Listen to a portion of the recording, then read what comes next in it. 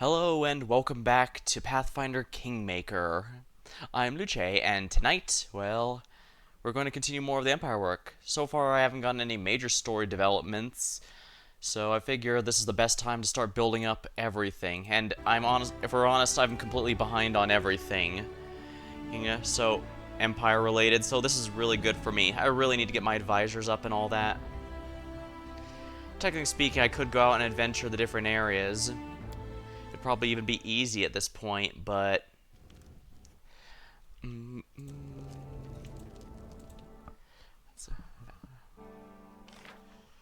High Priest seeks your advice. Knock's up to something. Oh yeah, we finally helped him there. Tashana's skills as High Priestess. I'm not using her as High Priestess. Jihad's skills as High Priest. That's probably worth my time. Although I should also probably... The Storyteller's skills as Magister. That's 20 days. Oh right, he's not a Magister.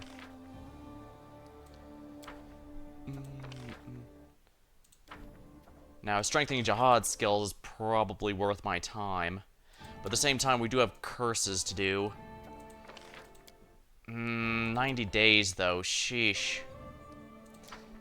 We're in Calistril. I guess that's the February equivalent. Let me check the Ancient Curse here. Part 5. 52 days. Oh dear, I have less time than I expected. So, yeah, rank up. Support the High Priest's endeavors.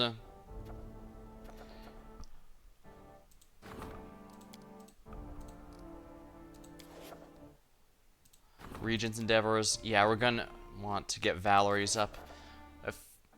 Grand Diplomat's not a bad idea either, since that seems to be tied to getting a lot of other stuff. The Curator's endeavors. Rank 3, I do need culture. I'm buying on culture, so... Of course, 14 days to solve. The general's busy.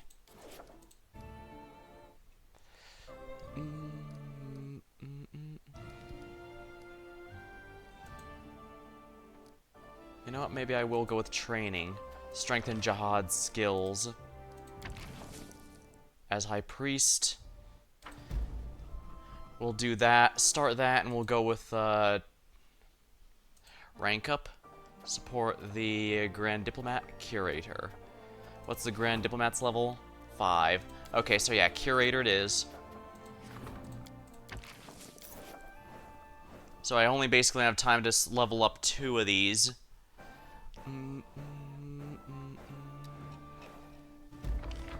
Support the Curators. The Curator cultural development has reached new heights. Tracking the path of the wild hunt, the advisor servants arranged funeral services to commemorate the victims. The government pledged to rebuild buildings and promised the peasants significant funds for future development. The children of the victims will receive free education at the capital. The people were grateful they were not left to fend for themselves. Oh, wonderful. Tracking the path of the wild hunt. Praise Ziphus. Several incidents have deaths have plagued the region. Wizards say the system can be traced to these incidents. Not one ready apparent. The contract, stability down, espionage 1. But I do gain 1 espionage for every time he fails. The assassin's attack was barely repelled and the criminal was allowed to escape. The mercenaries armor favor. Only our young soldiers were sent to take part. They were trained but not battle-hardened. Their loss would not be hard in a regular army. Unfortunately, their would-be employer was dissatisfied, withdrew the offer. It looks like he's not going to pay. Curator needs our help. Jubilos is waiting for an audience. Commercial advantage. Military unrest. The general might have to be next. Look how weak that is. Problem. Envoy of balance. Commune has been deemed the kingdom an upsetting equilibrium. The Envoy of balance and priestess of a wandering commune of aesthetics deemed the kingdom's been upsetting lands. On these grounds, an Elfiner pupils urged to disobey the guards resistant undermine. We need that. Test of Steel. Opportunity. Young and ambitious warriors said to be trained by a servant of the king.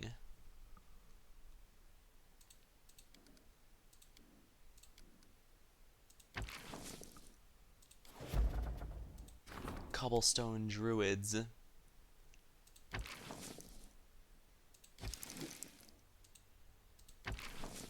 Reduced chance. Does Octavia have a better shot? Oops. Not really, it's about the same.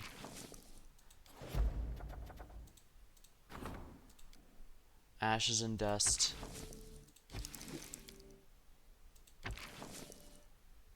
Success chance 40%. Military unrest.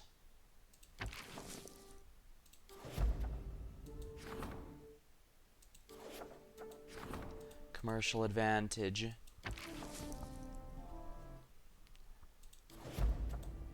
Competition. Alright, let's see what we're gonna get out of this.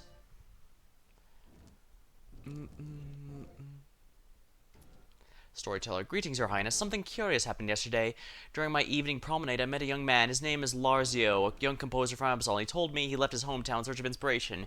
He's astonished by the story of your ascension to the throne. So impressed, he's determined to compose an opera. He's asked for permission to live and work in the palace, so he might draw your character from your life. Nevertheless, I think we should say no. Art must be free. Living here would make him feel obligated. Seeing you each day eludes dispassionate distance that every artist needs to see the subject clearly. He will hardly understand the virtue of your decision now, but this freedom will do him much good. A flower grown in a greenhouse will wither and perish at the first sign of cold. A weed on the roadside must stand firm through the drought and storm, whatever trial it faces.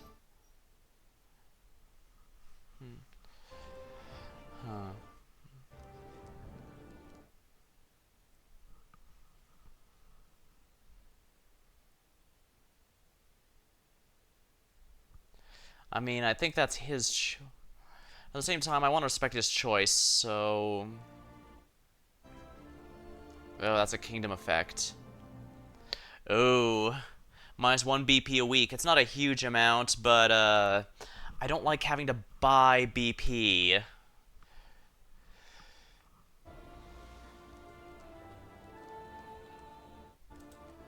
I'll go with that decision. Thank you for your trust, Your Highness. In due time, we'll see the positive effects of the freedom as the artist and the creations. Improving cultural development. Alrighty.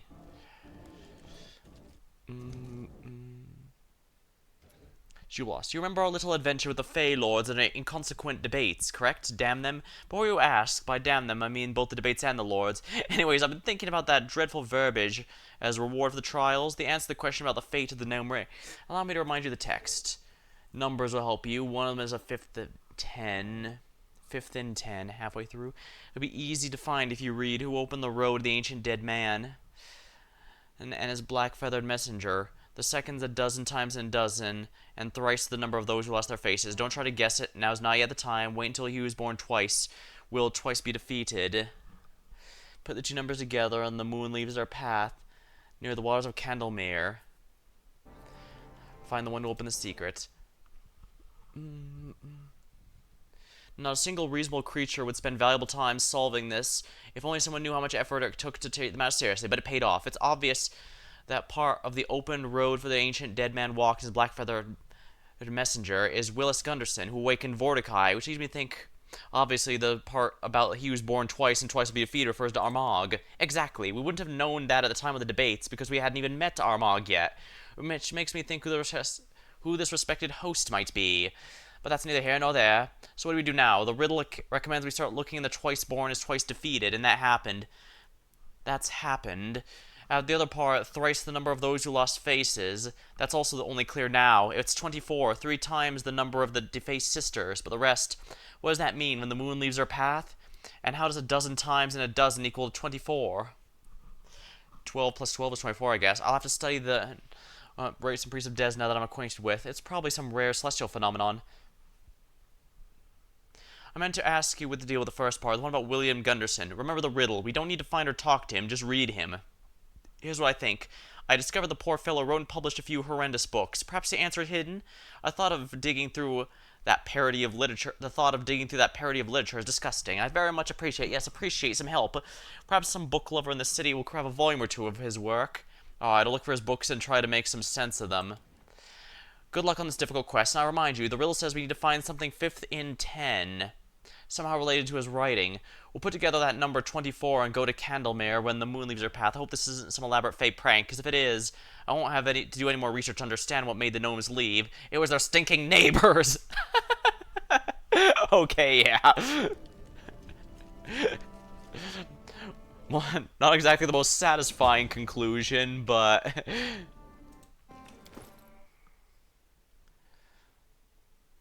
Alright, a bunch of junk I need to put away.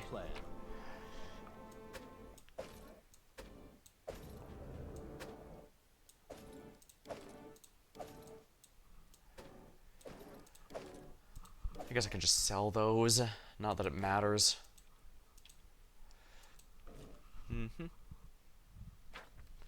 Curator needs our help. Jubilost is waiting for an audience. Projects. Improving cultural development. The cost of buildings with a culture bonus is now reduced by 15. Support the curator's endeavors. Another one? Sounds good to me. Yeah, I'm sorry I'm so cheap, but I just don't want to have to do that. Who can be rank up? Warden's endeavors. This might not be bad just to make sure our empire has greater stability.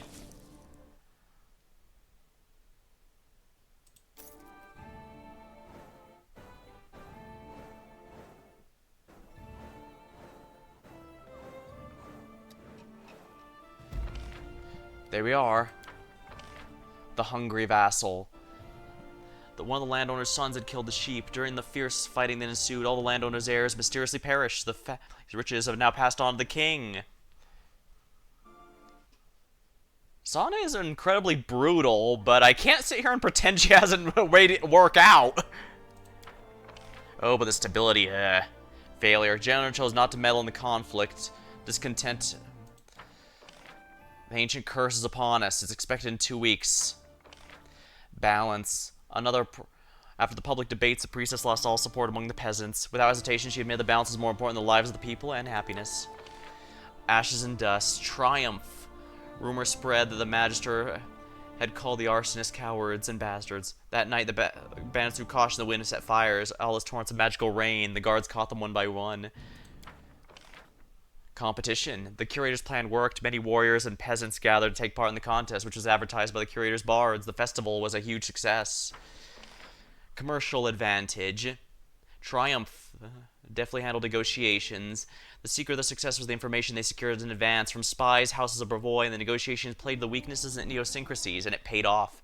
The deal was finalized. Houses of Brevoy are discussing interesting country in the south. Strengthening Jihad. Excellent. Jihad's better than ever now. An unusual visitor has arrived. Someone wants your attention. That someone is a golem. Interesting. A hero's remains. The power of blood. An alchemist studies blood wants to find out how the gift of sorcery is passed down to generations. Gnome needs a collection of a couple hundred. Generous patron for whom she'll share her results. Probably our best shot there. A hero's remains.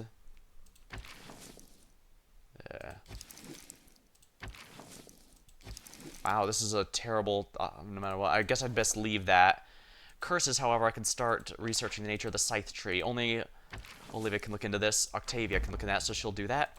Research the nature of curses. Tristian. This is expensive, but Jod, get on it. Yeah, these both are gonna cost well past the attack on Bald Hill. Guard headquarters.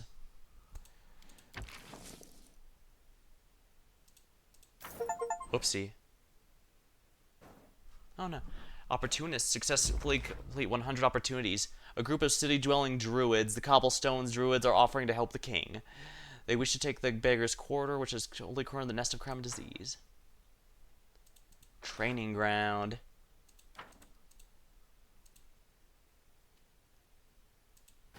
Rage of sky and wind. Gozra seems to be angry. The king's subjects don't pay enough tribute. If his wrath is not appeased, he'll be beset by hurricanes and floods. It's about how can one appease? He's a god whose temper like a storm. Oh, I'm not sure we can even complete that one. Oh well, at least we got some decent upgrades here.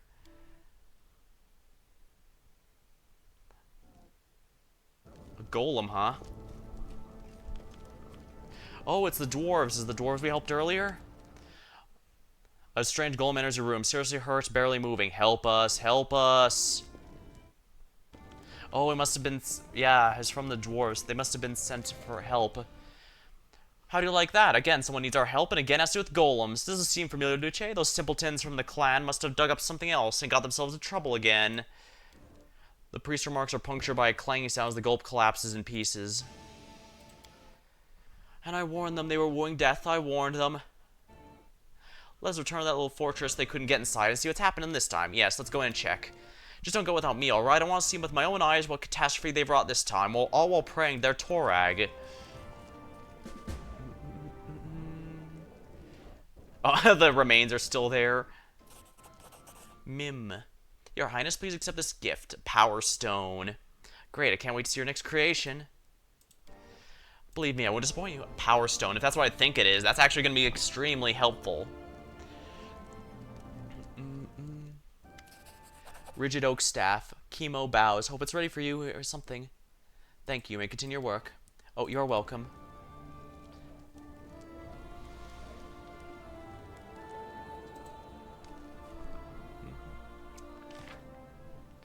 An unusual visitor has arrived. Horse breeding. This region has already been upgraded to give a horse breeding center. Gems, resources. Point of interest. Well, the region upgrades are going well. That's good. But I'm afraid, for better or for worse, we must get to Bald Hilltop. Gunmaking. The host riddle says we need William Gunderson's book. Will is the author of several books. The answer is probably related to this. We'll look in the city. Someone must have a book or two. In due time. Alright, let's see here. Power Stone. This ring grants enhancement bonus to strength and ability to cast Bull Strength. Oh. Do we already have the enhancement to strength? Yeah.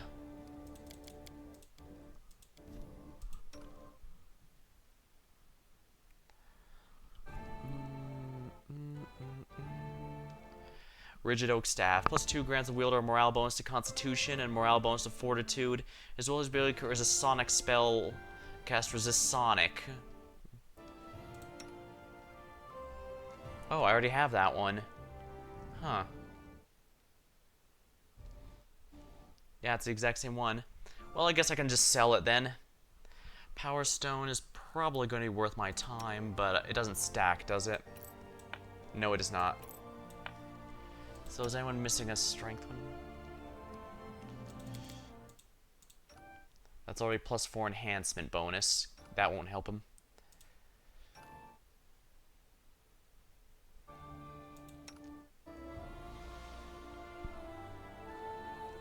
Ring of Luck, Ring of Protection.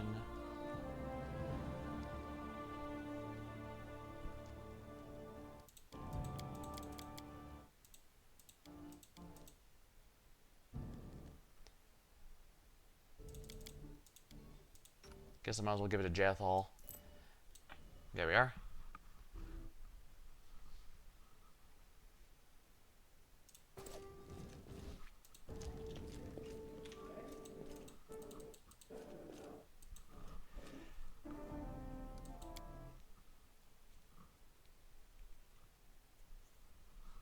Yeah, 2 weeks for all these upgrades is horrible. I really wish I had an Empire upgrade that let me reduce it by half. Then again, maybe I will after the next chapter. It did take me a while to get the, Actually, I will say, I'm surprised at how little of the Empire building is actually not locked behind, Excellent, the Goblin Sentries are doing the job. Not locked behind story progression. I mean, obviously some things only happened once I became a proper kingdom, but not nearly as much as you might have thought.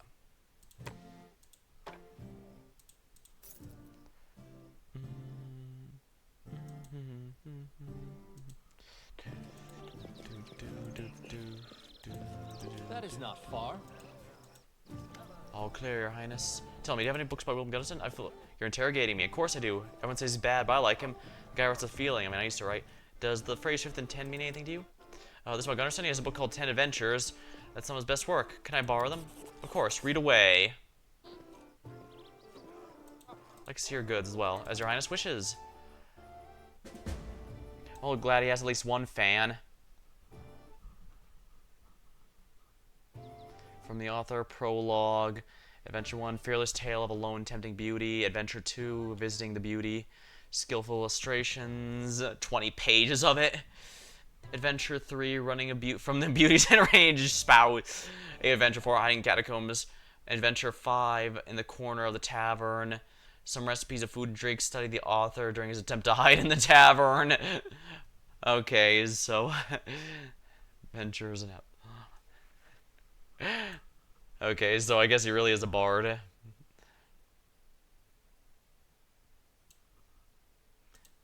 Does any of the actual purchases increase?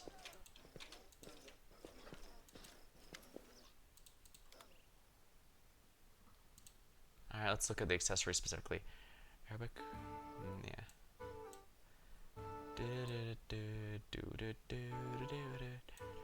Alluring charisma. Plus 6, huh?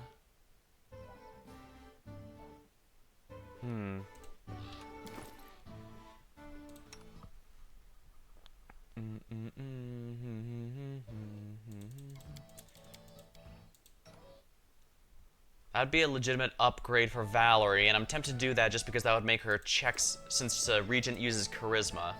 So you know what, let's do precisely that. It's extremely expensive, but I think it's going to be worth my time.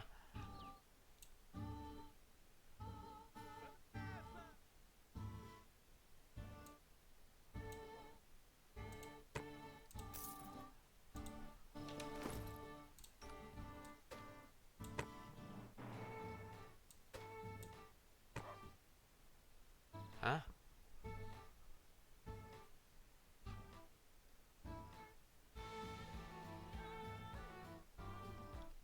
I should already have.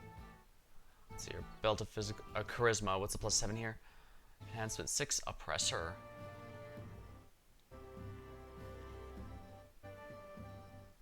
Ah, here we are. Huh. Yeah, this is basically custom made for her. This isn't a...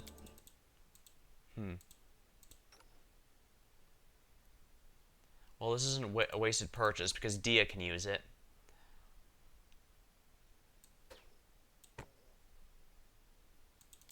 I could also give it to Jaethal, but this might be better for her.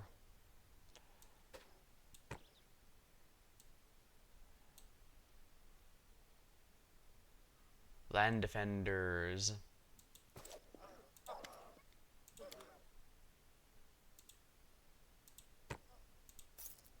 That was absurdly expensive, but I think it was worth it.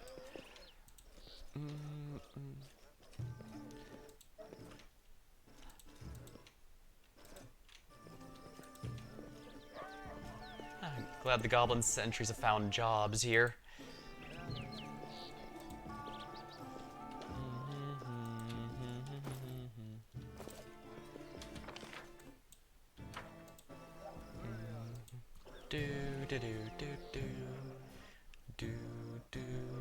Oh wait, where's Jubilost?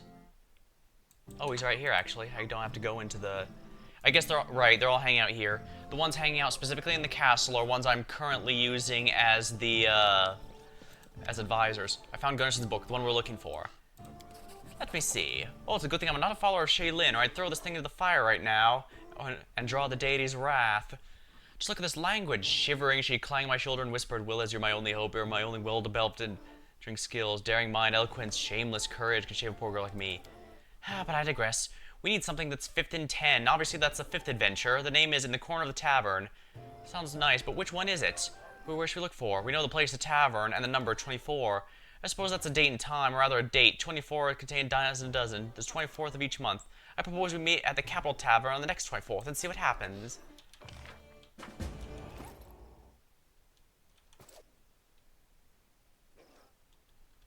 The 24th, huh?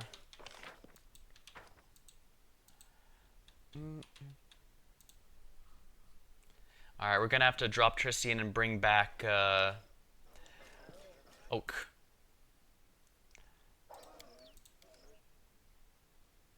Our buddy. Well, I have been upgrading his gear. Not sure why. I guess maybe I'm more interested in we'll do his heroic sacrifice again or something. Either way, it's probably good to have a backup, especially since I sadly couldn't recruit Ark. I guess it does make sense. She's Magar Varn's minion, not mine.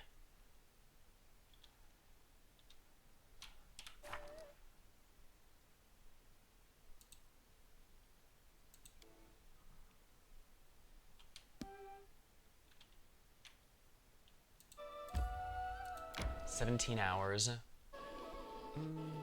I should be able to get back to Bald Hilltop with more than enough time to spare.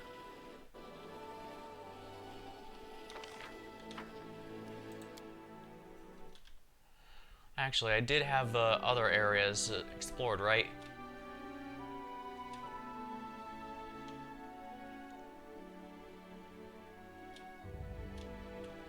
Right, I do own all these areas now. I should probably add all these to my empire at some point. Yeah, just look at how useful these all are.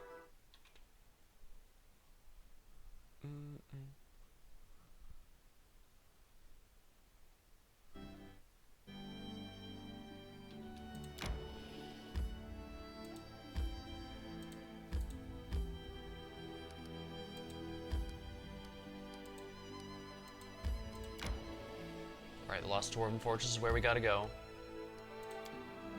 First, let's put these guys here.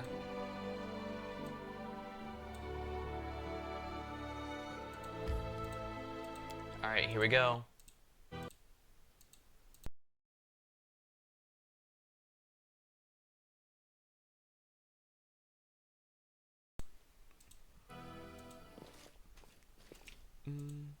The Adamantine Golem. Rudrin. Jarrod's down there, please help him. Enemy approaching.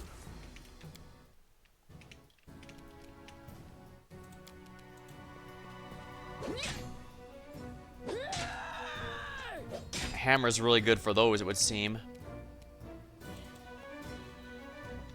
Those guys are neutral, so I see no reason to harm them. Right, immune to fire.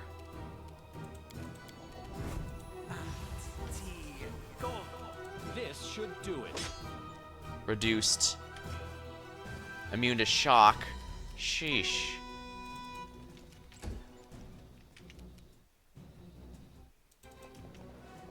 This is still my territory, so everyone should be immune to poison. Acid should be good against him.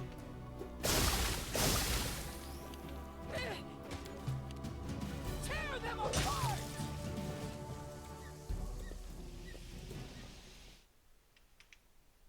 Adventures call to them. Yes, I'm still here. Yes, I'm still here.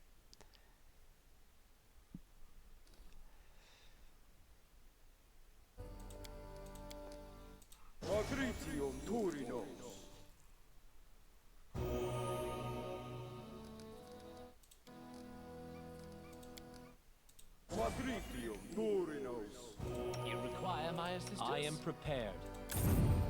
What's Oopsie. new? Alright, time to go in and start fighting the golems in here.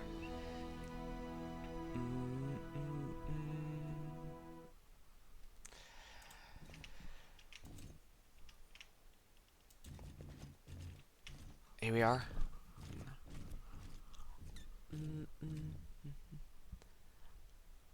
A particularly big golem? Is that just going to be the big boss of this thing?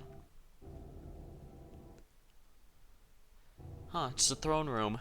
I mean, it looks pretty nice, don't get me wrong, but I guess never mind. Beyond the gate, you see a strange room, looks more like a workshop than entrance to a fortress. Across the room, far wall, there's a metal throne. In front is Jarmold, who you know well. In one hand, he holds a steel scepter, the other a sacred symbol of Torag, inset with a shimmering jewel, which you recognize the heart of the adamantine golem. The paladin is pale, and he barely opens his mouth. You help me overcome these golems. I took the scepter from the empty throne, but it seems my command's lacking. If I lose control of the golems, we all die.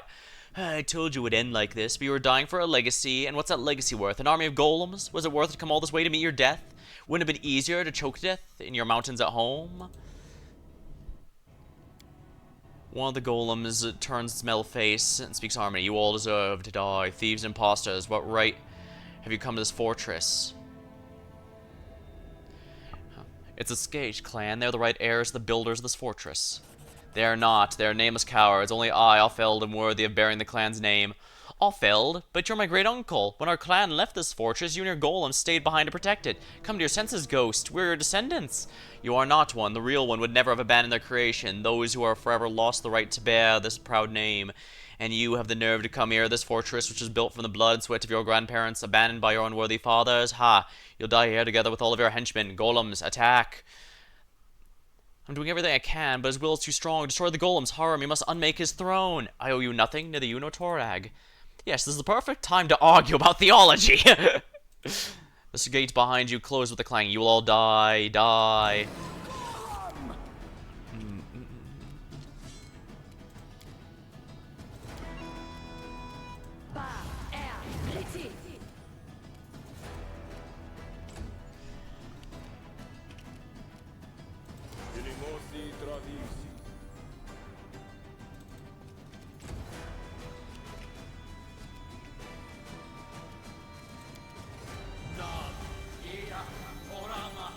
Invisibility should be good. Swift action. Fireball's gonna do nothing to these stupid things. Lightning doesn't either, so they have immune to magic missile. Lovely.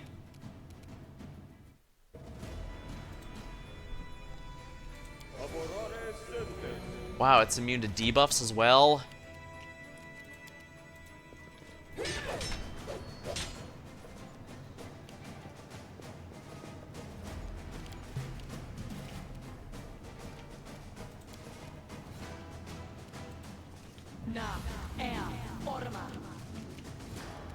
Acid bomb time.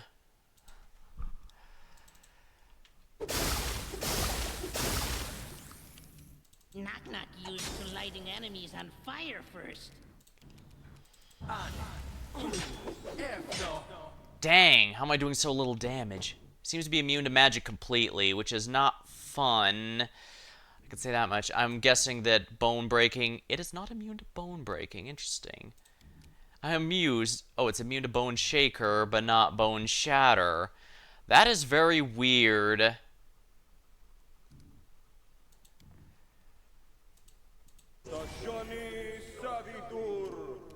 Yeah, it's just straight up immune to magic. Luckily, I have one person who doesn't care about magic. At least one, I should say.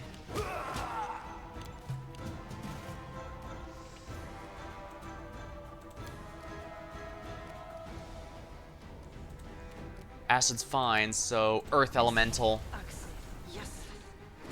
Acid's one of the few things that actually works.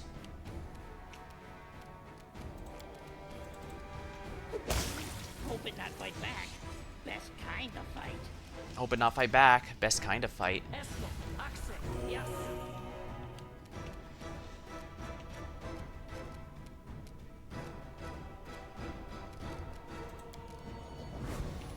They'll never see me coming.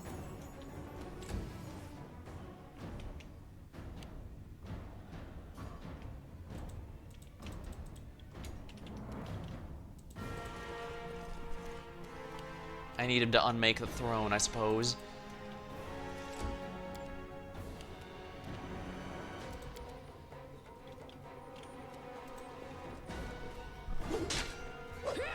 I need her to distract this one at all costs.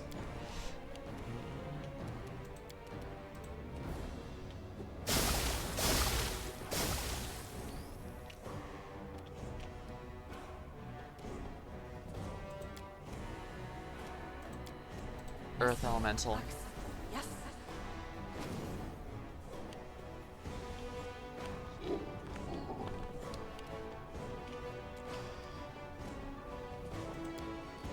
A calculated risk. Ha.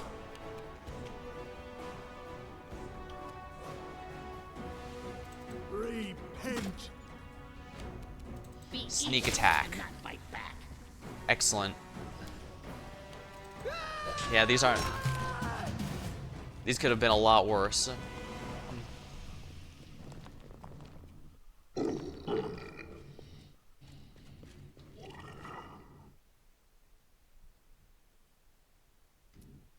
belches. Offeld, the last of the battle golems falls at your feet. A ghost stands aside, shaking his fist. Vandals, have you any idea how much time I spent creating them? The paladin's pale face glistens with sweat. His fingers tremble. Well, with what's left of his strength, he clenches a steel scepter. Torag's symbol, shimmering jewel. Quip, Harum, unmake the throne. Don't do this. Don't you see he's an imposter? He has no right to this fortress. It's mine. Let's make peace. Take the scepter, and I'll repay you generously. Look at them, children of Torag, butting heads like two rams on a narrow mountain path. But we do need to decide something, though, as these two are equally disgusting. Whose side should we take? Who are you and what are you doing here? My name, as I mentioned, is Offeld.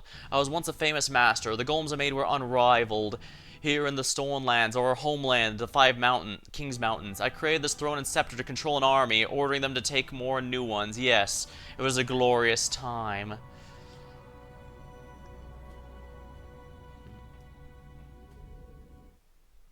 I see he was conquering. Then my fellows, worms unworthy of even the guards, little in the glorious name, betrayed everything we lived for. They decided to abandon the road, abandon the fortress, return home to those Warash cowards and Longbook morons. They even had the nerve to accuse me of betrayal. They spread rumors about experiments that emptied the treasury. What a ridiculous excuse. A true dwarf will find his way even with the gold. He would sooner eat stones than give up his life's work. So I stayed, the last true one of our clan, the last shield on the road of shields. I had my golems help protect this fortress. Perfect creatures of stone and metal, not like those cowards with stew instead of spines. I remained here and continued to guard the fortress even as my flesh decayed until there was nothing left but my bones and adamantine will. So listen to me, you're no ordinary folk, probably in service of a rich merchant or maybe a local ruler. We need not be enemies. Let me keep guarding it. In return, I'll give the best golems to serve you. Well, you've already broken the best ones, but I'll make new ones. Yeah, the fact that he's using these to conquer makes me think he can't be trusted, especially if it turns out our old friend Narissa is also responsible for making this happen. And, please, unmake the throne. Harum, I think we should unmake the throne.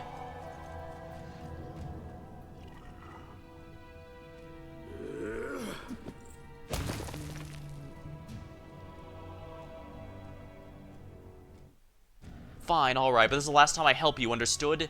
He approaches the throne with a skeleton and strikes it with his fist. 1, 2, 3, the throne crumbles, revealing another jewel, shimmering purple. Thank you, the paladin is beginning his speech. You're welcome, you're welcome. Now go back to where you came from. I hope you try to make something useful from these pieces. As you say, your highness, the clan thanks you. We are in your debt. I'm afraid we'll have to forget the treasures of our ancestors and return home in disgrace. So much effort, so much suffering, and for what? They built themselves a crypt and nearly buried themselves in it. Torag, you inspire your children to build such things, then don't know how to get rid of them. Fools. Alright, let's go. There's no point in standing here. It's a depressing ending, but I'd rather not have that ghost, otherwise we'll basically have another Vorticai on our hands. In due time. That was surprisingly simple, actually. Oh, there's some loot in here. Didn't even realize it.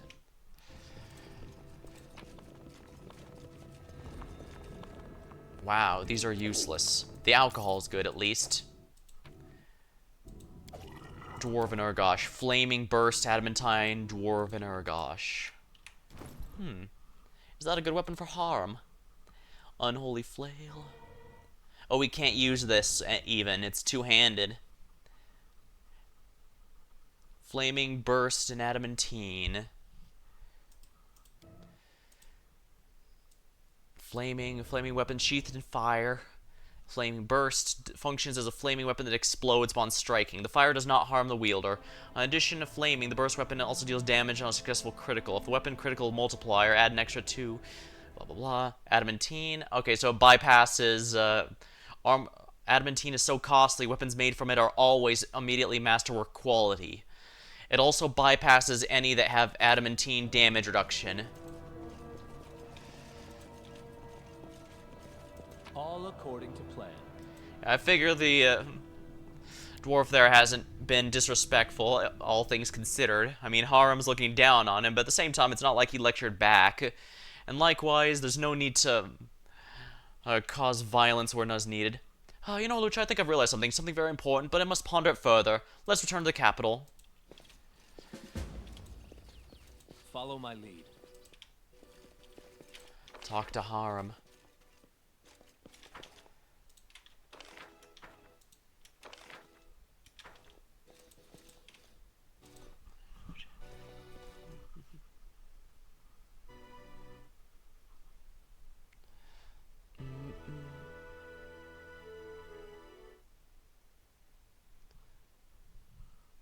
Yeah, as useful as those golems absolutely would have been, it leaves a bad taste in my mouth, to be completely honest.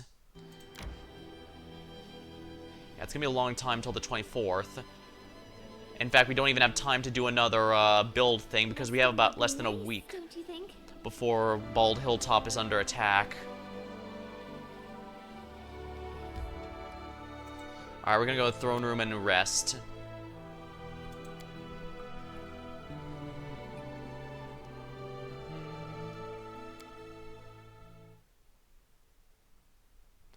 I tire.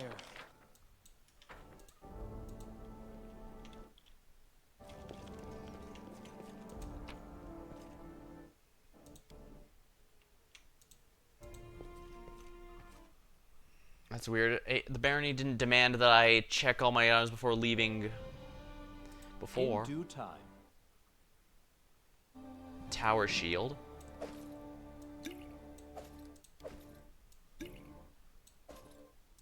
I guess I could put this as alcohol. Never hurts to have a nice supply of alcohol, I suppose. I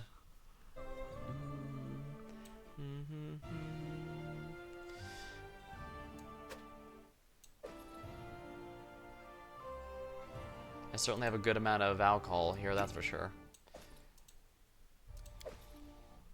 Wine, bourbon, cider, mead, ale, buffo, bottle of oil, herb liquor.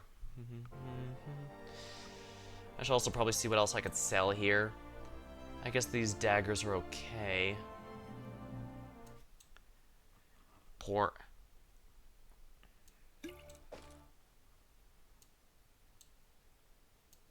I should probably switch these here just because those are... That way it's with the alcohol. Milk, I guess that is a drink. The tower shield +2. Yeah, I could just sell that. Yeah, I don't know what's causing these to show up in here. I almost get the sense there's another thing here and there. Yeah, I'm not sure what's causing this to show up. It could be that... Ancient colored clothing, rag.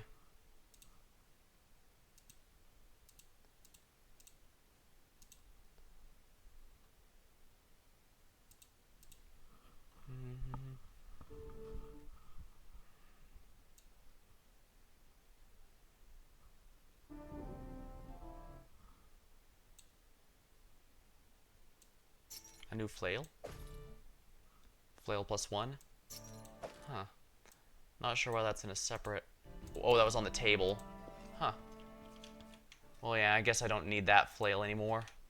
So I'll just go ahead and sell those too. Yeah, that's worth a buttload. That was definitely... That's gonna be good to sell.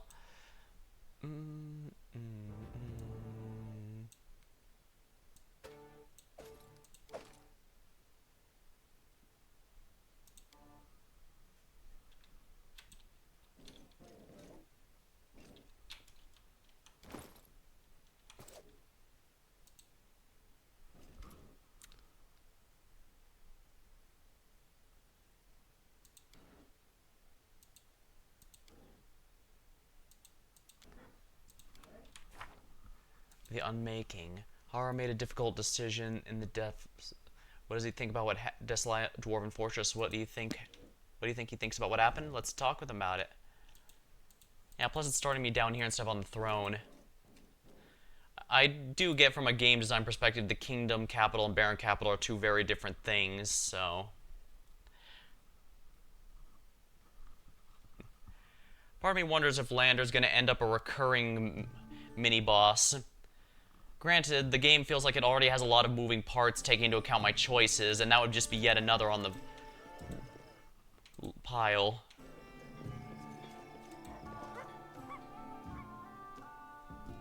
What's down? What's this book icon mean? Oh, the library.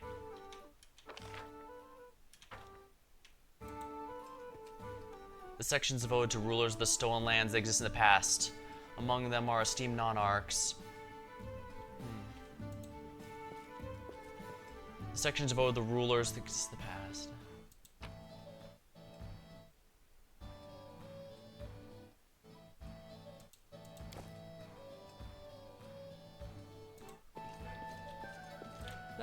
far.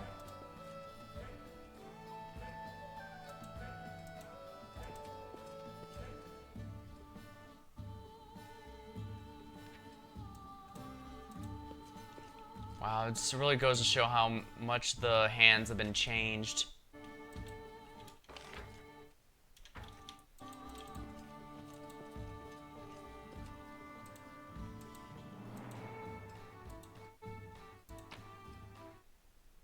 You know, I just realized these are all probably Kickstarter backers.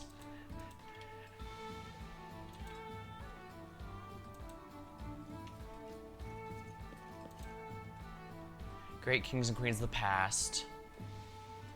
Thanks to the portrait's special royal mustache, became extremely popular. These are probably for the really high backers. Yeah.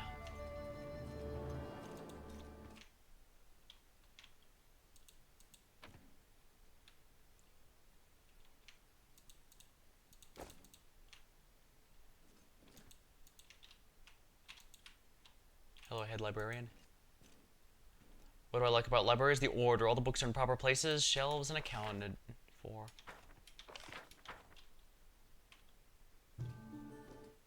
As it should be. So yeah, these are all definitely Kickstarter backers. And yeah, it was only after I completed Devin's quest that turns out, yeah, he was another Kickstarter backer. I guess like the best comparison would be like Miss Muffet from Undertale. Donated the most and so got some very special stuff. Oh right, what's Harem think? It's over, yes. I thought I was free of past burdens when I accepted Grodius' truths into my heart. But it's only now I feel like I've become truly free. You know, I used to hate them so much. The dwarves who ousted me, the god who rejected me. Now I look upon this, and I barely remember the hatred. How pathetic they are with their pride and their stubbornness, building their toys to die among them, powerless to unmake the things they've made. I'd laugh, but in fact, it actually makes me want to cry. But on the other hand, I think, how should I put it? My gift, it came from the gift to destroy, to help others create. Perhaps my god does something similar. Everything that has a beginning has an end as well. One day, Grodius will be free and destroy this world. But imagine what will happen then after the end. Perhaps a new beginning, a new creation, a new world. Who knows? Who knows? Anyways, thank you. Without you, I would have kept going in circles of resentment and hate gnawed at me from the inside. You helped me find peace. I swear by Grodius, I will not leave your side until it's our turn to crumble to dust.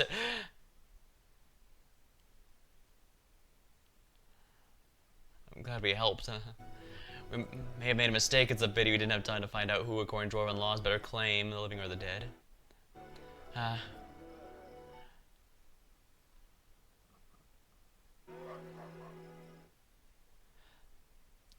I don't care too much about them, but I'm glad you got something good out of it. Mortals are stupid, ridiculous, and pathetic. This is true for the clan and for me and you, but sometimes a lesson can be learned from their swarming, a shadow of higher truth in earthly dust. I care not who won the fortress. What draws my mind are thoughts of my place in this world and the true meaning of serving Grotius. Destroying, creating something new from the pieces, and destroying it again. Isn't that what we're doing now in the Stolen Lands? You built your kingdom upon the ashes of countless predecessors. Ponder this when you have the time. The unmaking. All according to plan. Yeah, we're not going to be leveling up anytime soon, but at least we should be a decent level for the next chapter. Unfortunately, I cannot just pass time until the next 24th of the month. So what I'm going to have to do is, well, first of all, I have more things to sell to Haruf.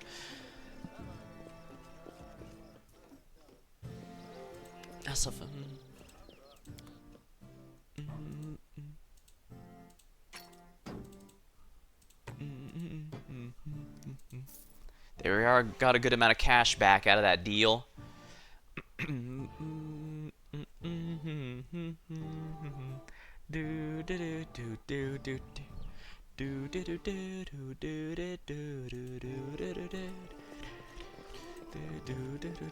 Right, do I need to check everyone's spellbook and make sure I didn't accidentally leave a slot blank? Because I might have left a slot blank. Yes, I did, in fact, leave a slot blank.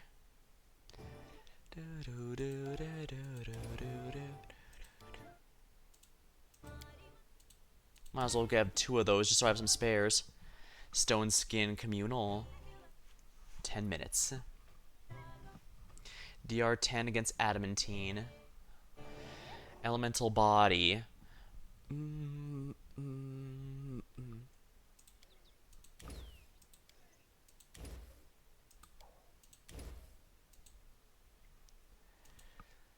Alright. Destruction.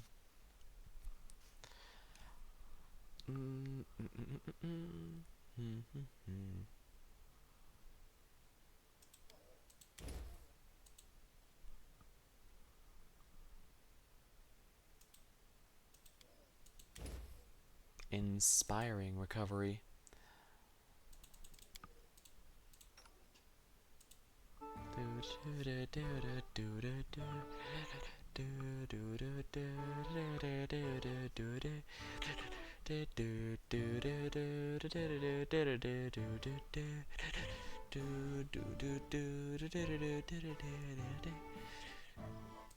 Maybe I should just go with the destruction here.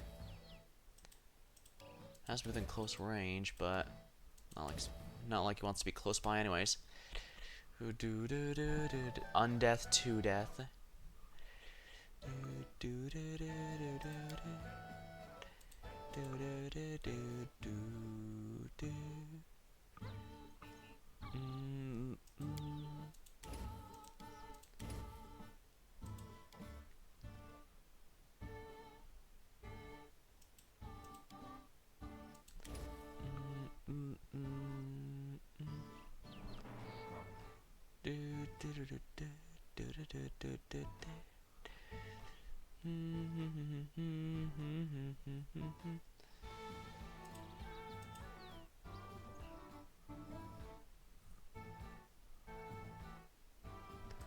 That's plans makes me think when enemy creature within touch range.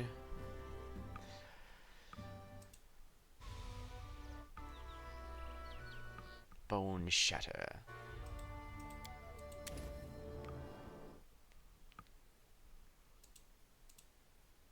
Flame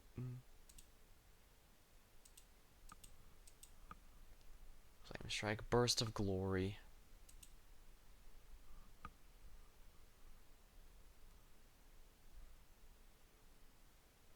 Haze of Dreams, Domain Slots. Octavia. Right, 6. Ah. Stone to Flesh. Disintegrate, Tarpool. Chain Lightning. Fortitude reduces damage. Actually, Disintegrate just for all. This might be good since that's our favorite school. Baleful Polymorph, Angelic Aspect.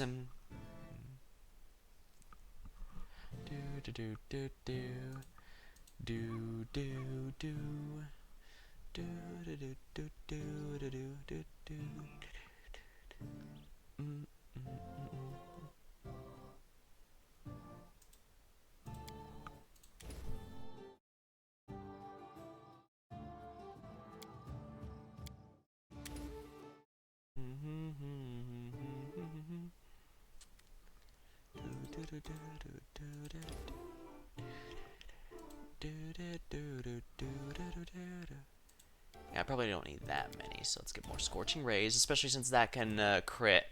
Actually, I can't crit with AoEs, so I should probably stick to things that can specifically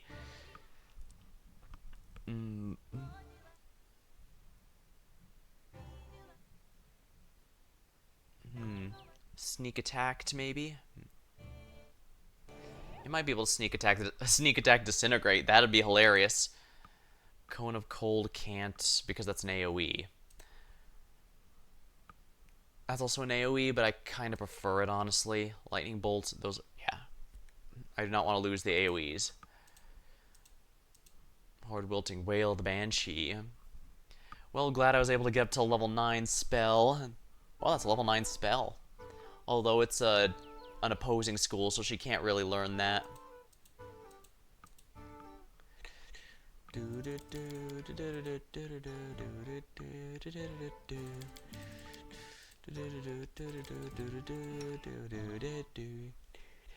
Do do do do do do do do do.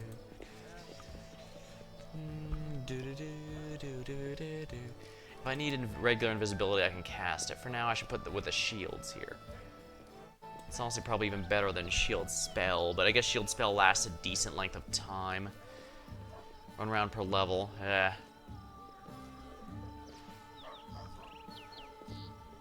Fire snake.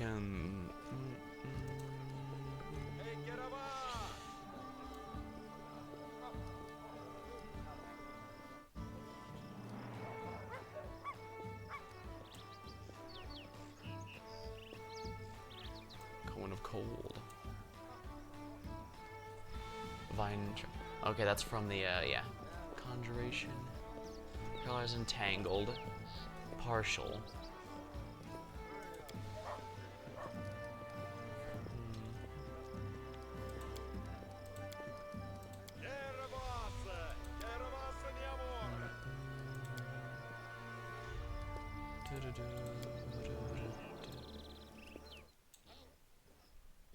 Probably should put that there. Hail to the king. Sounds good to me. Then again, that's probably going to be spent accidentally.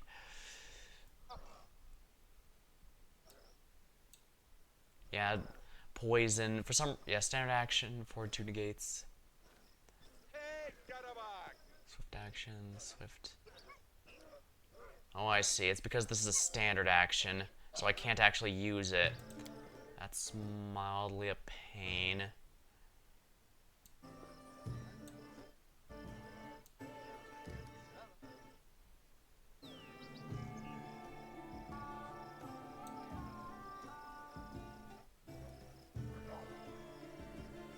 Disrupt undead. Touch of fatigue.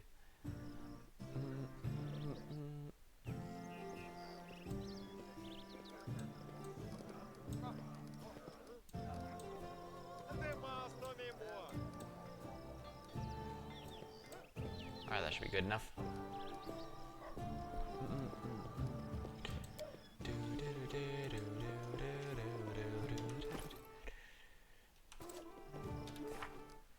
Alright, Jubilos, door to nowhere. Solve the riddle. A tavern and a date, the 24th of each month. Wait in the tavern to figure out what to do next. Lonely Barrow. To get inside, must defeat 45 monsters. Their lairs will be tagged by a special mark when we discover them.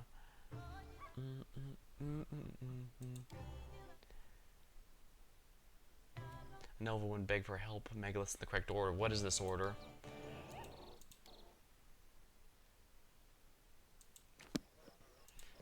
Sigh, I should probably just sleep in the castle and have it go to Bald Hilltop. Or is this going to be a faster way over it? Nope.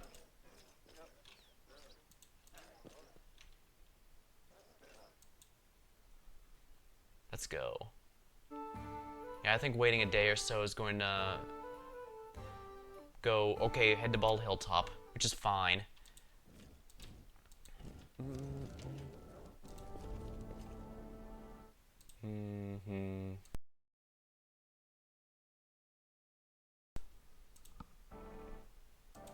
Training grounds.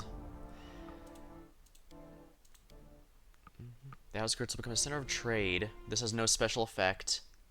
The fact it has no special effect implies to me it's going to be important at some point, because they won't give me no reason to do that. A hero's remains. Opportunity.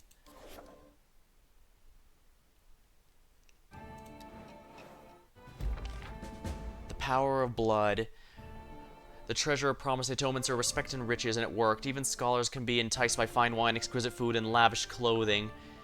The gnome has all but forgotten about her research, but she sends flower letters telling the wonders of this magnificent realm. Creeping death. Impassable thickets full of poisonous plants and creatures have sprung up overnight. Regengar. Ooh. Countless subjects have already fallen victim to giant fly traps of the monsters. This insanity must be stopped.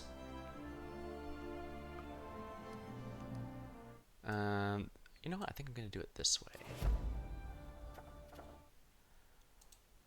Alright, we're gonna save and then reload until it succeeds. Oh, someone news is here. Shania, I'm happy to see you, worthy one. A new gifted story awaits you. Please accept this fine gift. Thank you, Menace. I'd gladly relate a story, but alas. Looks like she's mostly responsible for the exotic weapons, which I wish I had someone specialized in. Yeah, dueling sword. 3 billion energy dueling sword grants wielder +2 luck and +2 luck. Oh wow, this is really good. It's a shame I don't have anyone that knows how to use it, and I'm not sure if I want to use up a feat just for exotic weapon proficiency to use it.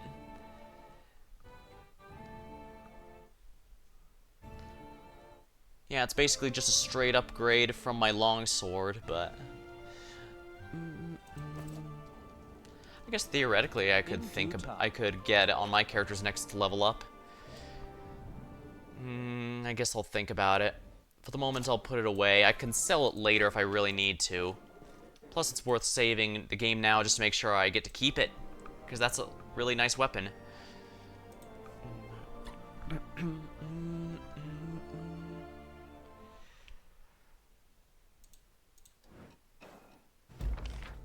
Succeeded. Impassable thickets full of poisonous plants and dangerous creatures happen. The kingdom managed to persevere and enjoys peace once again. Excellent. Rhaegongar really has done a pretty good job. I'm impressed. The rage of sky and wind. I'm going to say, guessing it's going to say get to Bald Hilltop immediately. Ancient curse. We have time to prepare for the next attack from Bald Hilltop. This was no curse. I thought so in the beginning.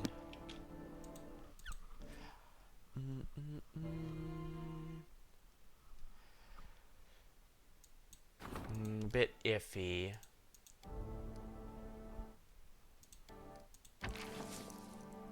Yeah, I think it might be good just to let this opportunity go. I've already got the achievement. Regional upgrades, training grounds. Pursue missions life in the region. It's expensive, but I think it's going to be worth it. Jubilost. Begin training. Upgrade 3 regions. A test of steel. Failure. Despite training long and hard with your best fighters, the young woman was unable to place highly in the competition. Espionage +2 at least.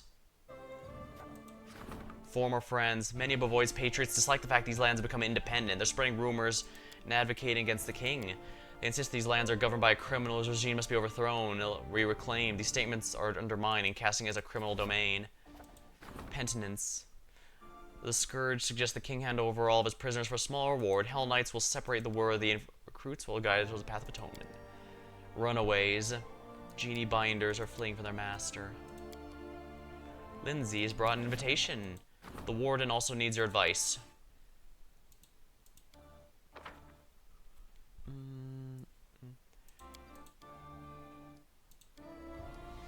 Jubilost on...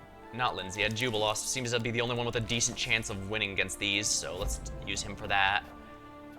Penitence. 55, I think that's a reason. I'm willing to flip the coin on that. Lindsay. Not the greatest, but I think that's fine.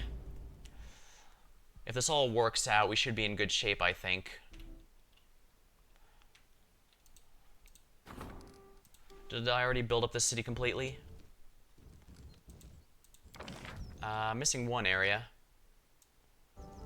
I guess because I was waiting for someone to be there. My kingdom stats are pretty good except for espionage and culture, so I guess I need to focus on culture buildings. The tannery would also give me more BP each week. How many BP do I get each week? 99. That's not bad. Huh?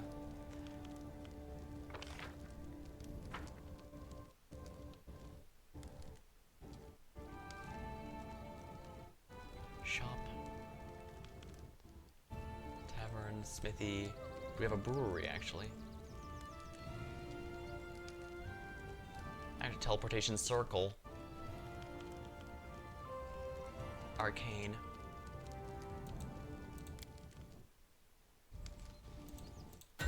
We go. It adds to Arcane, but more importantly, it's going to allow me to teleport to it freely.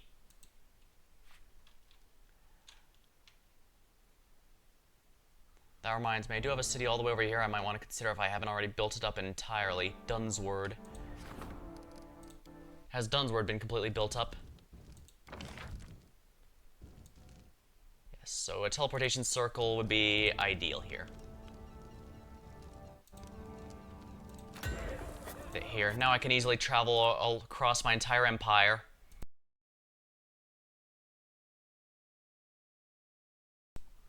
I must say I'm enjoying this quite a bit, but first things first, time to see what's next.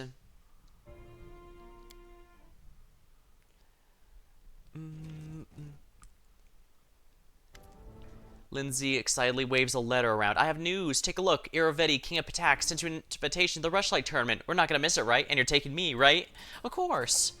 The High Society will be there, including people from the Academy, maybe even Headmaster Atalia. I'd love to see her face when she hears about the book Professor Eobald's writing with me. Alright, what is this tournament?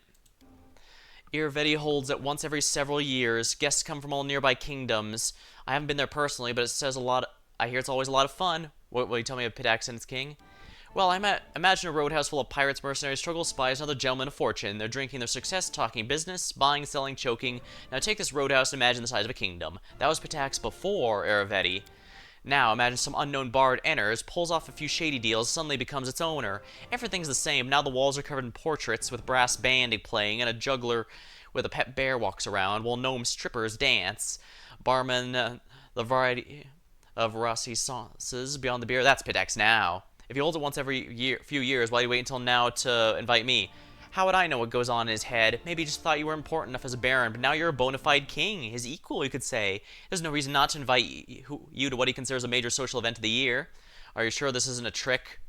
Oh, it's certainly possible. There's definitely a catch here. This is Iravetti we're talking about, but I doubt he'd try to kill you at his own festival, with business partners from all neighbors present. He's more likely gonna try and sell you on some fraudulent deal or another, so keep your eyes and ears open and don't sign anything. Interesting. Well, if I have the time, why not? Great. Trick or no, it'll at least be a ton of fun. You'll take me with you, right? Pretty please? I'm guessing this is the main story, then. I guess it gave me about a year's worth of products here, so... Rhaegongar.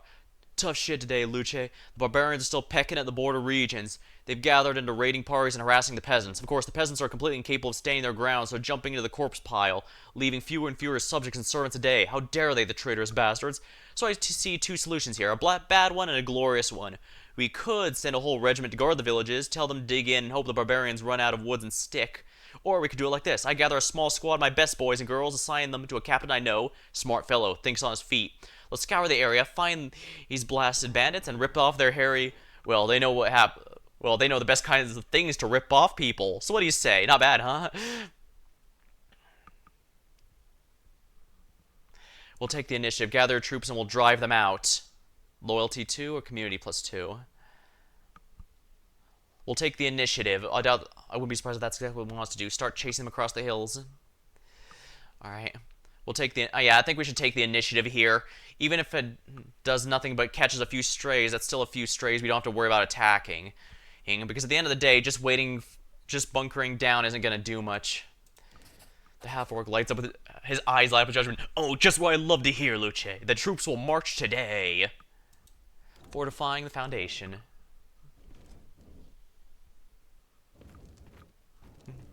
Man, he's making a pretty good warden, actually. Unfazed by the awkward silence, Balkan searches through his bag, finally pulls out something. Here you go, a little something from old Balkan. I'd like to craft something specific. I could use another of your alchemical items, since those seem to be ring subject. Very good. If you want to buy anything else, just come around.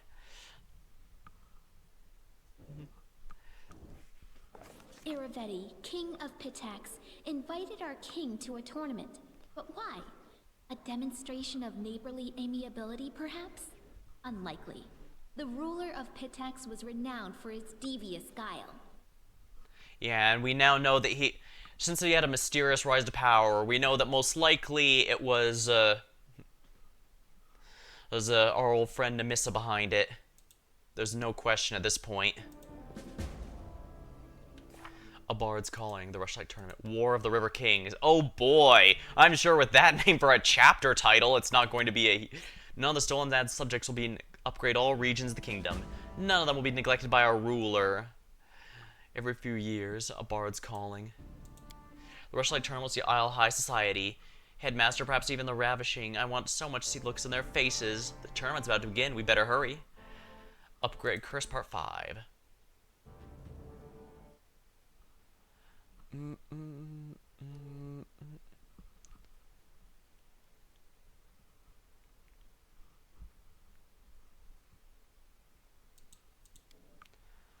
No reason to miss the salvation.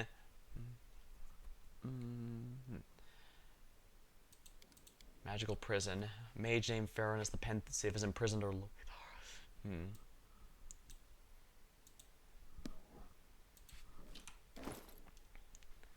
Mad Scientist Gloves. Yeah, I think we're better off invitation to the Rushlight Tournament. Your Royal Highness, the much esteemed and illustrious Luce, tamer of Dunsword and the Stolen Lands, hero of the battle against the barbarian hordes of Flintlock Grassland, etc., etc., etc. I'm happy to hereby invite you to the Rushlight Tournament, the most important social event in the River Kingdoms, where the whole region's upper crust will gather to mingle and have some innocent fun. The tournament, as always, will take place on the shore of the Rushlight River. I eagerly await your arrival, and I please look forward to the chance to finally meet you in person.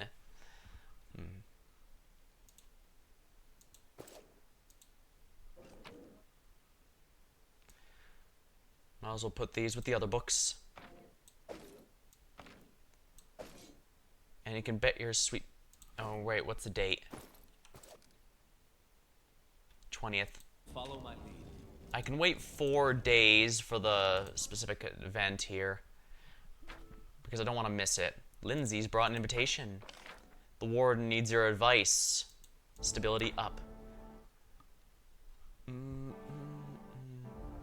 Stability rank increase. Decisions while governing country. Unrest change from stable to worried. Negative current BP or BP per week. Ah, I didn't realize that having negative BP. Okay, the Rushlight Tournament. It's time to visit Pitax and participate in their challenges projects. Fortifying the foundation. The cost of buildings will go down. Support the warden's endeavors. It's definitely good to have a good warden built here. Improving cultural development.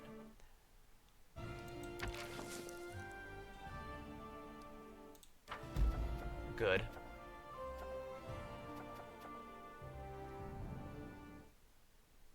Protectors the land. Plus morale bonus saving throws in the claimed regions.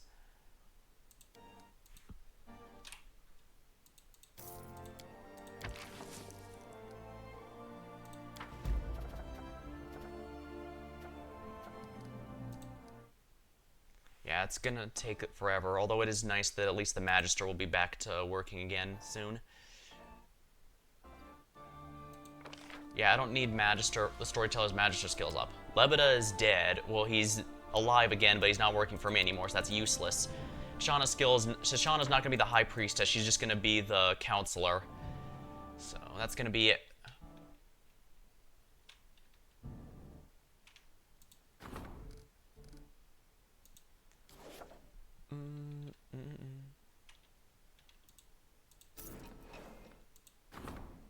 As Rudrin asks for an audience. Alright, let's see what the old dwarf has to say.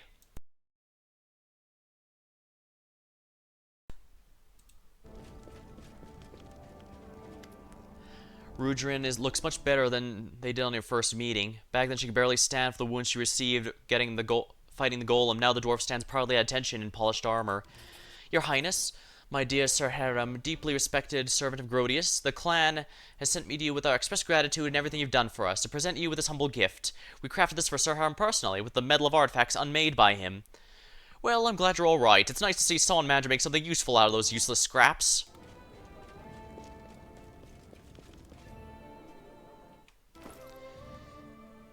Metal Reborn, DR against bludgeoning and 6 enhancement to wisdom and charisma.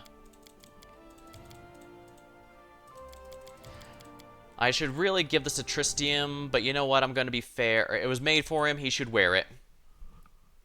Dang, that's pretty good. It's a shame I don't have him as anything, but, Helm of Inspired Wisdom. I could probably keep that, unless I want to sell it. Actually, what else can I be selling? I really need to clean this out. I'm convinced the ruby ring is going to be for a quest or something later. I should have given the old wedding ring back. Ring of Immunity, probably good to have as a tech option. Sensor's Robe, dodge bonus, and dispel. Yeah, we can sell this, I think. I can keep this in return. Yeah, I might have to seriously start looking up where some of these pieces of the story, pieces of items are, both for the story purposes as well as, That is not far. Rudrin seeks an audience. Amiri wants to talk. The waters are fields.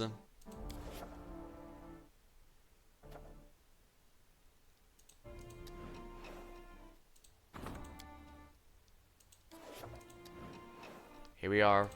24th. Time to go to the thing.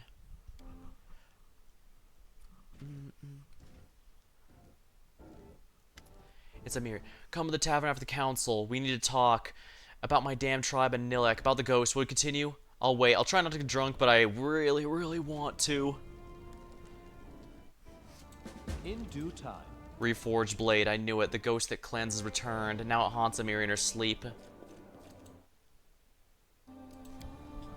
Alright, we'll talk to Jubilost first, and then Amiri.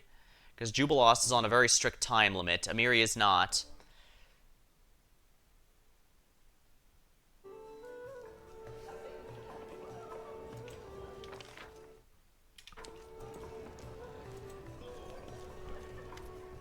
Look, that's our moon. I'd like to know what leaving her path means to her, and more importantly, how does this relate to the story of the gnomes? I hope we're about to find out. Jubilost clears his throat to attract her attention. Luna.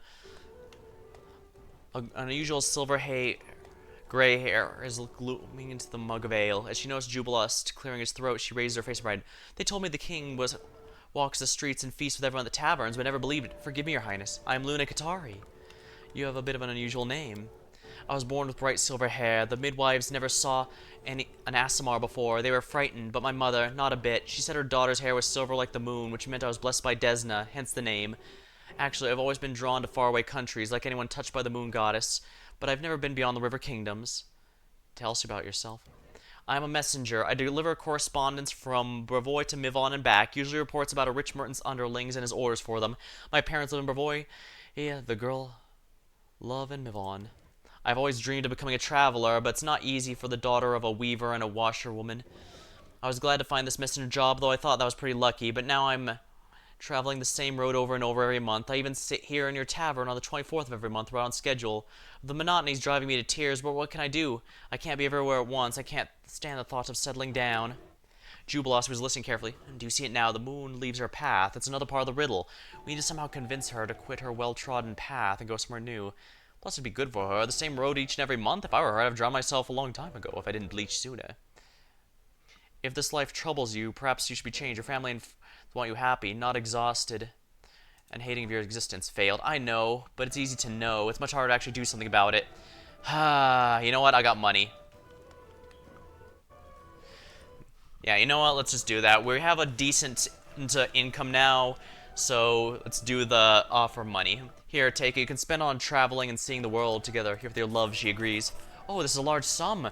Of course, you're the king, but you barely know me. Take it, says Jubilost protectively. Believe me, traveling is contagious. You take one small step from your house, you'll never be able to stop. This world is beautiful. Well, especially when you're not discovering it alone. Not that I myself ever... He stammers and pretends he needs to wipe his glasses. I'll leave you to one of my latest almanacs to help you find your way around the star. I'll leave you one of my almanacs so you'll know where to start. Oh, thank you. I don't even know how to repay you, but on the other hand, maybe I do. She searches her bag. Please take this. It's a relic my family received from an elven ancestor. According to legend, the one who deciphers the map will find 3 things. An incredibly sad secret, a true treasure, a door to another world which will never open again. The entrance to a dungeon is marked here, but there's nothing to say where to go looking. You're a king with all the best scientists and travelers. Surely they'll be able to read this map. Thank you again. Now I have to go.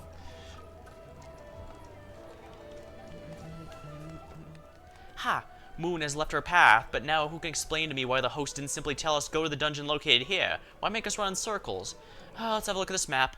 What do we have here? Why, I recognize this area around Candlemere at a glance. There are ancient ruins in this area. The dungeon must have traces of the very first gnomes. Well, our goal is clear. We need only achieve it. Cave from Luna's map achieved. Ark's still here. According to plan. Would appear I wasn't with you during the expedition. That beast owes me before he did to Varnhold. Hey, Miri. Remember that evil spirit haunts the Six Bears, the one who drove it away? Don't think I'm crazy, but he visited me in a dream. He says I'm a thief because I stole his sword, remember? That big one. Armag broke it. Also, it says he has all my tribe as hostages. All of them. Nilek, too. He says it'll be different if I don't return them.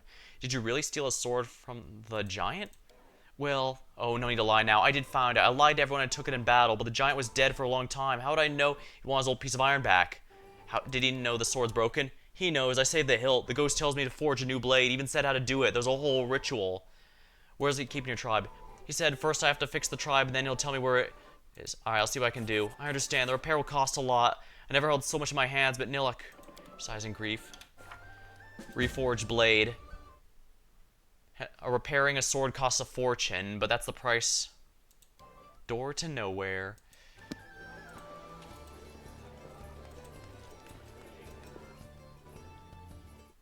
Well, I know there is one forge smith in town.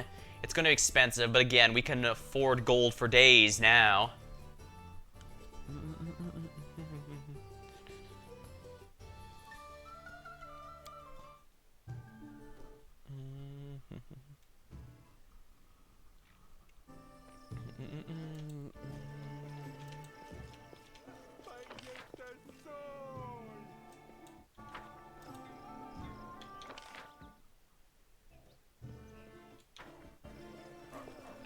Vardel says... Oh, what are you reading? Well, different things. It's nice to rest a good book. Just now, it's the... William Gundersus. You look unusual for a dwarf. Ah, you expect to see a beard, No offense, what's the point of a beard? Especially when you're a blacksmith and working with fire. You burn it once, dip it in lightning oil, catch a spark, and your beard history. You're better off with that one. I have to go so long. Bet, Your Highness. All the best, Your Highness. What's the secret to success have? There's no secret. Perseverance, strength of character, attention to detail, gift of persuasion, charm. All this among many others are key to success. But if I did have a secret, who would I be if I shared it with anyone?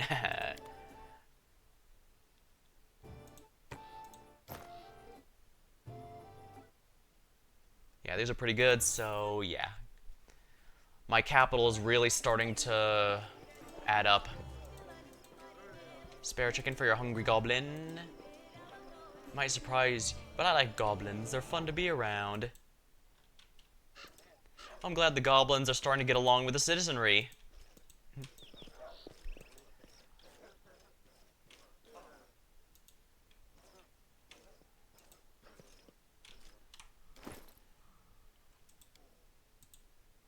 It's an old map given to you by the girl named Luna. It points to a dungeon in the vicinity of Candlemere.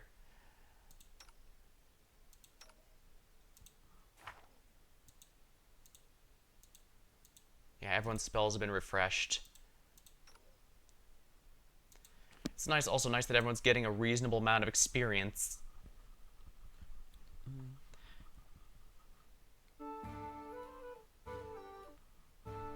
The end times are in an eye. Harm. Alright, Ancient Curse Part 5, 2 days.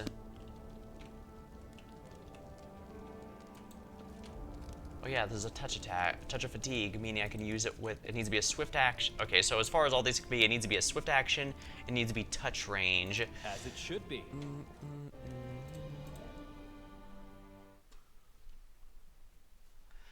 Amiri wants to talk. Projects.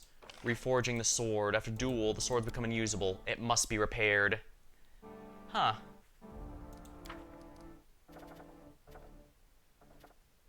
Sadly, I don't have enough time to support anyone's endeavors right now.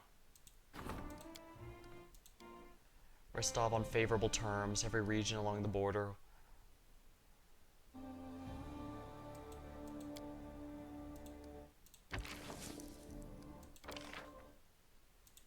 Strategic partnership with Bravoy. Increase economy in 7, 1 BP for each relations rank above 6.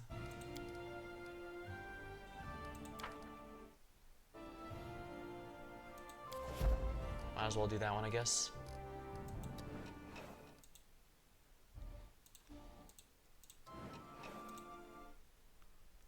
Suppose we might as well go to Bald Hilltop.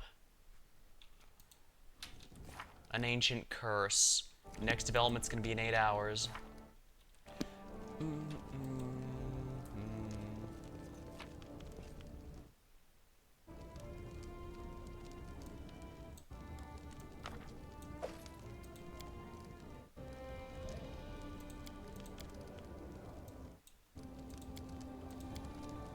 I think more AoE is going to be good, because Bald Hilltop loves to try and overwhelm me with raw numbers. So more people who can splash damage, fireball or otherwise, would be quite helpful.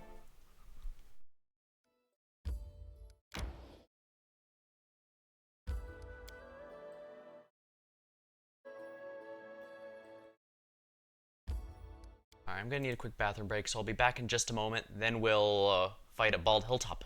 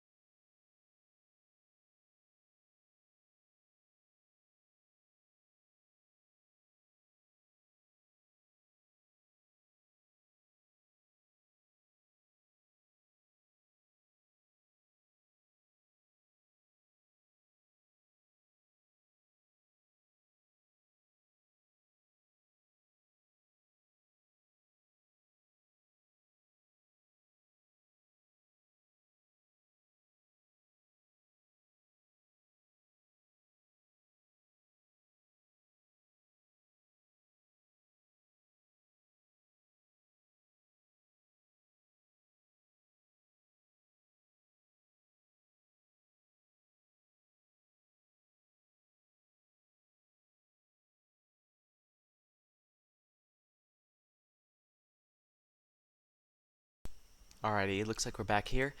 You know, part of me wonders if maybe I should have saved the curse research for later, just because that delayed my High Priest's upgrades by quite an amount. Get to Bald Hilltop.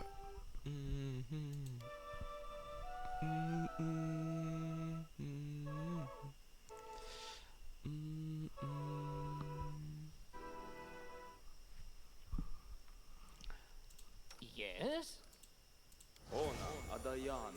Ready for anything. Right, deactivate this first.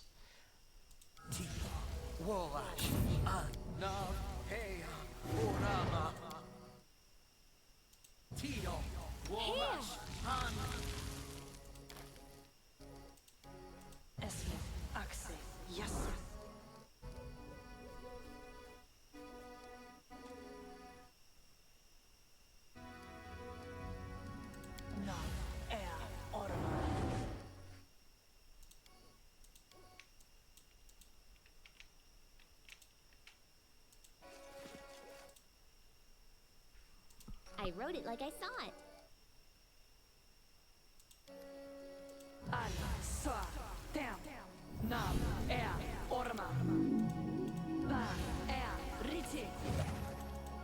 In due Can you make time. an epic pose? Oh my, I need what's that thing? inspiration.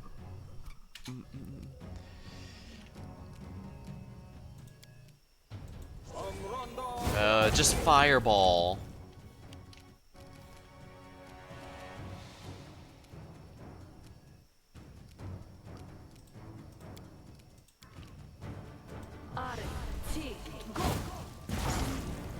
$88. Oh my. Mandragora Swarm.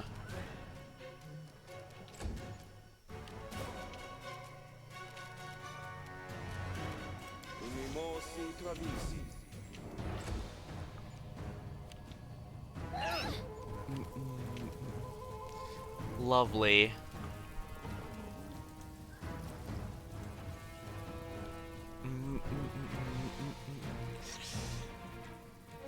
Strength damage, not a huge problem.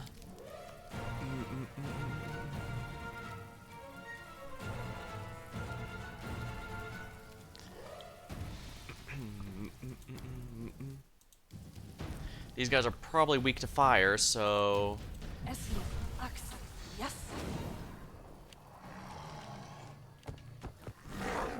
Mirror images. Plus 4 strength. Ah!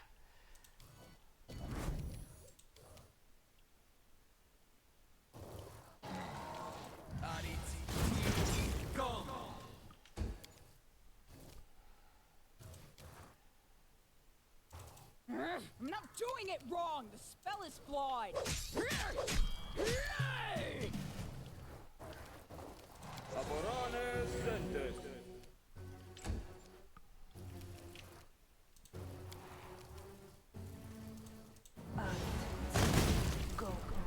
No sneak attack, huh? Darn. Firebomb's time.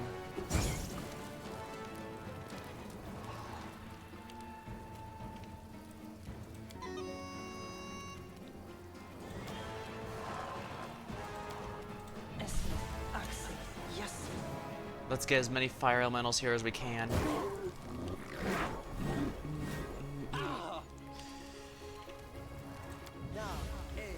Let's make sure this guy is gonna have a hell of a time. Bring it. Controlled fireball. Reflex save. Holy crap, how do they have so much HP?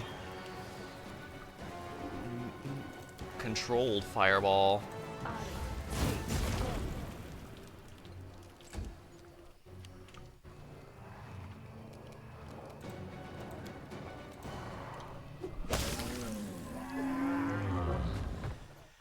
Primal Treant. Well, at least he wasted his turn going after that one.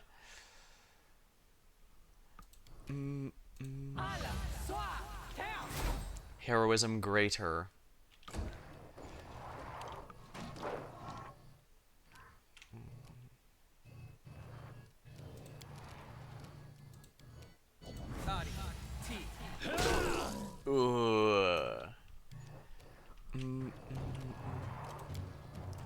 Need to focus these down one at a time. They're very spongy.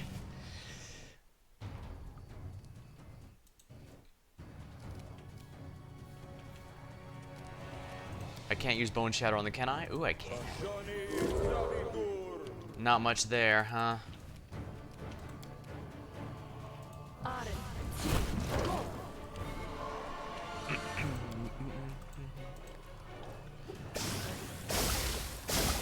Direct hits. Serves you right.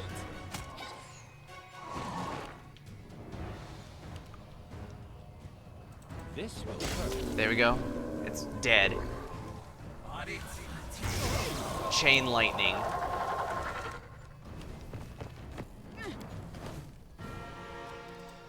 The boss theme has started. Doing it wrong. The spell is flawed. Marquess Dazzle Light.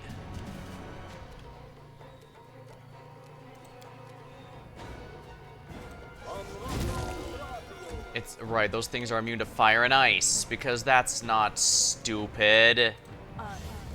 The Treant, however, is not.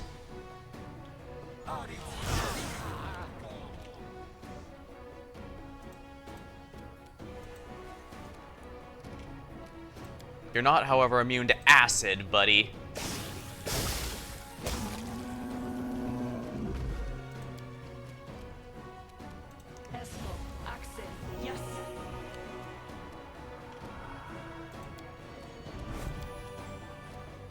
No, shock. Marquess Dazzle Light. Say hello to my sparkle. Oh, you dick.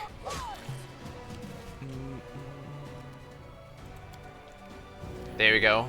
Great job, Tristian.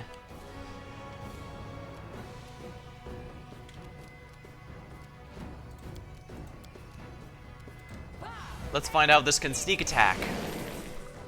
Is immune to disintegrate. Oh, lovely.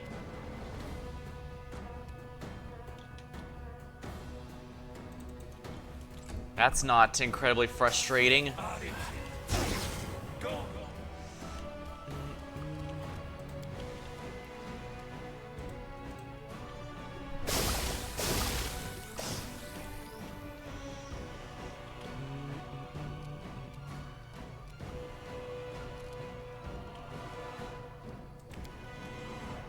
Air elemental, I guess. Yes.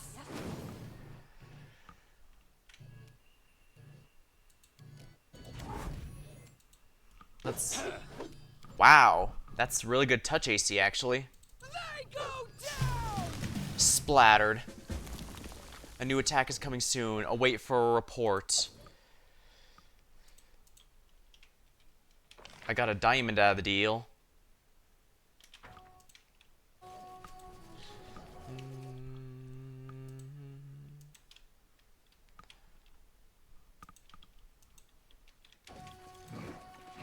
Share your troubles.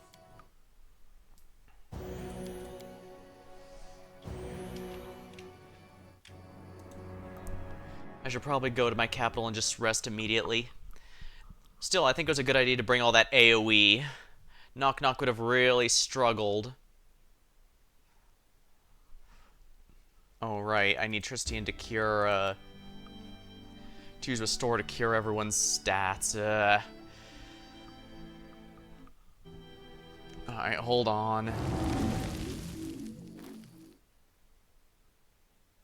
Confide in me. Restoration.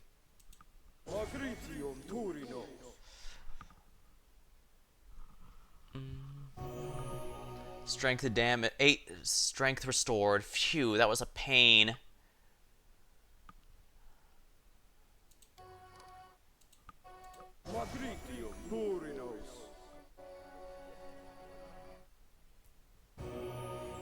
Seven strength restored.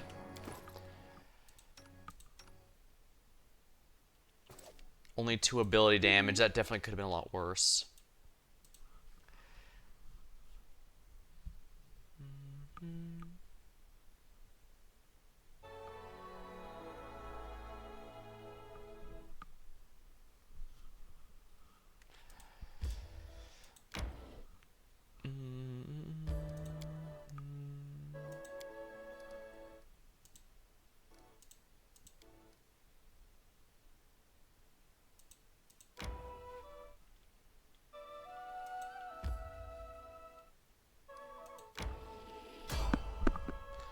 Someone on the road. A random encounter.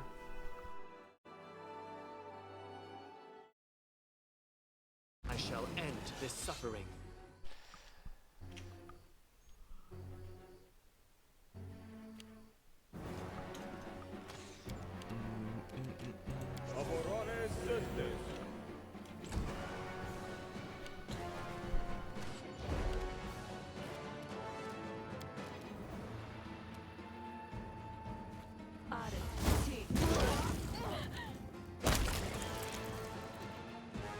Greater enraged owlbear.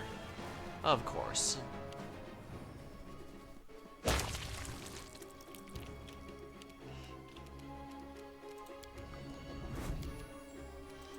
Cultist rogue.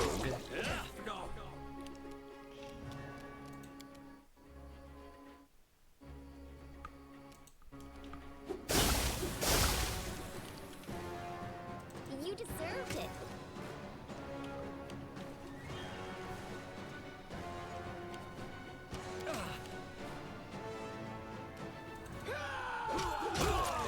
Cleaved. You won't escape, traitor.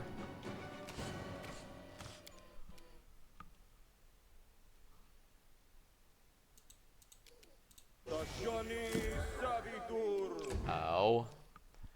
You don't belong. Wait, or you don't belong in the lands of the goddess.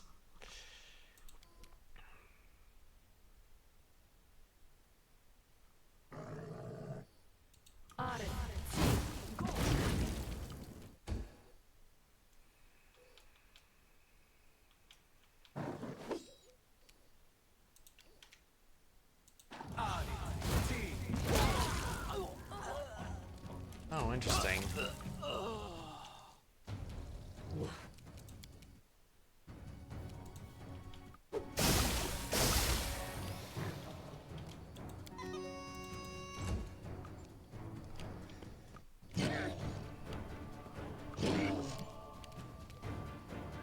Bring it! Repent!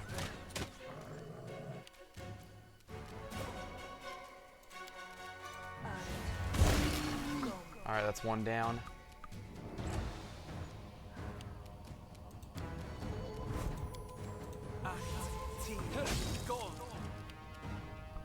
Staggered.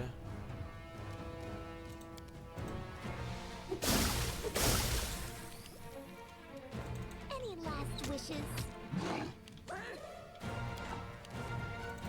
them apart!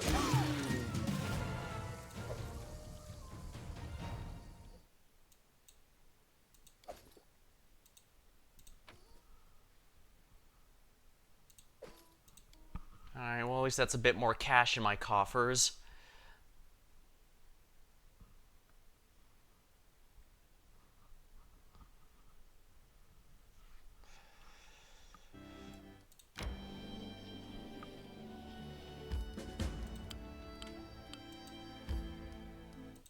Narissa keeps sending armies to challenge our kingdom.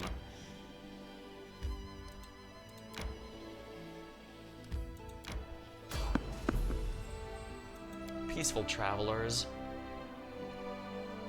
We held out again, but these victories.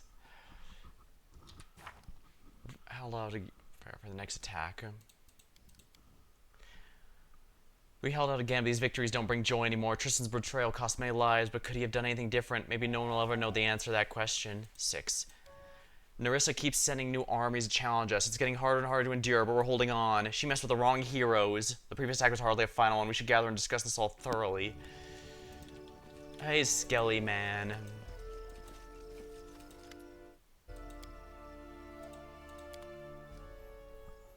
Anything good? Corrosive Flaming Club.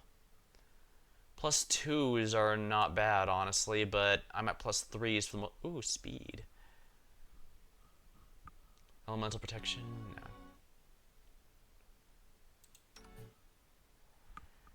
Mithril chainmail +2. +3 to 2 against saving throws with death descriptor. Greater fire resistance.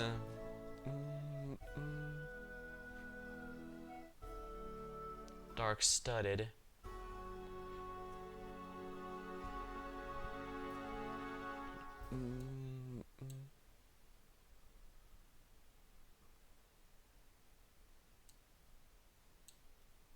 Robe of Transmutation.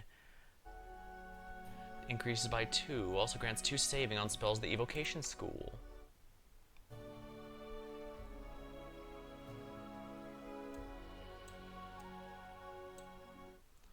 Reach. Greater rods can be used. Maximize. Any spell numeric has... Numeric effects are all maximized. All variables are made maximum. Oh, that's expensive. Can we even afford it, though?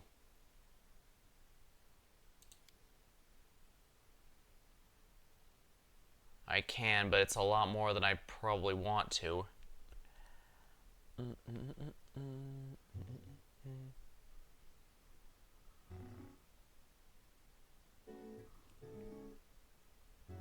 Coke resistance +6. Mental perfection +4.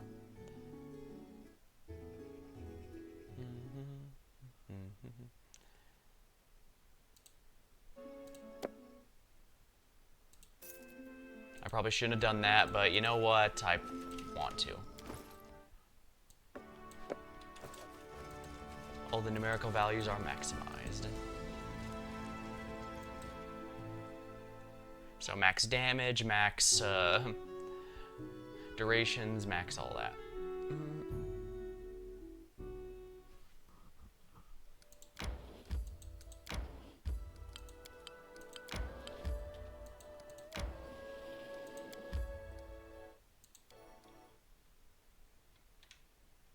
Alright, I need to claim this.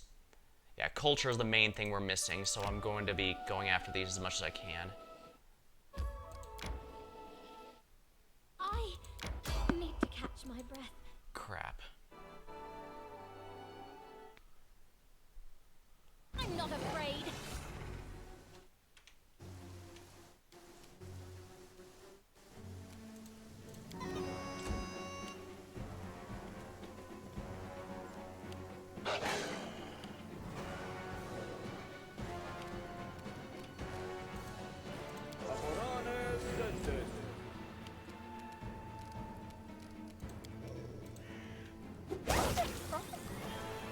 Yeah, these guys have no durability anymore.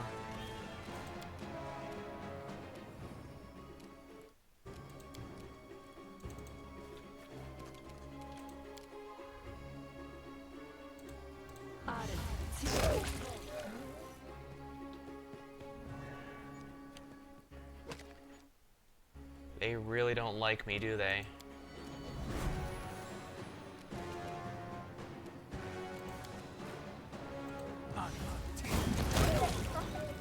Absolute maximum damage. They go down!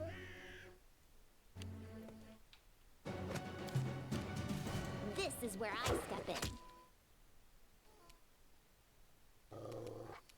You forced my hand. I need to catch my breath. Amiri is immune to fatigue.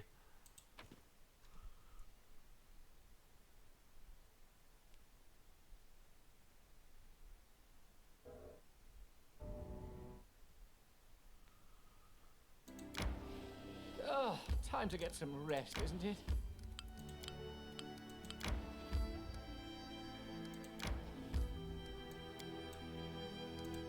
Oh, it's from the Tours of Lebanese. Tire.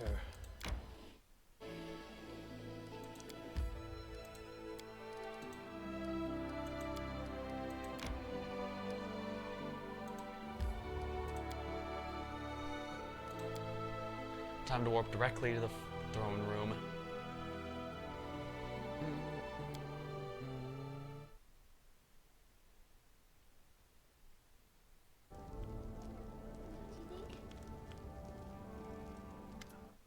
Remember those books from Maestro Janish's study? We hoped I'd find something about our past in them. Well, we did, and I'm kind of sorry we looked. We actually found something, but it's a sensitive conversation. We'll wait to you in the garden near the viewing point.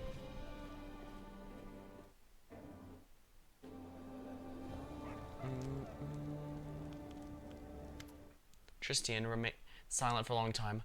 When his mouth finally opens, his voice hoarse tired. I won't take much of your time. I've been meaning to ask you something. This might seem stupid or arrogant or insolent, but I wish to talk with you. I think you know what it's about. What I've done, it's what I've done, what I haven't done. But let's speak in private. Far from curious ears, I'll be at the viewing point. Come once you can.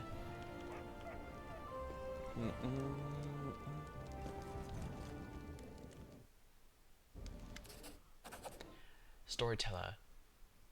No matter what the curses of the denizens of the first world cast upon you, no matter what cruel tactics, you repel them all with valor, your highness. Accept this humble gift from your subjects. Whatever Nurse has planned, I'm sure we can handle it. Each of our attacks is stronger, but we're getting stronger too. In any case, it won't be long. Why do you think the caps keep getting more dangerous?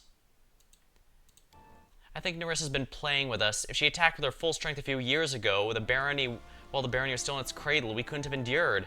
I bet she needed to keep us alive, but now that we've lost our usefulness, she's trying to finish us off. I have a different theory. The curse from Bald Hilltop is an unstable portal, a bridge between the Galarian and the First World. And the more of it is used, the more firmly anchored it becomes, which allows Nerissa to send more and more powerful armies. I think you are both right. The stability of the portal does play an important role. However, it is true she's allowed the Barony of Flufflands to get on its feet, at least when it was newly formed. How soon is Nerissa able to bring the full power of her army upon us? I'd assume her strength is nearly at its peak. We might not be there, but the next assault will certainly be especially dangerous. Can we use the Bald Hilltop portal to go to the first world and battle Nerissa directly? Alas, not yet. The passage between worlds is not reliable. We can't be sure where it will take us or if it will activate at all. Such is the nature of unstable first world portals. Such a portal is unreliable even for denizens of the first world. We only see a small portion of the horde she sends through to attack us. Nerissa doesn't seem to care about what happens to the countless who go missing. However, with each attack, the portal becomes more and more stable. I imagine soon the passage will become a steady bridge. We need only wait for that moment to attack. I guess we'll have to prepare for it. We will prepare well. We'll just let her try and come at us again. We'll beat her back to where she came from. I'll cap her victory by writing a song about her. A funny and embarrassing one. Everyone in the first world will be singing it for her.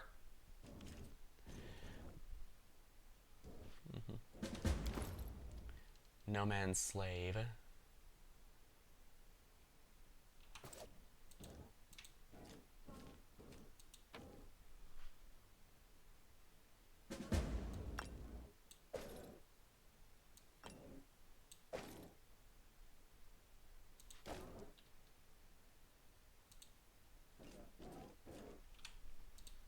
Yeah, the Bald Hilltop fight was honestly pretty easy, even with their best attempts to make it a pain in the ass.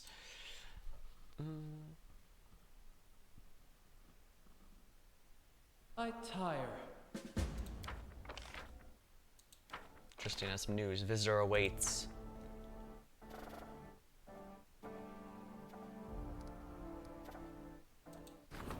Tracking the path of the wild hunt.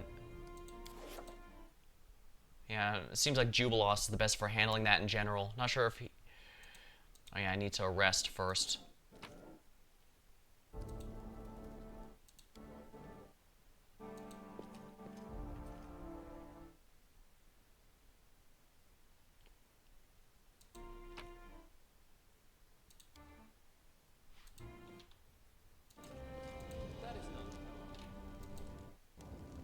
Alright, now we can go to Sofa and sell all this junk again. Oh good, it actually didn't ask me about the inventory stuff that time.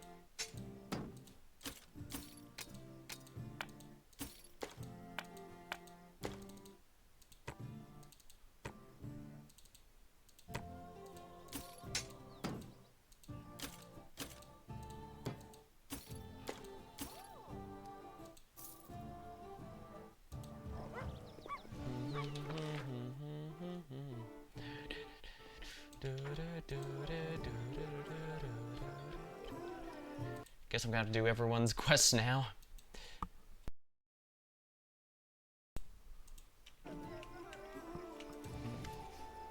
Oh, you've come. He tilts his head to the side. It's so strange. I don't know if I should be glad or frightened, but thank you for finding some time for me.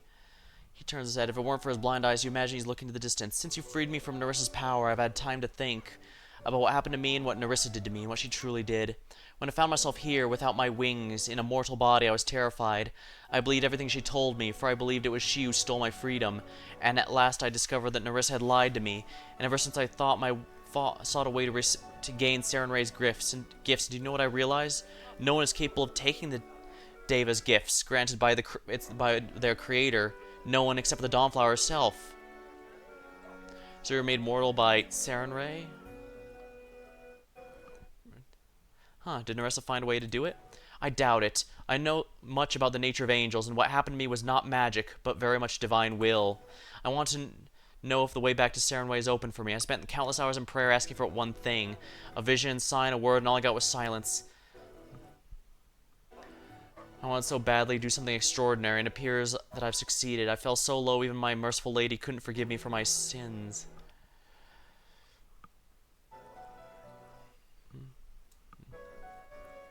Do you think she found a way to do it anyway? I doubt it. I know much about the natures, and what happened to me was not magic. We were deceived and frightened as well.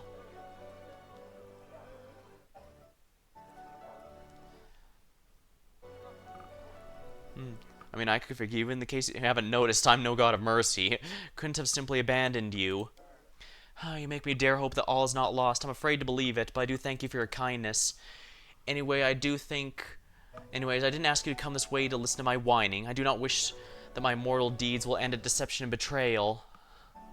Well, it has cost me so much. He shows his hands. You see a crumpled leaflet, Invitation to Kingdom of the Cleansed. I wish to put an end to at least one Nerissa evil that Nerissa spawned. I'm asking for your help in this. Maybe you can finally tell me what the First Faithful is, and what is this Kingdom of the Cleansed, then. I only know what I could overhear, or what Nerissa boasted to me, rather. The one called the First Faithful is a former priest of Aristil named Ruthgert. When the Bloom came to his village, he lost his faith. Aristil didn't protect the congregation, and Ruthgert was stripped of his position. After this, he set off for Temple of the Elk to pray one last time, and if he didn't answer, throw curses in the face of his idol. Like so many others, he was fooled by Nerissa. She pretended to be the goddess of the lands, told Ruthgert to curse the king, and promised him untold gifts in return for the deaths of the ruler. It was she who invited the name of this new cult, devoted to herself, and made Ruthgert its high priest. She knew just how to flatter him in his moment of weakness and despair, and he in his turn did everything he could draw his former congregation into this vile cult. These cleanses will simply not rest. It's strange, actually. The goddess who demanded your death was Nerissa. After the kingdom failed its mission, she broke all ties with the First Faithful. Yet his followers still seek your death. Do they actually hope to return to her favor? What are you going to do when you find them here? Consider me naive, but I still think even the blackest soul can find repentance. I'll try to find even the darkest souls of the cleansed. I would not deny anyone the saving grace. Where do we start, then?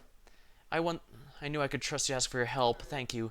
I've heard the cultists have been sighted again, but now they no longer shout their slogans in broad daylight. They crawl in lairs under cover of darkness to abduct people, or at least that's what's being said. We should return to their temple without walls, where they once held the rituals. Of course, they're not so foolish as to return the scene of his crimes. Perhaps another one might have visited this meeting place. Held rituals, remember the past, gods know what else. If we're lucky, we might find something there.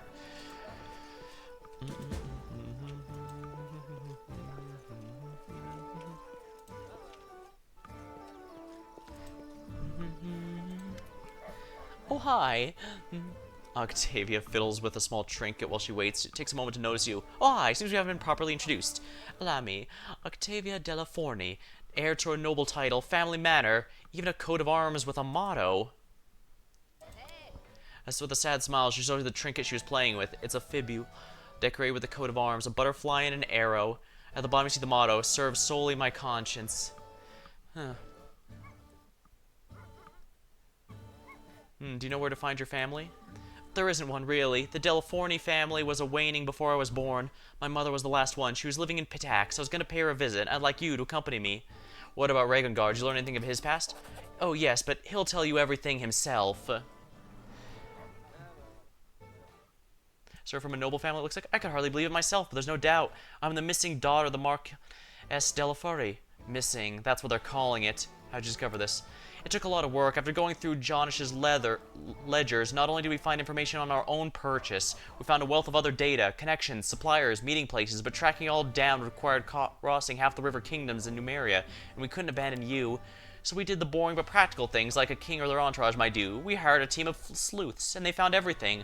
Who bought us, who we've been sold to, and where we're from. Finding my family is very easy.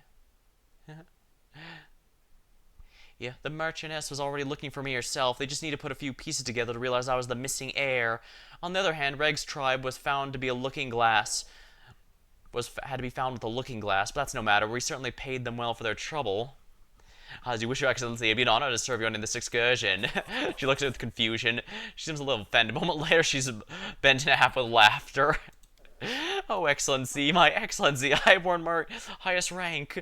Who? Don't make me laugh so hard. Just look at me, devils take me. What kind of I don't think I'm going to Pitax to inherit the title, do you? But thank you anyway. The title's not important. I just want to see my mother. Yeah, either her mother... Since she said her family was in decline, my guess is either her mother sold her off in a desperate attempt to pass off as someone missing to avoid, or another member of the family sold her off and never told the mother. So the mother simply thought she was missing without realizing it. Rhaegar. There you are. Well, we found my tribe. Now we just have to go with ourselves and have a friendly chat. Half-orc clenches fist. What about Octavia? Learn anything about her family? Did. Turns out she's... No, stop. No, I'm shutting up. That's her news to tell. How'd you end up figuring it out? Oh, that's another story entirely. We looked through John Osh's books for a while, found where he bought us from, with who helped him. We got all we could from them, but checking up on the information meant traveling all across America and half across the River Kingdoms. As you might recall, it wasn't exactly quieter at the time. Not that it ever is, right? But you know we'd never leave you clean a mess like that yourself. We ended up hiring a pretty clever, brave crew headed by a good scout. We can't do everything ourselves, right? They pulled some strings, followed some leads, and figured everything out for us. Almost, that is. The important parts Octavia and I will find out for ourselves when we pay a visit. We're looking for revenge? Not sure what I want yet. Maybe, maybe not. Might be enough just looking to the freaks to be sure nature's punished them well enough without me. I'm really just looking for some closure, that's all. So who is your tribe? Sewer rats, crab lice, threadbare moles, I can't remember. Oh, right, dung pigs. He gives you a lopsided grin. Fine, fine. They call themselves the Sharp Fangs, and for good reason. They have kids with orcs to strengthen their blood. Not bad, huh? They breed themselves like pedigree cattle. He displays his teeth. Smaller than orcs, but still large and sharp. So I've really been sold twice. First by my orc sow of a mother, who took some gold to push me and my brother out, never to see us again. Then my father chose which one of us to keep and which to sell. Treated like an animal my whole life. I'm surprised I'm not barking on all fours.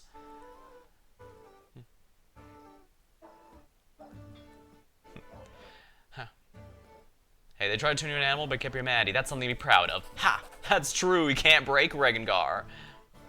Alright, let's go meet your tribe then. All according to plan.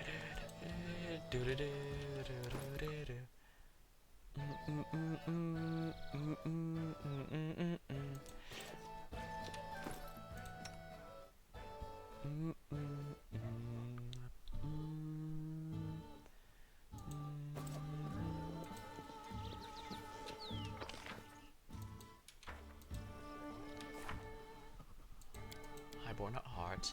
Octavia's I'll probably have to do later. Might even be good to swap Jubilos with her for a bit. Although I kind of want Jubilos with me. Alright, so first things first.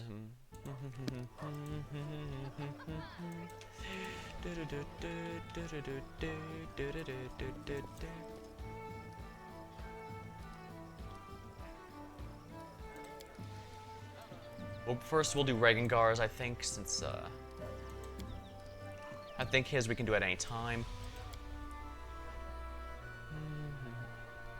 Yeah, first, the ones that are already in my lands, I want to do those first, and then I'll do the ones near Pitax, since it's clear whatever happens at tournament is going to cause a war.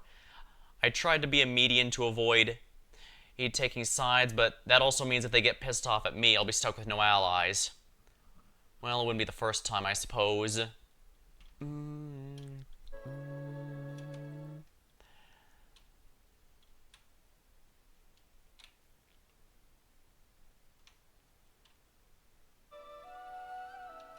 Let's see, do we know where they are anywhere?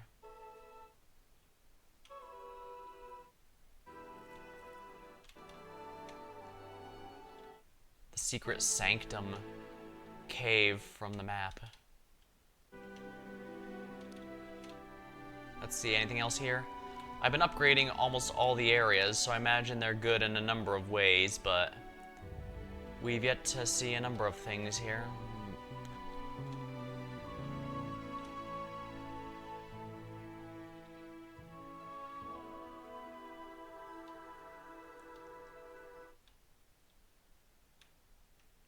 Rushlight Fields is one of the next stories coming.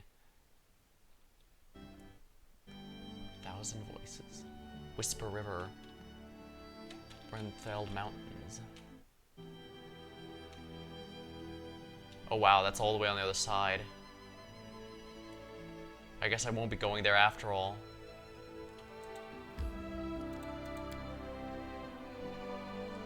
Library.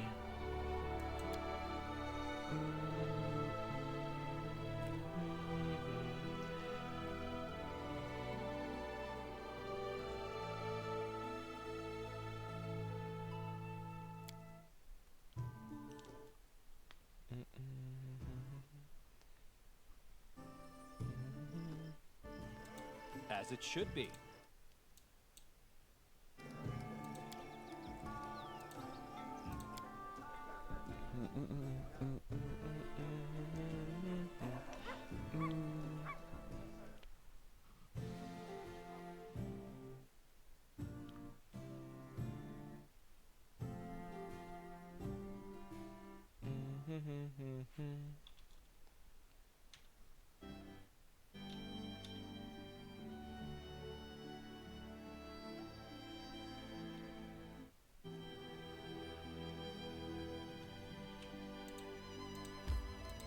Interesting. Narissa seems to abandon those as quickly as she runs into them. Interesting.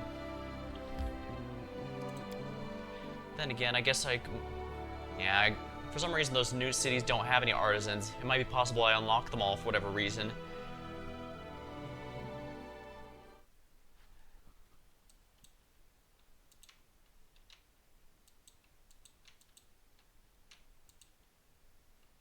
That is not far. Great goddess, receive your servant. He may not have been cleansed in life, but he will serve your loyalty and faithfully unto his dying breath.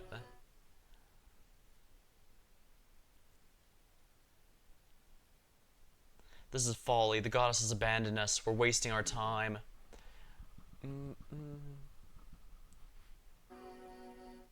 Haven't you read the letter? The faithful writes that the kingdom still lives, that he will rekindle the grace of the goddess and save us. Huh. Where in Dunsword? Where about us? What about these lands?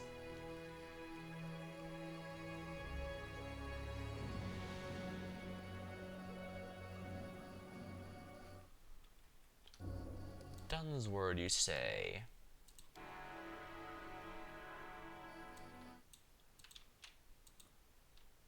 Face me if you dare.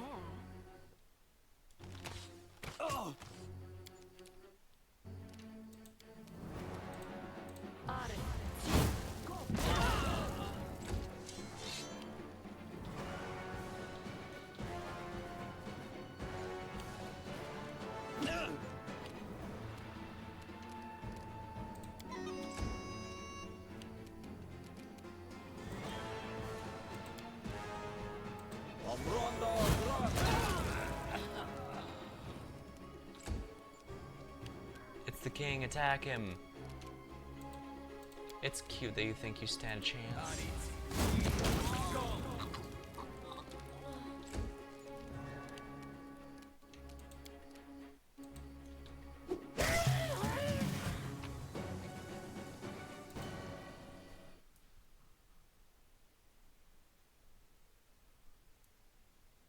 This is a message from the First Faithful. He's gathering his followers at a new location.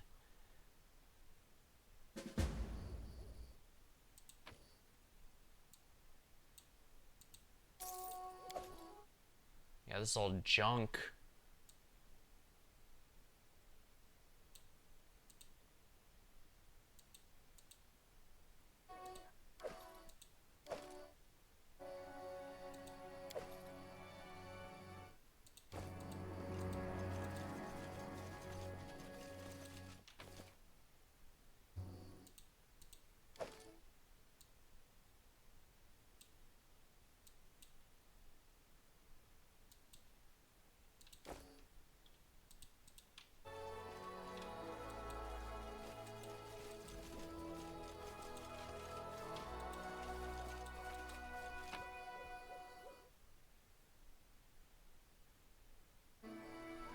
Subjects of the kingdom of the clans, the great legacy of Our Lady yet lives. So long as the king draws breath, a curse hangs over us all. Leave your poisoned lands, abandon your cold houses, and go east.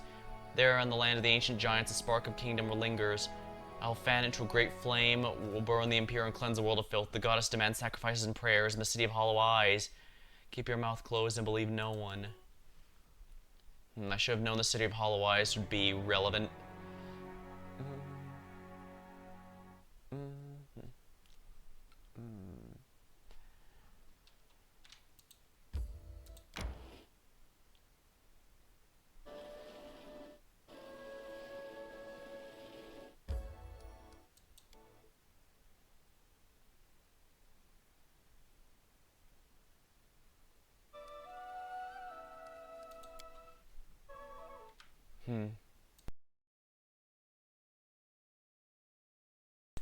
Nice for building up at least.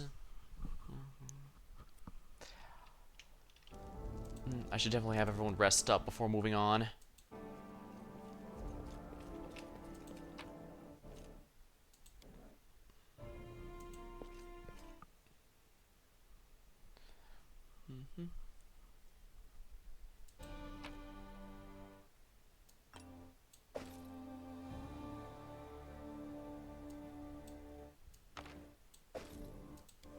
Alright, next up we do Jubilost's quest. Although I guess in theory I could do that one anytime.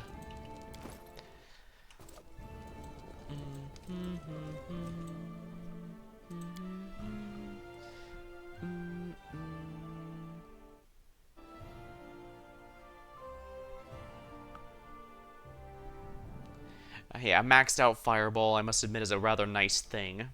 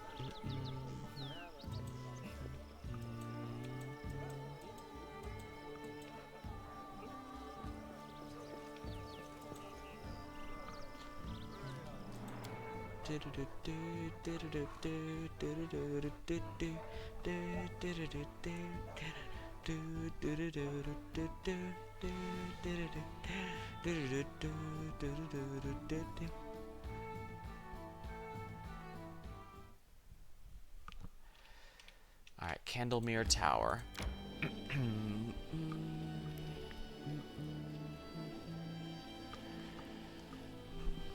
I'm guessing the scouting option in the menu here is to cave from Luna's map.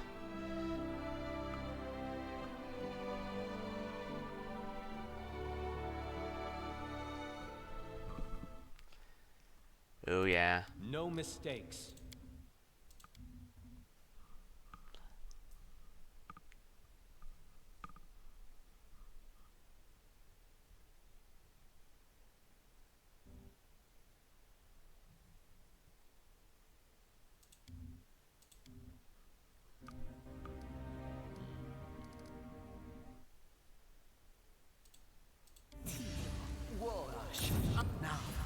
Right here, my friend.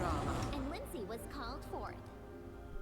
So, any brilliant ideas?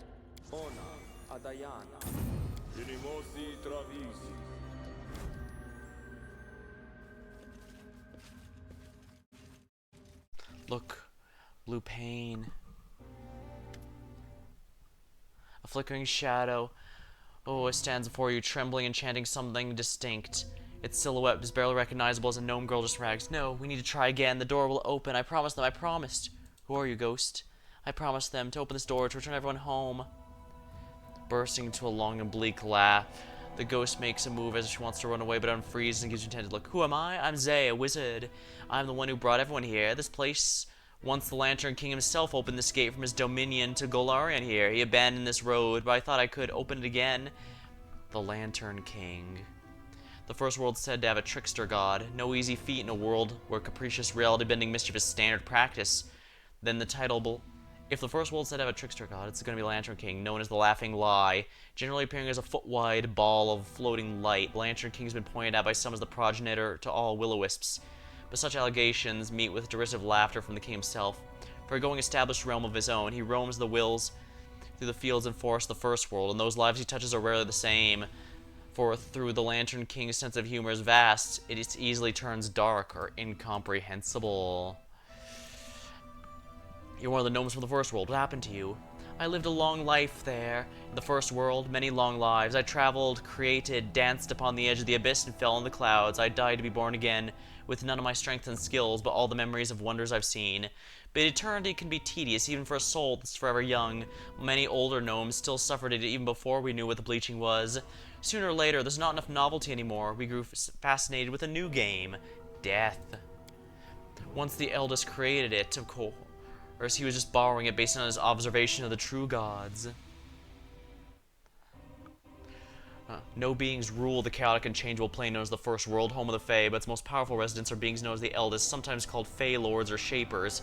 They each pursue their own mysterious goals and have little interest in the doings of lesser creatures. He drew a string from the River of Souls and created his own little circle of birth, death, and judgment. In imitating the almighty Pharasma, he judged souls he owned and determined their further paths. It was so new, so exciting. Many gnomes volunteered. I mean, if not us, then who? But those who take from the goddess of death must be ready to face the consequences. The Lady of Graves brought her wrath upon this creative eldest. He was stripped of his power and doomed to serve her in her court, and we gnomes, we were torn from the first world and bound to the River of Souls like all creatures of the material plane. There we lived like the rest, died like the rest, and learned all the pain of the bleaching. Our little game had become a reality, and no longer could we tire of its fun and return to another one. Oh, but that's so sad. My thoughts are scattered, crying all over. Jubilos looks at the ghost shaken. It seems to be one of the most rare moments of the game. But this is not how it was supposed to have happened. Respected Zay, I understand her condition does not allow for long conversations, but perhaps you could tell me. Of course I could. I could do many things. I tried many ways to open the portal. Everything except a sacrifice. A little blood would come in handy. The hard way. Yeah, I knew that was a good idea.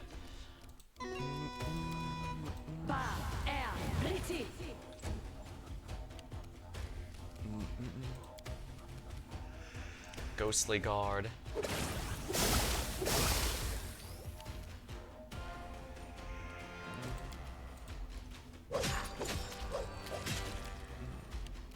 Oh, dang, I really hope they don't have the,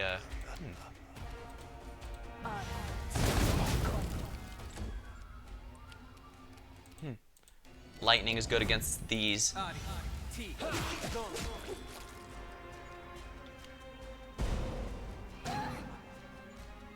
Frightful moan.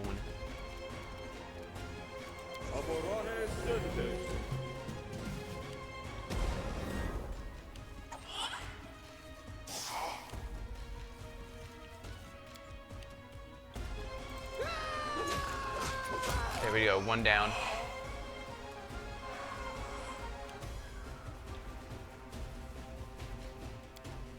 Sigh.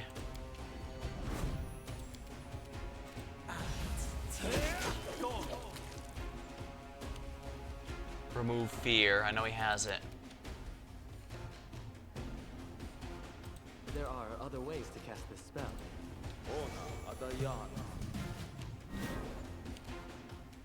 Serves you right.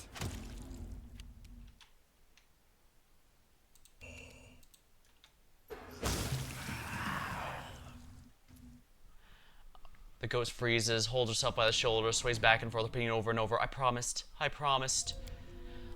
That's a rather foolish performance, little ghost, the host. You've staged a fine series of foolish performances in playing the game of death, contracting an eldest not known for his mercy, trying to open a door that leads nowhere. Were you addressing? Greetings, Luce, and of course you, the most persistent of all researchers. We see you solved our little riddle. Interesting, the host's name is colored, but I can't highlight it. Is he the Lantern King? I wonder if maybe the Lantern King was entirely in the background, not caring how the curse is, but it's possible. Well, he's also watching us. I don't know how I didn't think of it before. Jubilost folds his hands on his chest. We did. I might still fail to understand why you sent us the long way instead of just telling everything from the beginning. Some truths must be discovered to be known or seen with your very eyes. The host nods at the pile of gnome bones and shivering ghost. Is what Zay told us true? About the game of death and Pharasma's punishment? Yes. One of our eldest brothers thought he could steal from a deity, and the gnomes that answered his call thought they could play at death. Death decided otherwise. Is there a way to change what happened and help the gnomes? If there is, we know nothing of it. The eldest can do many things, but as you know, it is not enough to confront a deity, especially one such as Pharasma. We've learned our lesson and do not play with the toys of others. Does this mean it was all in vain? Of course not. The journey is often more important than the destination. Be satisfied with the secret that you have won.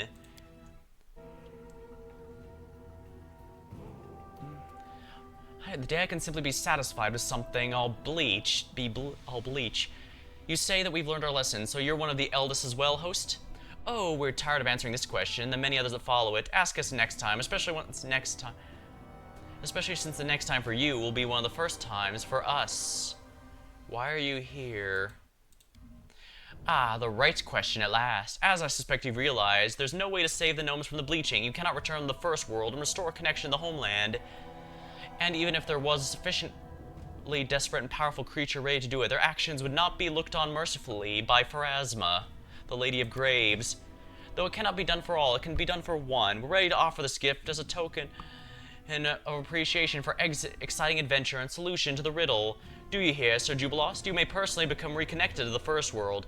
You won't be entirely protected from death if you remain on Galarian, but you'll be forever spared from bleaching. Whenever you visit the first world, which we are aware you desire passionately, you'll be as immortal as Fae. Jubilost fixes his glasses nervously, the only chink in his nonchalant facade. If this gift cannot help the whole no race, I've no need of it. Of course, I'm not immune to vanity, but I've always been ready to share the burden of mortality with others who bear on their shoulders. I'll even keep wearing these stupid glasses. I'll survive without immortality and face the bleaching when it comes, as all gnomes have done before me. That is actually... Oh, I can't believe I'm hearing this. The same Jubiloft who spoke of his gnome servants with such contempt is rejecting mortality because he can't help all the gnomes with it. Oh, this is another grab for attention. Ah, such a hypocrite. Let us assume for a moment that I've changed, matured. He avoids looking at Octavia, but it's obvious how hard it is for him to say this and simultaneously avoid saying something rude. And this is not just about immortality. Fully exploring the first world is my dream, but as we all know too well, it's mortally dangerous. The gift of the host would be our best protection for me in my journeys, but no, this isn't going to happen. This is one of the most important decisions of your life, so don't refuse principles or principles. This is incredibly rare. It'd be good for all of us. Most important. Yeah, as chaotic neutral has a good point. Great, can I receive instead? Chaotic neutral.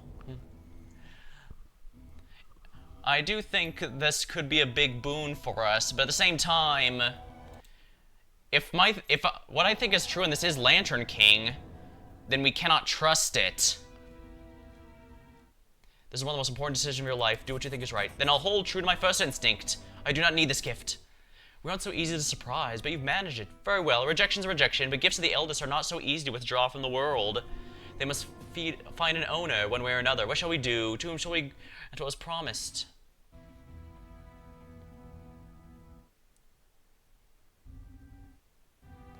Ah, so I get to choose who else if not Jubilost.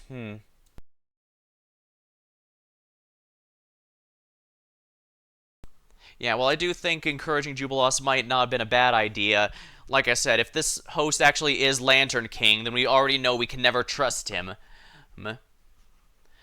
So I do think Jubilost was smart, not just for his surprising bout of altruism, but also I don't think this gift can properly be trusted. If he's going to give it to someone... Maybe, I guess, you know what, Zay is right here. The exhausted ghost deserves some peace. That's a worthy idea. What do you say, host? Can you grant this ghost peace instead of giving me immortality and all that goes with it? 1,000-year-old insane ghosts again? Well, why not? Well, we do much more than simply give her peace. You'd be surprised how little difference there is between nowhere and here and now. She will open the door just when she was always meant to. You've rejected the gift, Jubilost, but we will not leave you without a reward at all. We offer you a trifle, the chance to glimpse eternity in the corner of your eye as we do. Now that you can remember the history of things, those who wander searching for mysteries and relics might find this skill useful. And now farewell. When you finally succumb to the bleaching, you may remember this moment. What will you think then? Only time knows.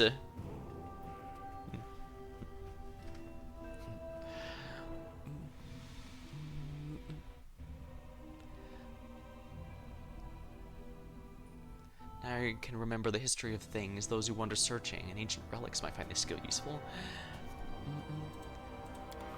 I can't believe it. I can feel it again. The first world, our home.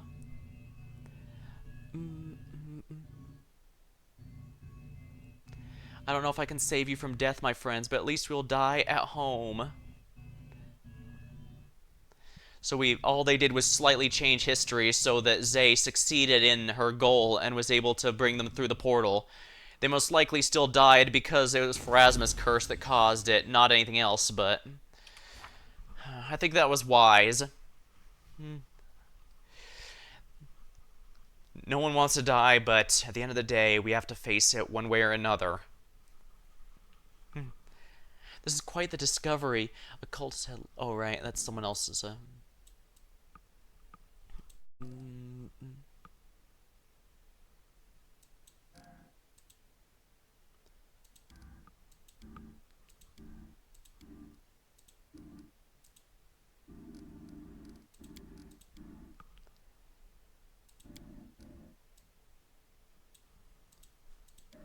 Judgment of the gods.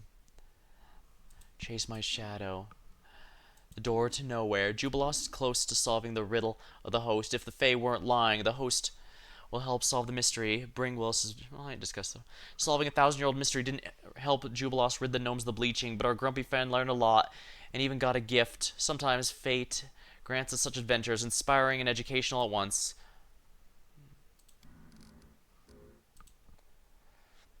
Yeah, I see. The journal's written so that you can do it either way. But yeah, I think ultimately it should be Jubilos' decision. So, at the end of the day, I'm glad that I just went with a neutral one, told him to go with what he felt would be best.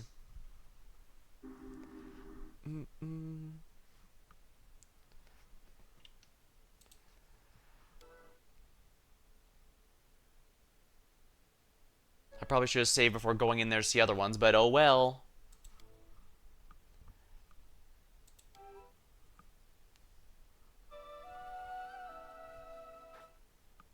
Runaways complete.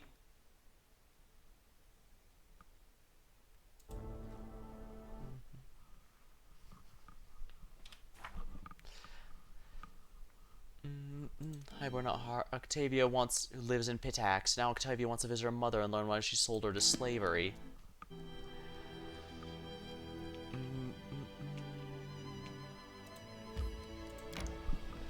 I guess next we should do Tristian's quest. I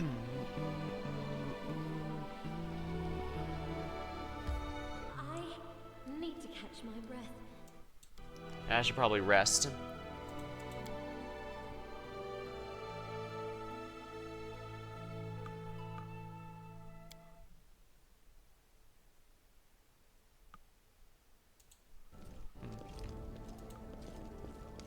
Feels weird starting down there, not in the bedroom, not on the throne like normal, but whatever.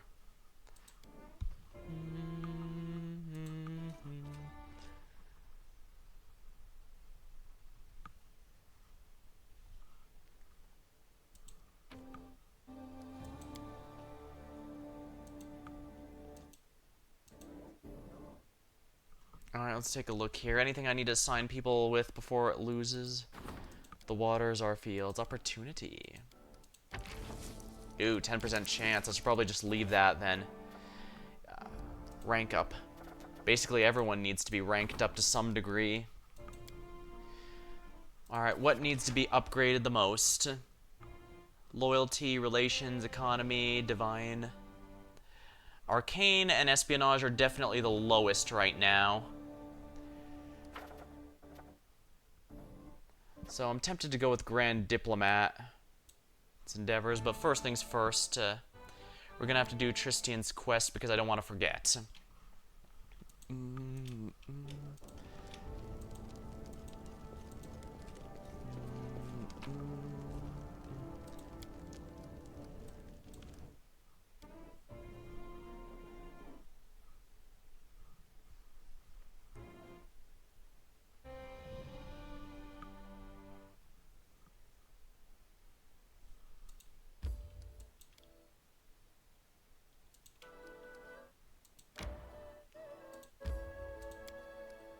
Dunsword, right. The City of Hollow Eyes. Yeah, building all those mage teleporting circles is a good idea, I think. Spotted enemies. Well, why not? We could use a bit of a fight. Running won't help you! Ah, that explains why the cultists... Why it was cultists and they keep calling me a traitor. It was because they're part of Tristian's quest.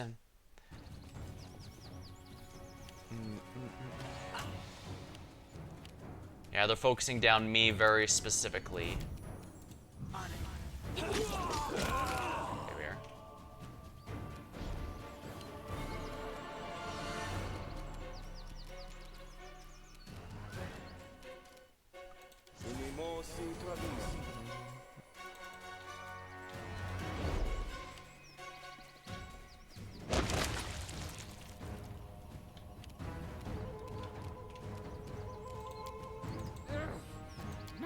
doing it wrong. The spell is flawed.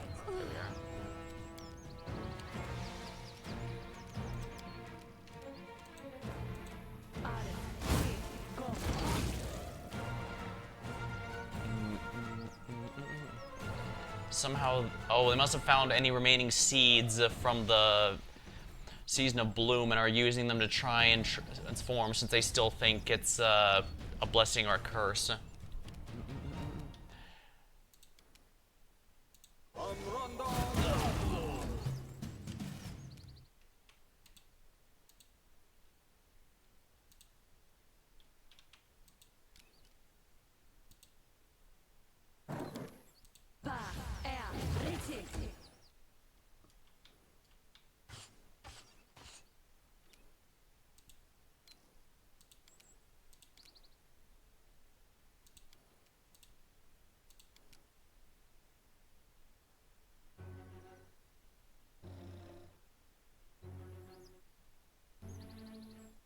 I've controlled Firewall. Oh, I have Snake.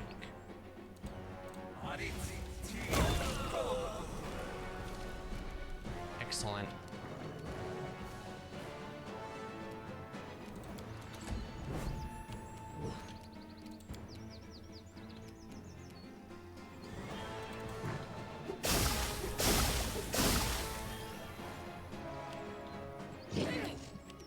Bring it! There we go.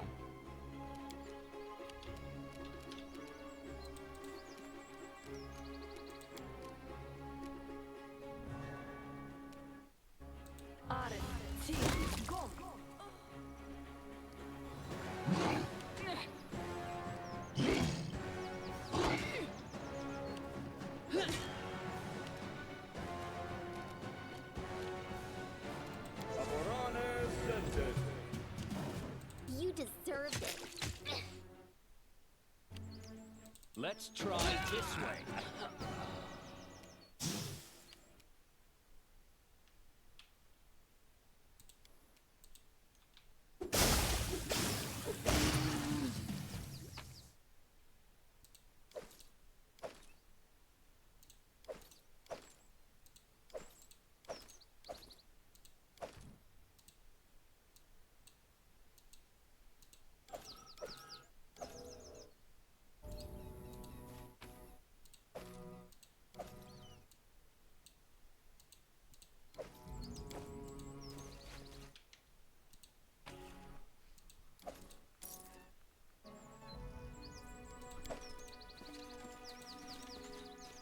All according to plan.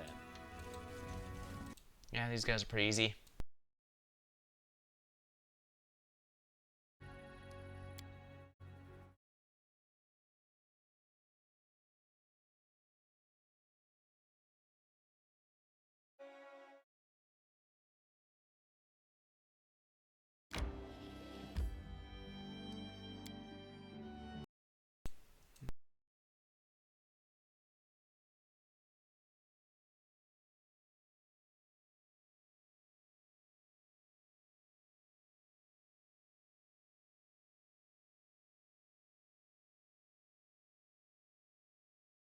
Alrighty, there we are.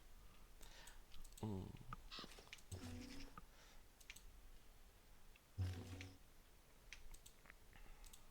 Something bothering you? What's the holdup?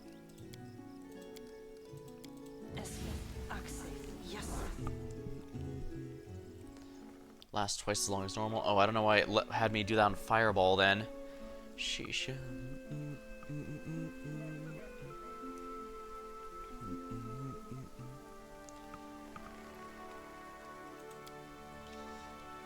I know what to do.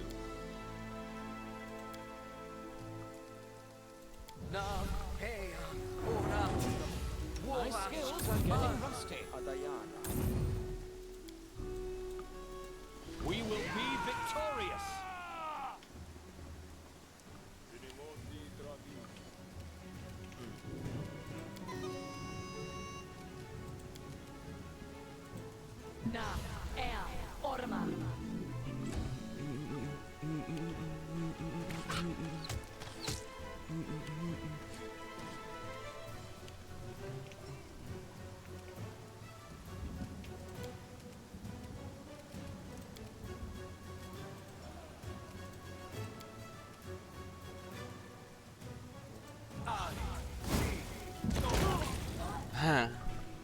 60 damage is kind of a lot.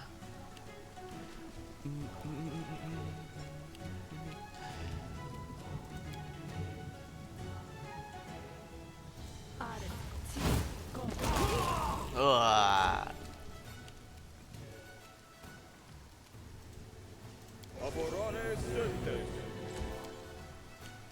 Tear them apart!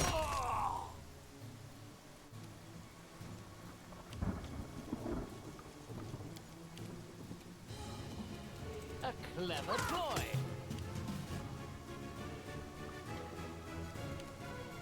Any last wishes? This should do it.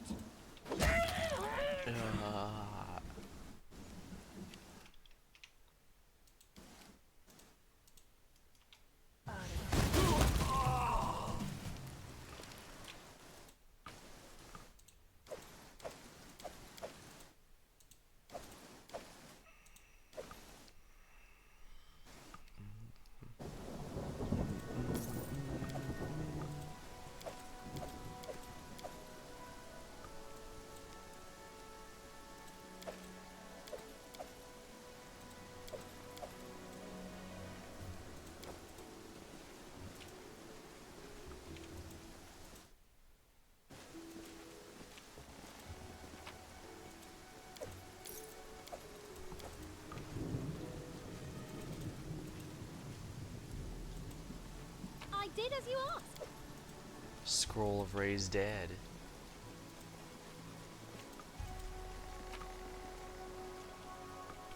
Dread Zombie Cyclops. Those were from the last time I was here.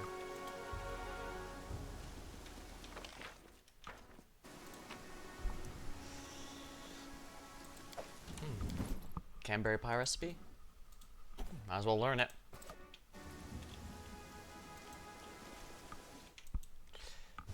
Bandits decided to pick this up after the fighters left, I guess.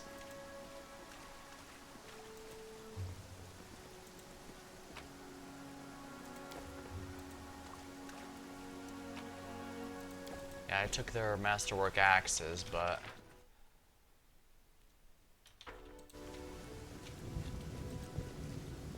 In due time. pretty sure I'd clean this whole place out. Give them what they deserve. Nav, air, orma.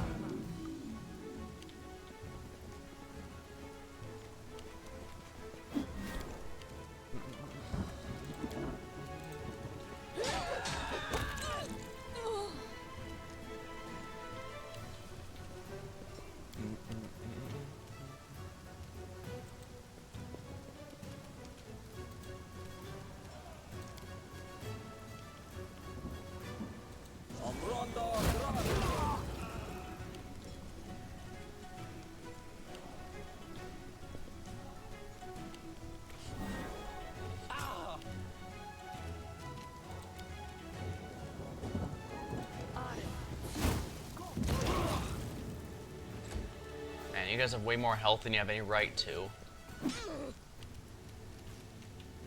Maximize Rod one last time.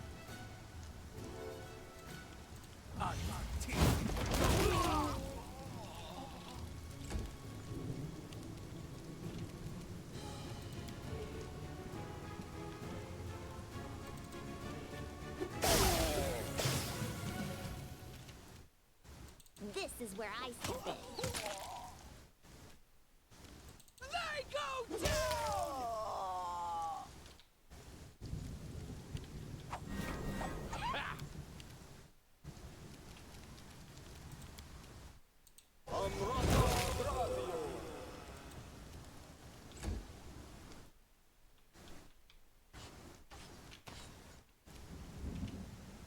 Consider me provoked.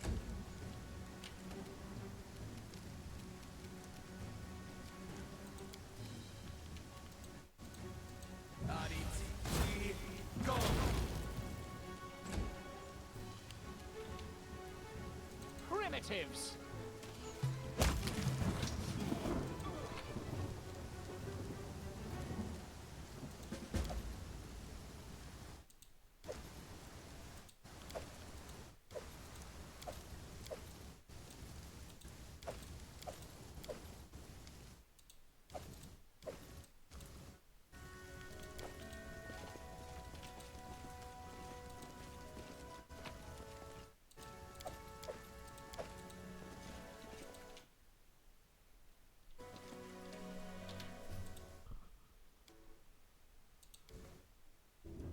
Hmm.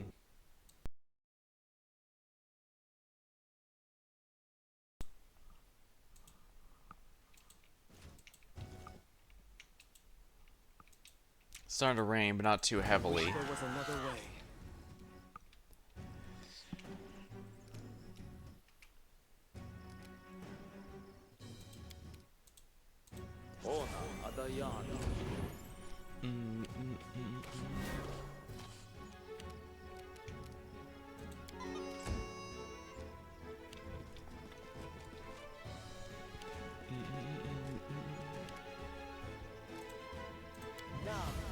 Might as well make a distraction. Calculated risk.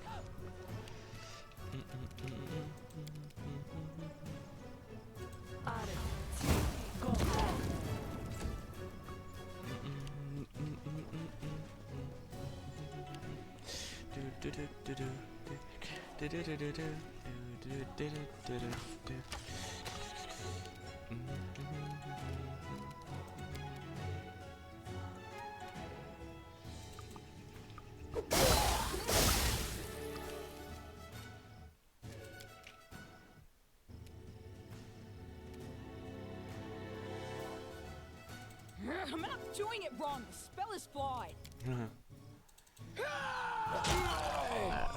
Oh, nice. That's a nice cleave.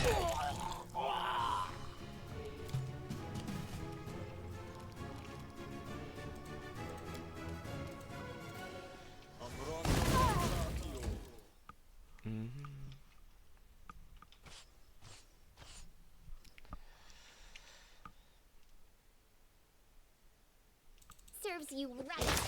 Oh, dang. That's a big crit.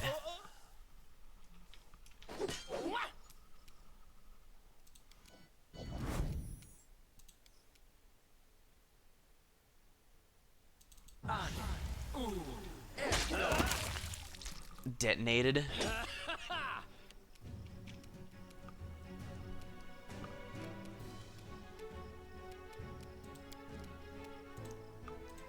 I best make sure this rogue doesn't get another turn.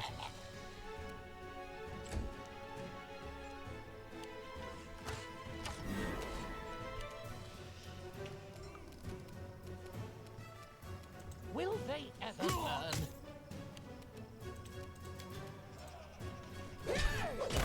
Splattered.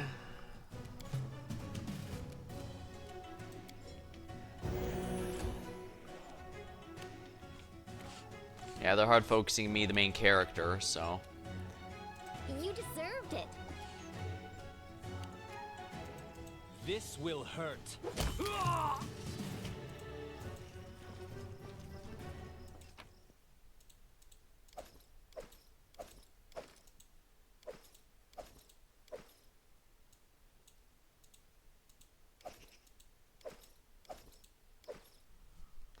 Breastplate plus That 2 is actually not does far. sell a bit, so. Let's get the Time's not money. waiting.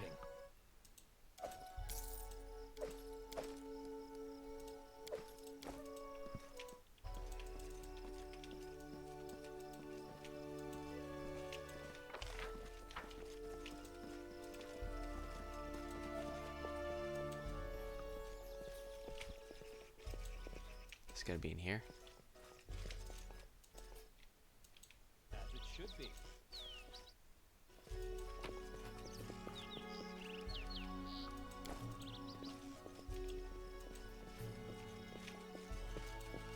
This poor soul's crushed, the brain was removed. Yeah, I'm pretty sure that's from when I was here before, so.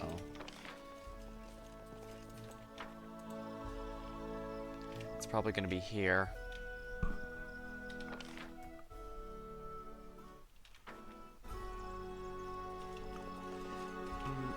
At least this being in my territory means I'm so scared. God has received your most innocent of your children. Ruthgert, the first faithful, he looks at you from a hood drawn over his eyes. Despite his face being cast in shadow, you see deep wrinkles, the priest's mouth, and dark circles under his eyes. You again. His voice is hoarse, though he coughs several times. Damn, I lost my voice because of endless prayers, my stern goddess. Whatever you have in mind, you cursed highness, he won't stop us. I shall return these people to grace. Please, my king, I have to die. Praise the kingdom, I'm last hope. You poor souls, you've been fooled, deceived. Stay your hand, Rutger, while you still can. And if one has had, as much as one hair falls on that girl's head, just one hair, stop it, Rutgert. Or don't do something you can't undo. The priest bites lip. You're wrong, my king. I know how to fix everything. I return to the grace. I know what I'm doing. Knife starts to shake. My congregation's depending on me. I failed once to beg salvation from Aristil. Now I must beg it from the goddess. Enough, Rutgert. It's only your pride and despair talking. The goddess will not return. She used the kingdom and then abandoned it to the mercy of fate, the same way she used and abandoned me. Put down this blade and stop this madness.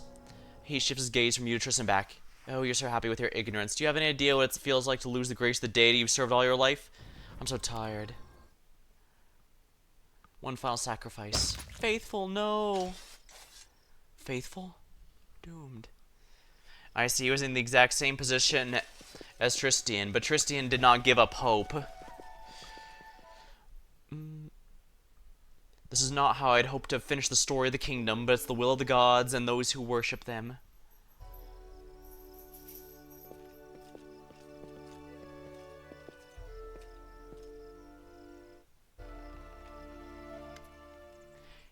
Tristian's face seems to emit a soft radiance, and his figure is enveloped in a golden haze. He moves his lips as if speaking from someone. Lindsay opens her mouth. Is that what I think it is? Lindsay opens her mouth astonishment. She fumbles her bag for a journal, but she can't take her eyes to the priest. Are you talking with Serenay? Tristan opens his eyes. There's a molten gold under his eyelids, emitting a warm light. His voice roars as if a whole host of a divine creature speaks to him. Luce, I'm here, and with me, the light of my goddess. What's going on? The most merciful believes I have drained the cup of retribution to the dregs, and turning away from her will, I set into motion moments that hurt the lives of many mortals. In her wrath, she took away what once she had granted until I cleansed myself of pride and cowardice. She's decided to return me to her. She's agreed to spare me my mortal chains, that I may spread my wings once more. Tristan laughs happily as an unseen choir turns his laughter symphony. O lady mine, healing light, never shall I stumble again and leave you. But the Deva sighs. Narissa and the stolen lands, and you. And you. It's up to you, Tristan. Up to you and your goddess. He freezes in the golden veil, embraces him and vibrate. The Deva's lips are moving, and they cease as if inaudible. Conversations come to an end. My goddess sees a darkness upon the stolen lands. Yeah, as much as I want Tristan to stay with me, this is ultimately his choice. He's finally allowed to become a Deva again. My goddess sees a darkness. Such evil must not cast its shadow on Golarion. It must not be turned to nothingness by mercy or deliverance. I am Serenay's warrior, and I will do my duty. Then I will be returned to her light. You watch the divine glow disappear. Tristan slumps and opens his blind eyes. She's gone. He lowers his head. It's so cold without her glow. Tristan stands tall and turns to you, an infinite tranquility is, but her light is with me again. Here, he touches his chest and smiles, not at you, but what only his blind eyes can see. I'm glad you endured this deal and found forgiveness. I'm pleased that I could help you. I'm glad you endured this and found it, and I'm pleased that I was able to help you. I'm just hoping to repair something and to make amends. For this I have received the grace of my goddess, and it's all because you didn't turn away from me at my darkest hour. I don't know if I can ever repay you for this. If you don't mind, let us go home. We have plenty of time to discuss what happened. How shall I live now? Where shall I go? Perhaps home. What's that? Oh, nice. I guess we must have missed it last time. Ah, that explains why there was a random exit in the north here. Because we were expected to return and most likely leave through this area. That's clever.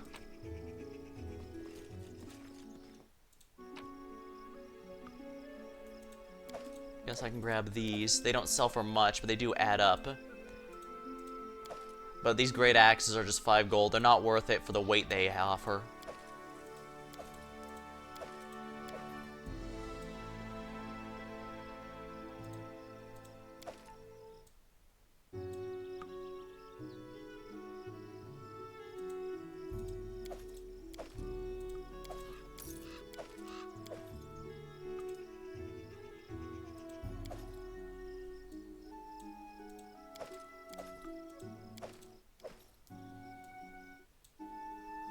Ruthgert, the first faithful. Oh, right, he has stuff too. Yeah, right. Depending on how things go, we might have had to fight him. Physical flow +2.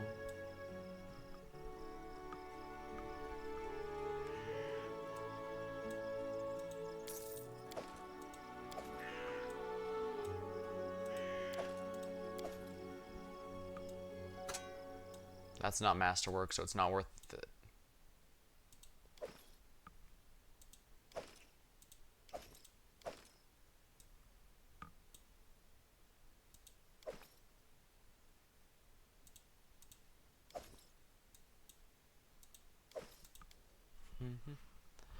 Yeah, it's going to be a bit of a pain to travel, but luckily we're going through fields, so I think we should be fine to warp to the capital and sell all this junk.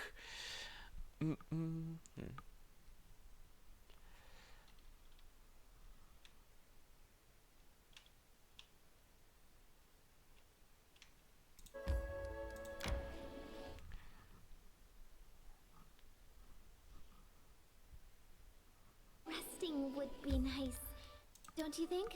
Shrike Hills, Tuskdale.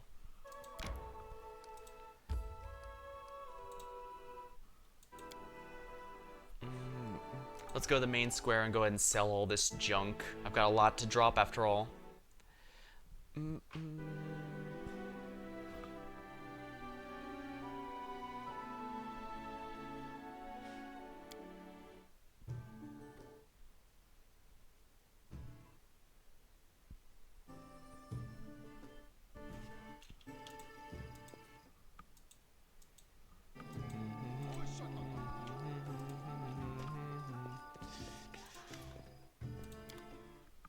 As per usual, we'll sell basically all of it.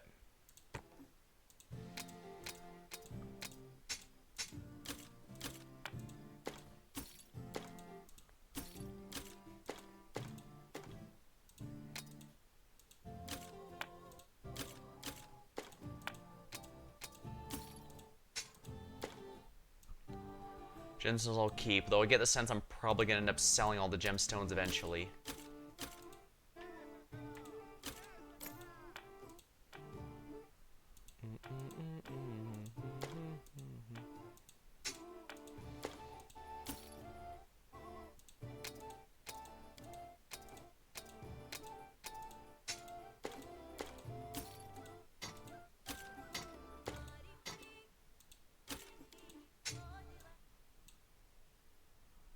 Club plus, just all that for a club +2, huh? A dagger +2, oh my.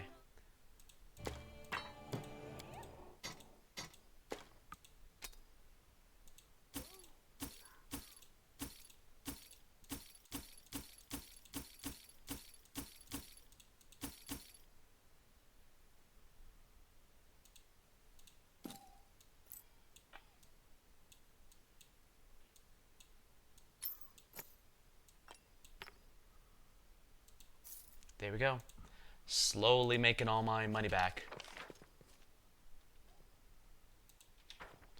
Let's speak to Tristian out here then, and finish up the quest.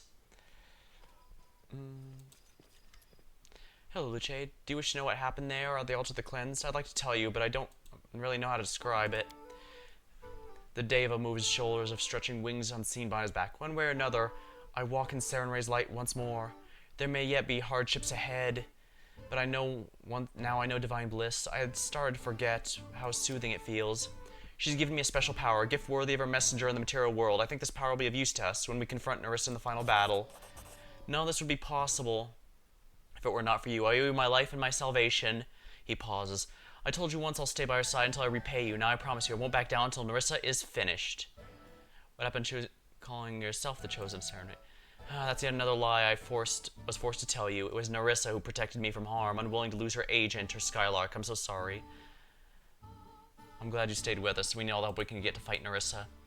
And Sarenrae knows this. That's why she entrusted me with this mission. Everything that happens to me here in this world happened because of my pride and overzealousness. But now my goddess herself has shown me the way to glory. I won't miss the opportunity and fail her or you. All this Nerissa story. How did she capture you in the first place? My overconfidence and foolishness are to blame for that. I once believed I deserved much more than the solar flame goddess had assigned to me, and eventually I've paid for that price for my pride. How'd you get to Golarion? I've been traveling amongst the worlds when I noticed something strange. How should I describe it? Like something had pierced time and matter, leaving a slight trace. I should have turned back and told my brethren, but I was sure I'd find the reason, the strange phenomenon by myself, so I decided to go it alone. The trace led me to Golarin, the Temple of Elk, and right into Nerissa's hands. She proved to be much stronger than I and defeated me in a heartbeat. Before I had time to realize what was happening, she put me into a magic slumber filled with nightmares and visions. What did Nerissa do to make you serve her? He hesitates. She threatened she'd destroy my immortality and deprive me of my divine powers once and for all. I didn't dare confront her. It was in her power to kill me, and then I'd go to Pharasma instead of my goddess. Of course, it proved to be a lie, but you should understand me. When I awoke from my slumber, I was already trapped in a mortal body, and this crazed fae bragged for her power over me and threatened me with eternal damnation. You mentioned Nerissa sent a vision to Jod. He touches his face. It is so. Her goal was to orchestrate our meeting, and she knew nothing better but to deceive a faithful servant of Aristel with the hope of forgiveness. Tricks and frauds are her specialty indeed. The magical fog was also her doing. She wanted you to go where she needed you to be, wanted to gain your trust, fill your mind with lies, set you up with a fight with the Stag Lord. She fooled us all, playing our feelings of faith and duty, and I played my part in this heinous act. Why don't you tell me who you were right away? Nerissa demanded unconditional submission. I couldn't. I didn't dare confront her and put my divine sparkle at stake. A single step in the wrong direction, and she would destroy the very essence of me. She forbade me to uncover my true identity and made me do what she wanted, to help her create that flower, plant it, but she never forbade me to help you fight the bloom. That is a weak excuse, but I did all I could to ensure my deeds won't do as much harm as she was likely expecting. Do you know what she's looking for? Why does she make all these plots and schemes? Alas, no. Nerissa trusts no one and is reluctant to share plans even with her sisters. You'll have to expose those plots and schemes by yourself. Indeed, I wish to leave it all behind once and for all. I should go. Pleasure. The kingdom of the clans is done for, this time forever. It looks like doing this has been Tristan's saving grace. I see. He fell from grace from arrogance that existed beforehand, almost like her in a way.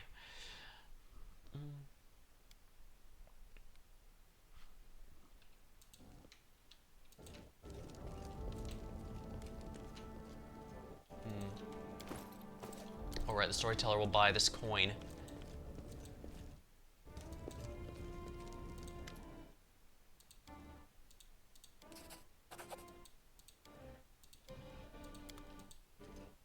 Excellent.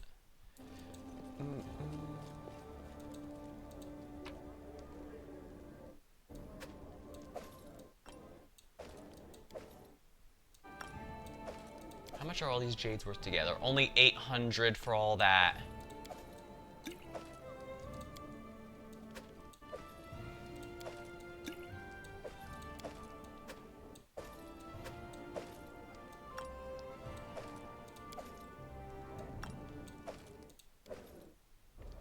I'm starting to get the sense there's a lot less spells with components, gems, than I thought.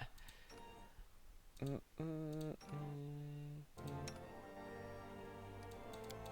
know what? Harem has not had an upgrade in a while.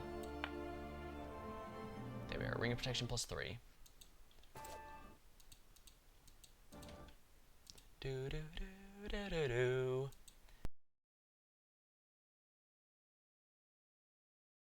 The game's certainly giving me a lot to think about, that's for sure.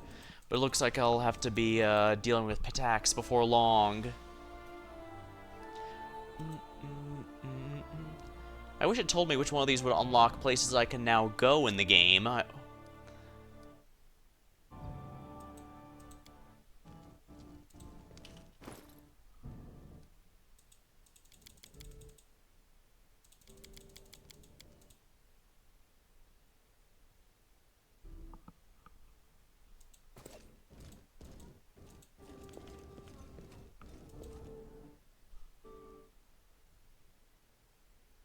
Guess I should go ahead and sell this last ring. It's not much, but it should help, I think. These teleportation circles are really helpful.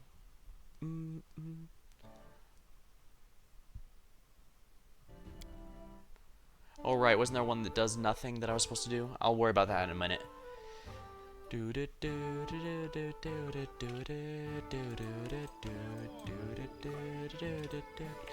Excuse me, so if I still have a +1 protection ring to sell ya.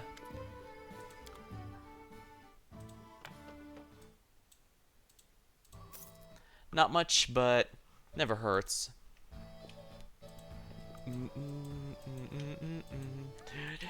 This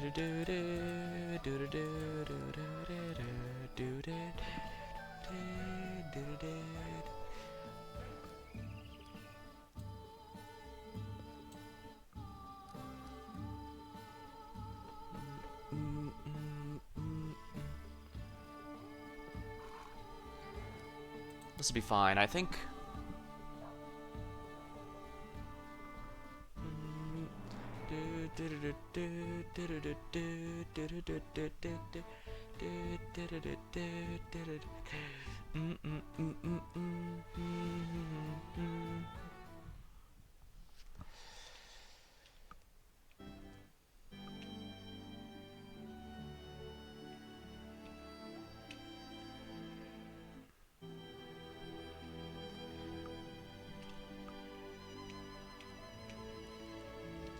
You know, did I ever build a city in the southern Gnarl Marshes?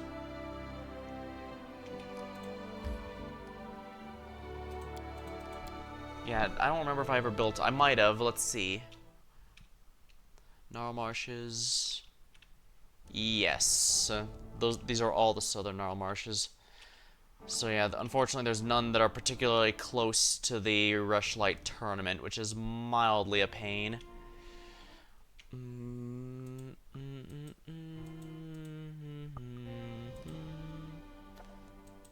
Scouting the central regions.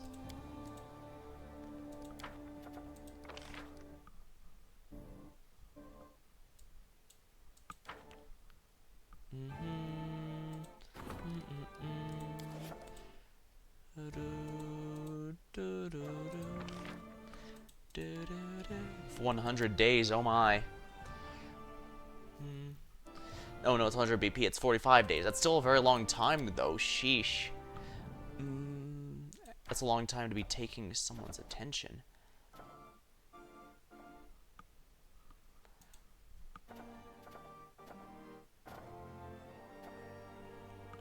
Economy. Enhance trade with New Stenton.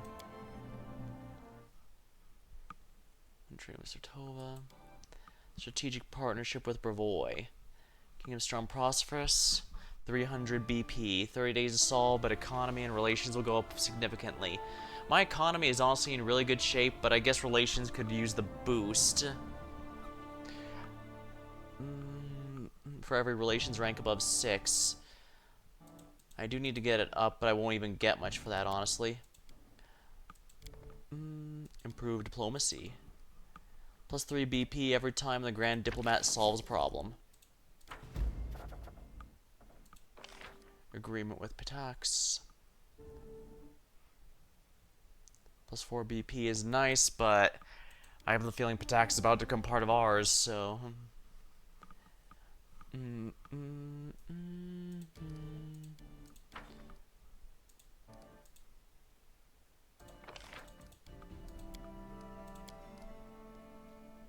This will probably just unlock all areas there, so we'll send him off there.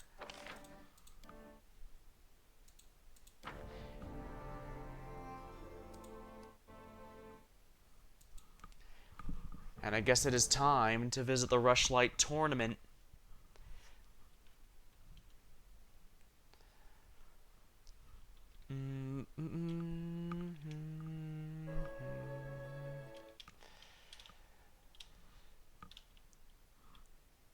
Alternatively, I would go south from the city up here. Actually, the Fang's tribal camp is right there. Perhaps I should do that first.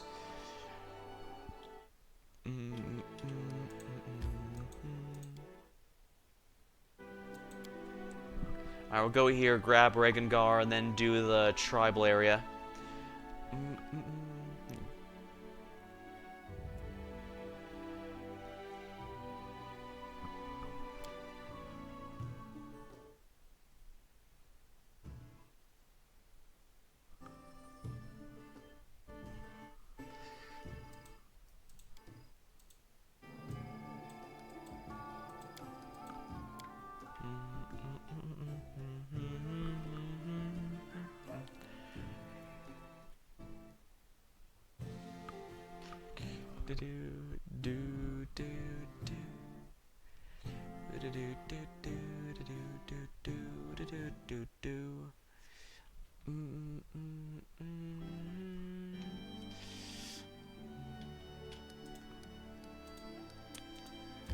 Teleport to Glenavon.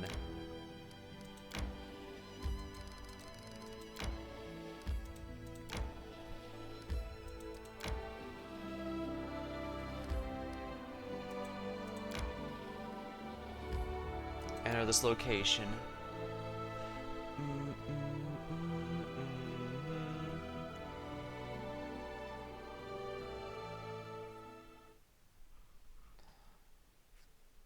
Huh? Corpses?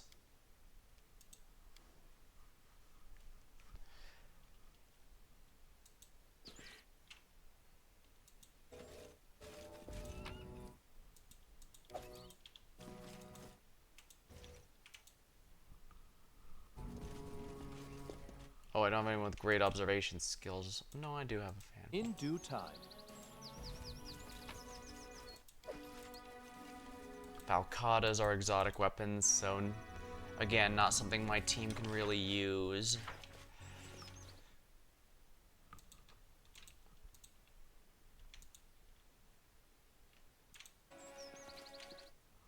Ingid, son of Shatara. Oh, everyone here is dead. I see something.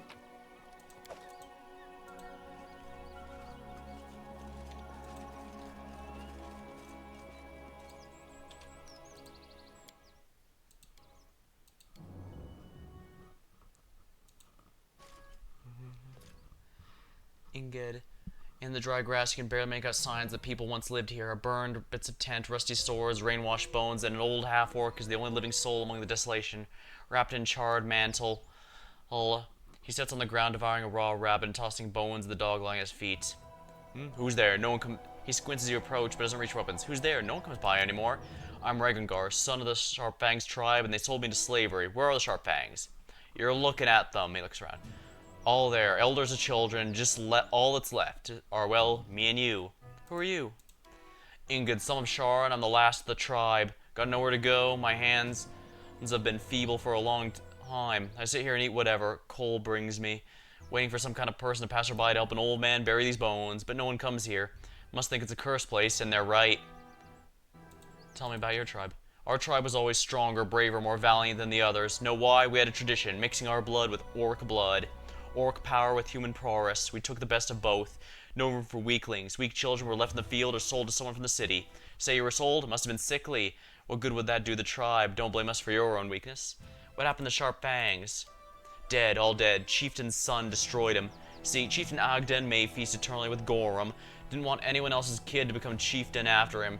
So he needed an heir with incredible power, so he chose Gara the Dragon Eye to bear his children. She was a mighty orc warrior and scorched her enemies with lightning, boasted of having dragons in her family. She demanded a lot of gold for it, but she delivered more than promised. Not one child, but twins. Agdon thought wild what to do, and then wisely decided the tribe doesn't need two chieftains, so he sold the weaker one to get back to some gold he spent. Started raising the second one, Stargar, our new chieftain. The boy was alright, deft, cunning, and strong, and he knew how to use dragon charms. Could strike an elk with lightning from his hands when he was knee-high, but there must have been too much orc and dragon blood in him and too little human. Older he got, the more, well, you know, he knocks his head with a bony knuckle. Had a temper like a dragon. If anything went wrong, he'd start fighting right off. Couldn't tell the tribe's folk from strangers, would shoot lightning at the tiniest provocation. Was always cocky with his father, too. Called him names, screaming out the chieftain sold his brother, saying he'd look for him and return to the tribe. In a word, crazy. Anyone else would have been happy about the chieftain's mantle, the one I wear now. Anyone else would be happy to be getting the mantle, especially with no rivals, but he was stubborn, wanted his brother back no matter what. Then one time, Agdon grew tired of Stargar's whims and decided to teach him a lesson, as a father does. Knocked him a couple times with a long rod, and that was it. Boy screamed like the hells, his eyes flared blue, started shooting lightning around. It was terrifying. Still see it in my sleep. Flame, smoke, lightning, tents burning. I was too old to fight, so I hid behind a hillock to stay out of the way. Yeah. He goes on and on about the importance of strength and might makes right, but the moment you'd think that'd be relevant, he decides he'd rather hide behind like a coward. Some of the others, they went with him with swords. They all died. No one survived. Even the little ones were burned alive. He took as good as he gave, though. Died of wounds soon after, and that was the end of the sharp fangs. Hi. Looks at the scattered bones of the grass. Brother. What do you say, Rengar? Oh, what is there to say? The half-orc looks across the bones scattered. Let me a hand here. Let's give these jerks a proper burial at least.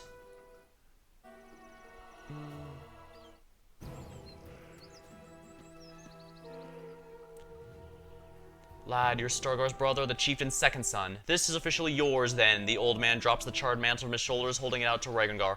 Tribe might be gone, but the mantle is yours by right. After a moment of hesitation, Rhaegar accepts it. Thanks, old man. May the gods grant their souls peace. He looks at you. Let's go. There's nothing left for us here. The half-orc turns and walks away from the burned settlement without looking at anyone.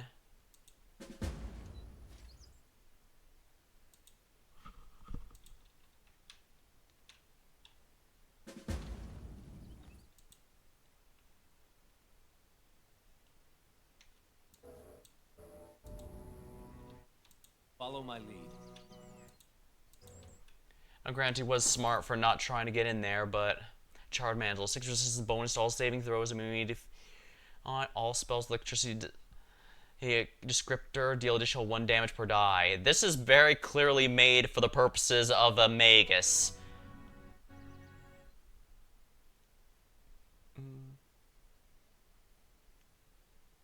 Honestly, it's probably better off on me since I can't really use Rhaegar due to the That is not far. too much repeat, but I mean, we're both Eldritch Scions, just one is Dragon Blood and one is Fey Blood, but I can't drop myself, so. But at the same time, it is his, so perhaps it's thematically appropriate to give to him.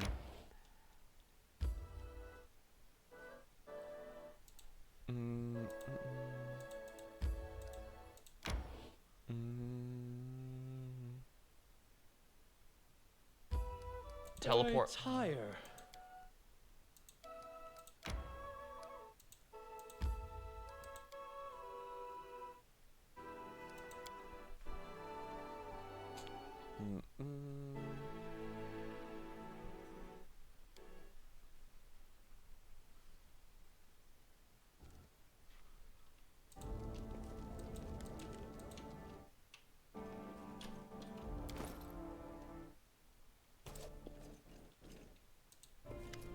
Rhaegar. Well, it's over. No accusations, no spitting their faces, no big fight. Just a pile of scorched bones, some stupid story from an old fart.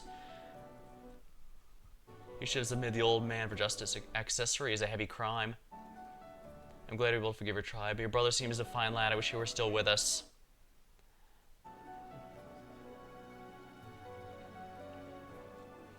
Oh, where they just trying to spare the old man. Fine lad, I wish you were with us. Me too, but there's no helping us now. We'll just have to get drunk for the peace of his soul sometime. It's a shame I couldn't meet my brother, but he's in Pharasma's hands now, just like the rest of them. Buried and, no, not forgotten. I'll remember this, just left behind. I don't waste any time looking for lessons and everything like Lindsay does, but if there's any conclusion can be drawn from the story, it's this. Let's not screw our lives like those pieces of shit did. You're my tribe. You, Octavia, the rest of our crazy gang, and I don't need anybody else.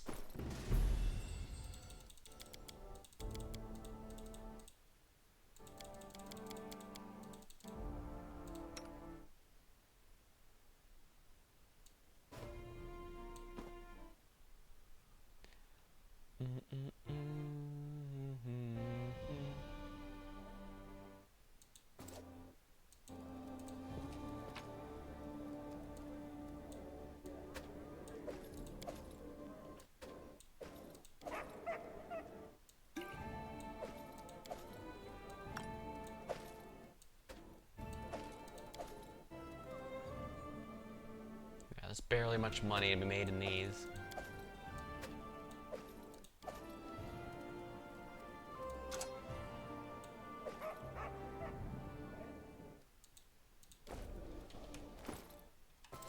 I am prepared.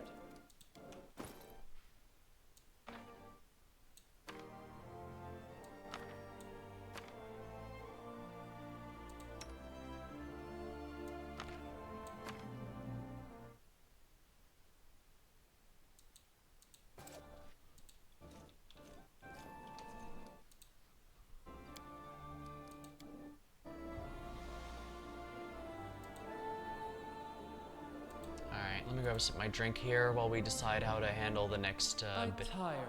Heroes Remains. The Rage of Sky and Wind. We can tank these damages.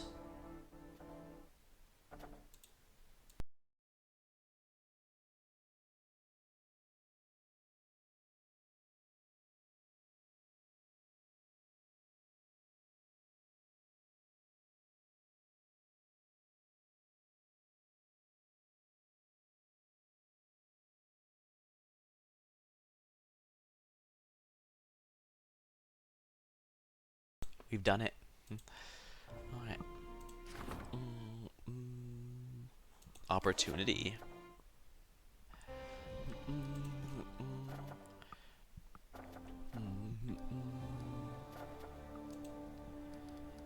Raising the counselor's endeavors might not be half bad, since Trishana is actually handling a good amount of these things. Enhanced border control. Provides more saving throws when fighting in claimed regions.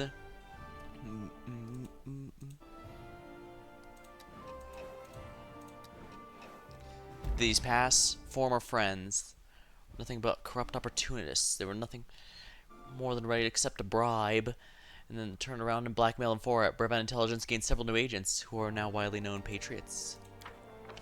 Penitence, failure. Protection of the land complete, and improving cultural development is cost of buildings with culture bonuses are now reduced.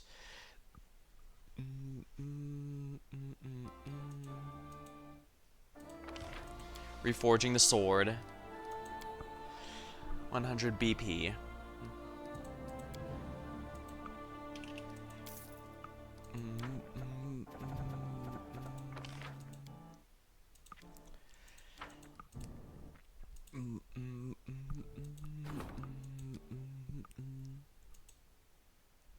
Problem. 70% success rate. The waters are fields. The great houses of Lebeda and Lovkadov are fighting over trade. It isn't a full-blown war, only disagreement. But the ships of the two are regularly sinking one another. Supporting one side may result in relations with a rich trade partner. Celebrity.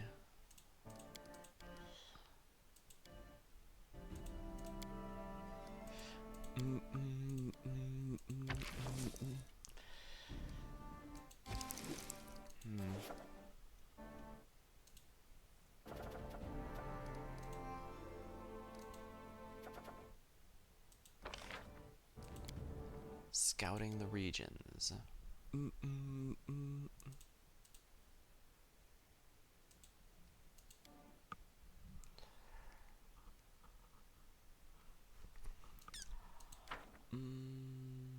Varzen patrols.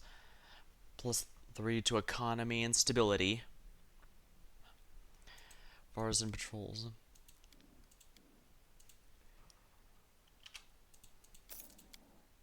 Of course, 30 days, economy and stability. Reforging the sword.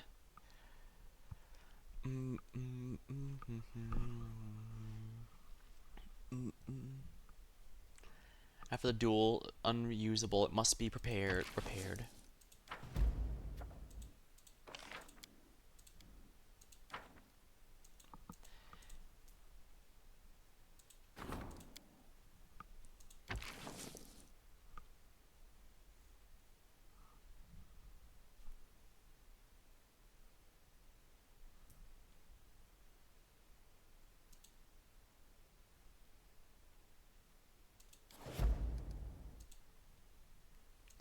I'm sure I won't regret this.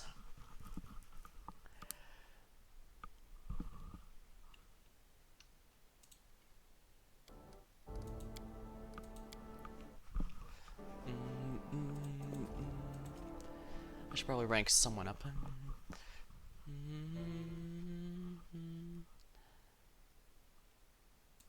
Support counselors' endeavors. Loyalty.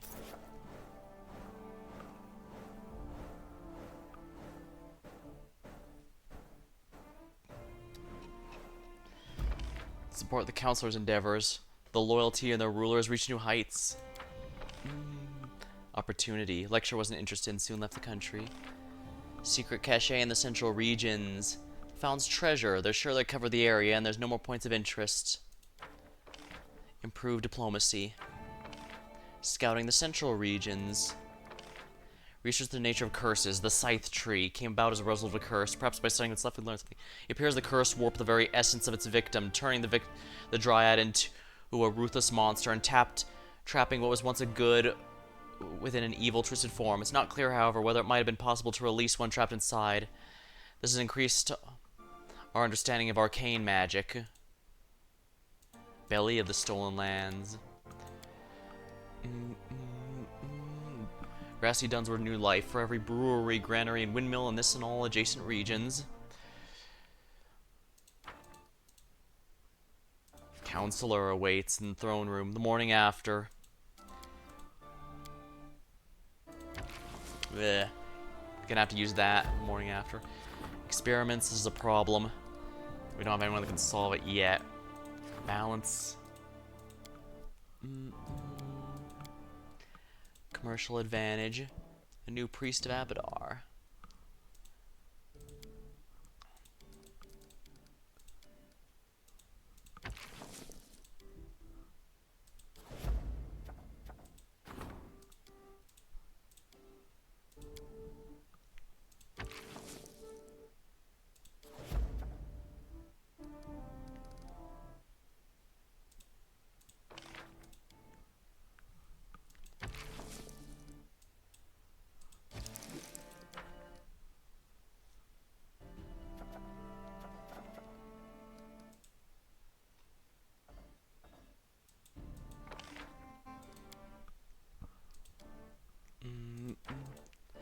Alright, what's Sasana have to say? What's going on?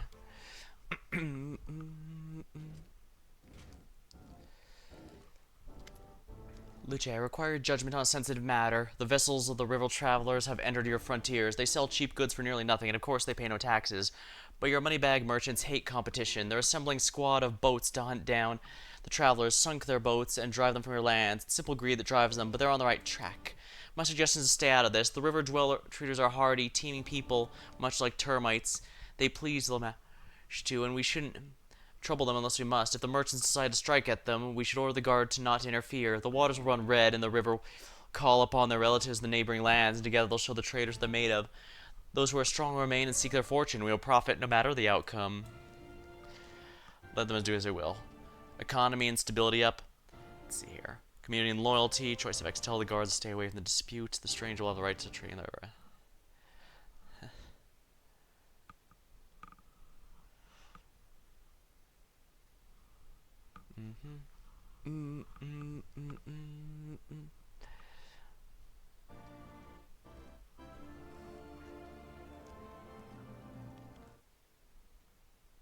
No, their efforts are not required.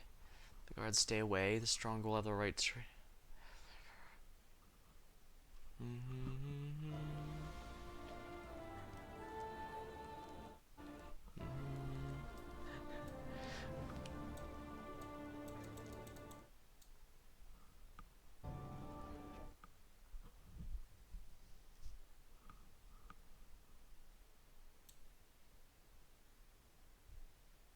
Stability is painful to lose, but loyalty, economy and stability.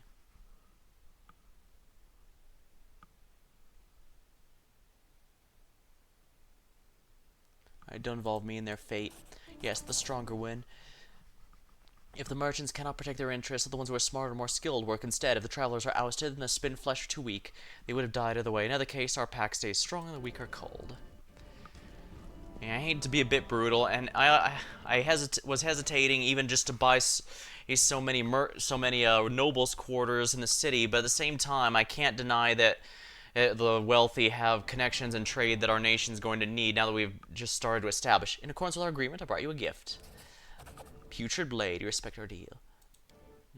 I'm doing my best to serve you.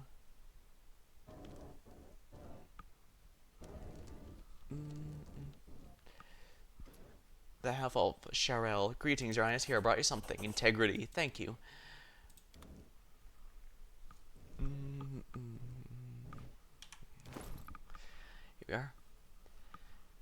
Putrid Blade, a rapier, acid damage. Corrosive and finesse weapon. Corrosive rapier grants its wielder acid 20, the ability to cast spit venom spell as a 7th level cleric. Not bad. If I was going for a dex build, this would probably be one of my more ideal weapons.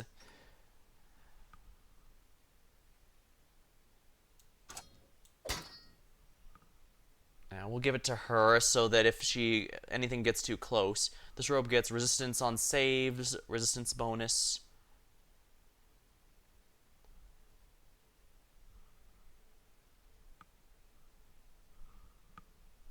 But it casts blindness.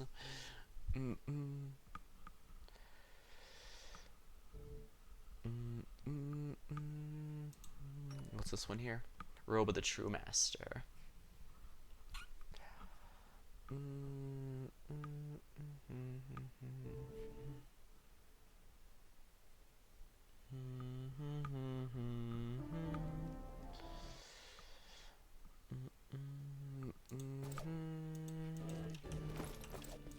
Focus on the goal. What's this? Mighty Constitution +6.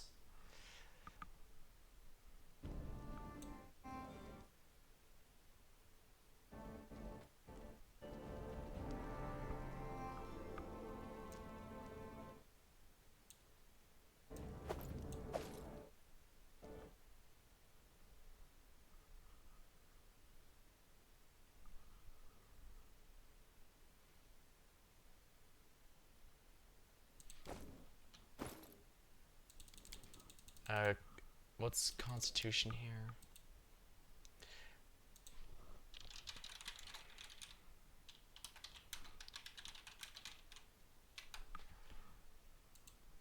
Alright, which one? Yeah, which advisor uses the Constitution stat?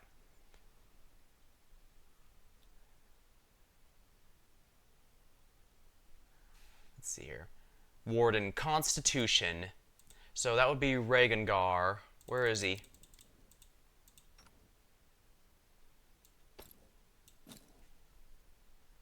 That should help him out a good bit, I think.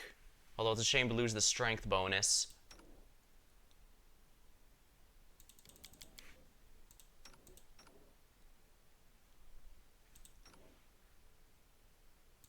I guess I can give it to her. She doesn't need the con bonus, though, actually. For obvious reason that she doesn't have it.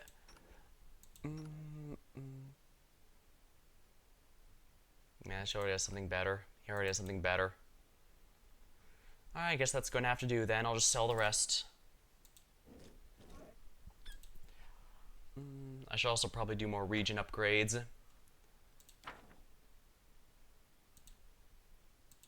Helping Hand. Counselor +2 bonuses.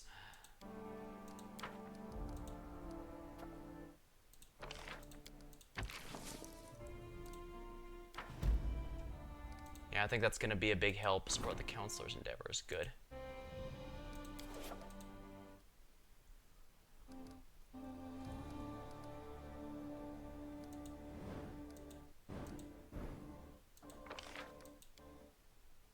Oh, they're both busy at the moment. Oh, that's fine.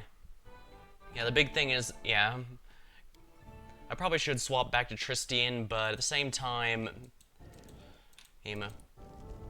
Sana does genuinely seem to be doing more of a balanced approach at this, and I probably should go with a more balanced approach, even though it's really weird that I've somehow wound up with a chaotic evil goddess being legal to worship in my empire. Then again, evil can still do good things. I mean, Asmodeus helped the good gods defeat Rovagug. Plus, it's not like she hasn't been anything less than extremely helpful.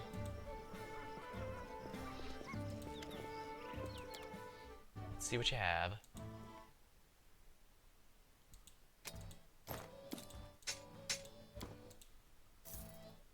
There we are.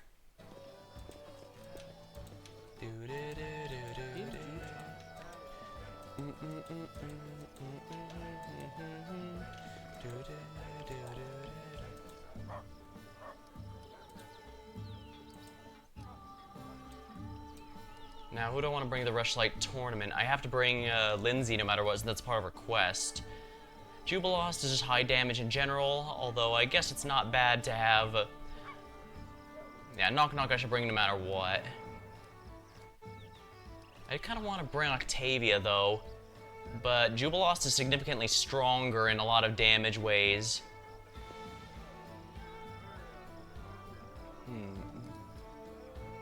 Power attack.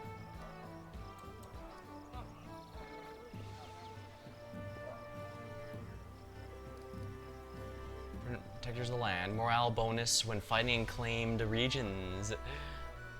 I could also just bring Dia, but she's really only good for arcane knowledge. Granted, she is really good at it.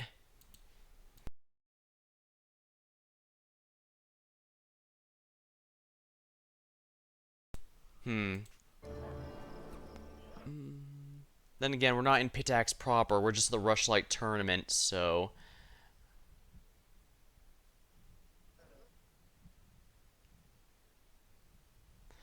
yeah, I can't drop Lindsay, and I don't really would rather like to have Tristian just so we have emergency heals on the ready. I guess with the Knock Knock and Octavia, it's just a matter of do I want AoE or do I want single target, because Knock Knock is the better single target fighter while Octavia is better at AoE. I guess since this is a tournament, it's probably going to be one-on-one. It's probably not going to matter. I just need to buff the crap out of my main character.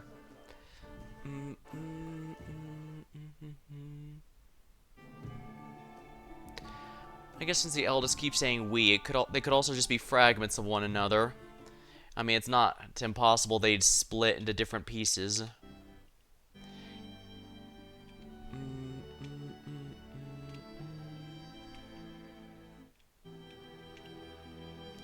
I was wondering if scouting regions would unlock all of the locations I haven't yet. Said they found treasure, but I'm not seeing anything that's new.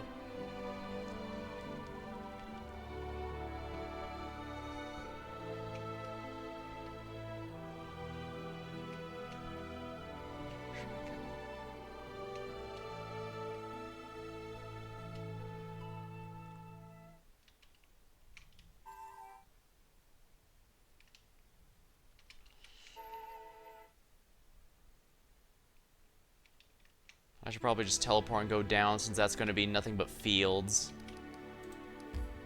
Alright, so we'll teleport over to Glenabon and we'll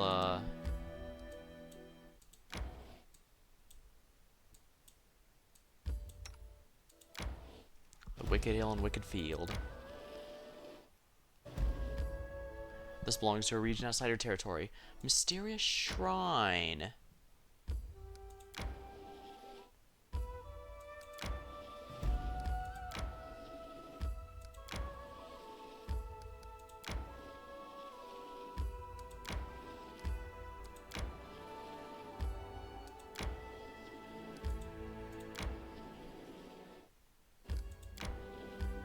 Let's enter the mysterious shrine and see if there's anything here. If it's another Lamashtu shrine, I'm sure Sana would be happy to learn about that.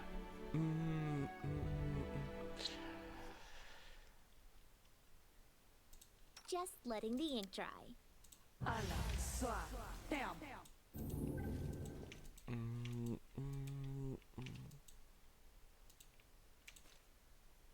No mistakes.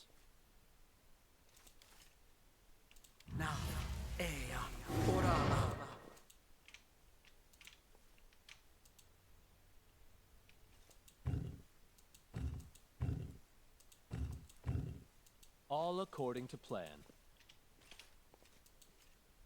The Nilius says, time erases the blood skilled, but our grief lives on, my queen.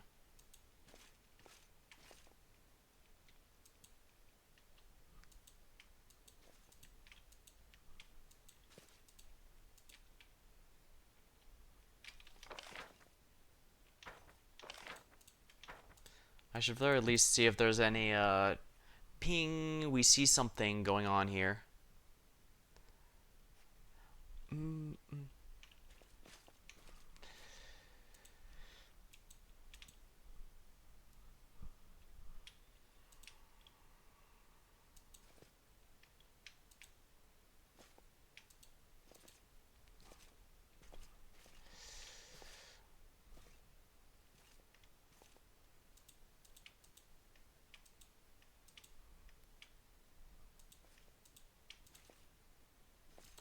Nothing it should found be. here.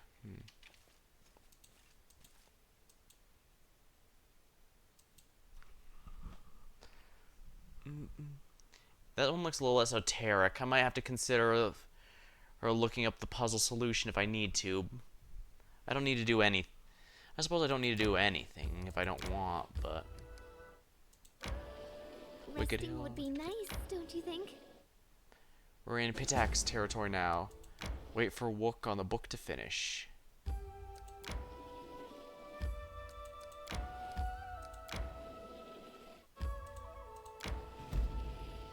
Hemlock Island.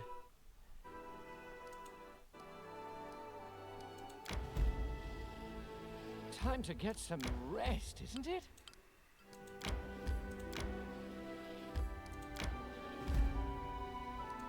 Oh, I found the capital.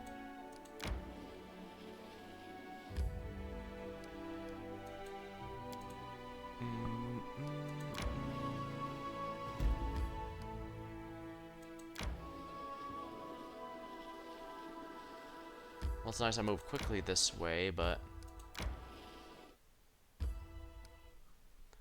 we'll camp, I suppose.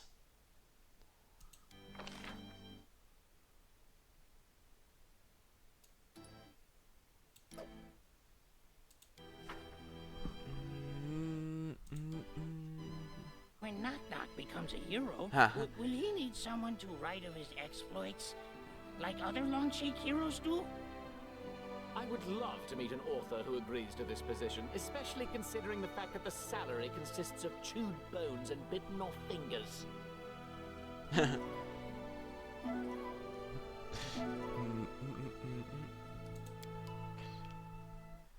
There we are.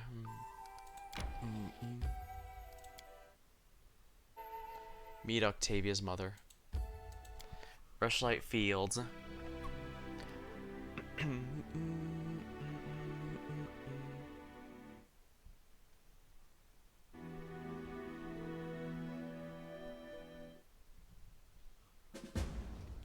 Talk to Talia Gitarin. Castruccio Orvedi. Ah, so that's the king himself, the man of the hour. King Orvedi meets you personally. The bulky Khalid is broad-shouldered and looks to be somewhere around 50 years of age. His golden crown sits on his long, greasy hair above a powdered face covered in bristle. His expensive doublet is stained with oily spots. He guffaws and squeezes you at a bear hug, enveloping you in a mix of sweat, wine, and expensive perfume. Well, my crown-bearing brother, welcome to my home. Stuff yourself, drink, be my guest. You've proven yourself in combat as well as affairs of state. Let's see how you do at having fun. Well, being Fey Touch does help in that aspect. Brother? What? Why? It's the crown. Is better. Forgive me for interfering into a conversation between illustrious persons. I just meant to inquire, how is my death sentence in absentia? When I inquired about it the last time, you still couldn't determine on the type of execution, honorable sir. Aha! Sir Northropple, of course, I remember. Well, today is a special day, and I think it would be acceptable to decorate it with a symbol of royal mercy. I officially grant you a pardon and cancel your sentence. But you know, between us, I decided on dismemberment. It's about long. Yeah, we can't forget that he sent a spy there, so pat on the back. I'm happy to finally meet you. It's no good for kings and queens to stay in our Might as well palaces play all my the part. time. We need to meet, be friends with one another. It's all about keeping up neighborly relations. So here's the plan. First, the Fishers Triathlon.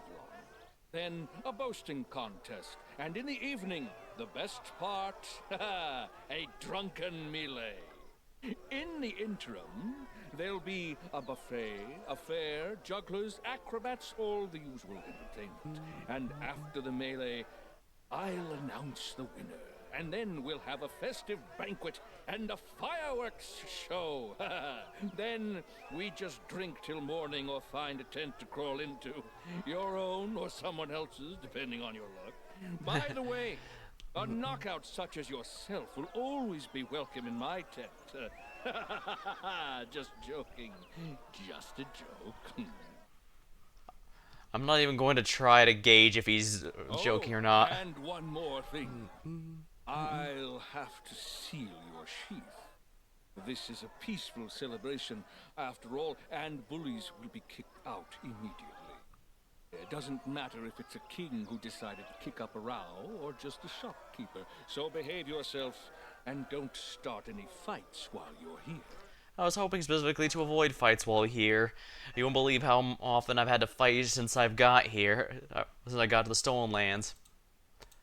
Well, I have to go. If you need anything, talk to Nunzio Arpaia. He's my master of ceremonies, so he's responsible for organizing this mess. Have fun.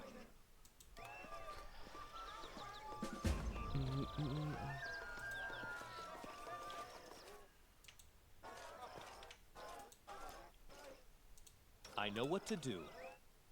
My magic is, you'd think he'd steal my magic too, or maybe he doesn't know. There's no way he couldn't know, right? Edna. Pleasure to meet you, Your Highness. Congratulations, coronation. It's a pity the hunt you held was ruined. I do hope it wasn't the last one. Hopefully it's not. In due time.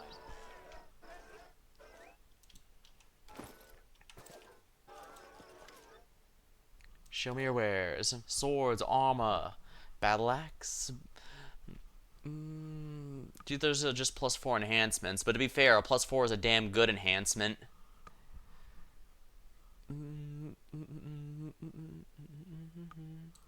Kukri, +4.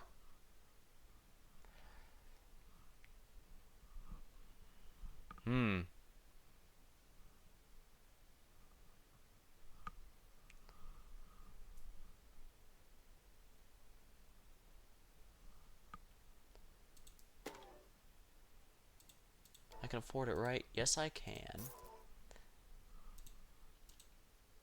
Who's there? Lamashtu?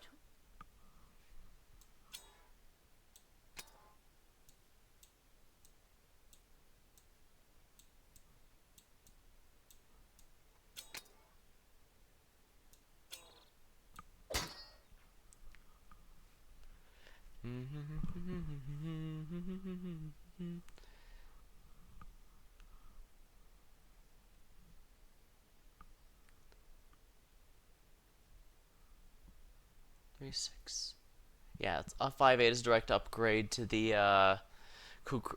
Yeah, Kukri +4 is a direct upgrade to the Gift of Death. I guess Sacrificial and Unholy might be useful at some point, but I'm not too worried about the rest. 12 to 15. Yeah, Kukri +4 is definitely an upgrade, so. Gift of Death we can sell later.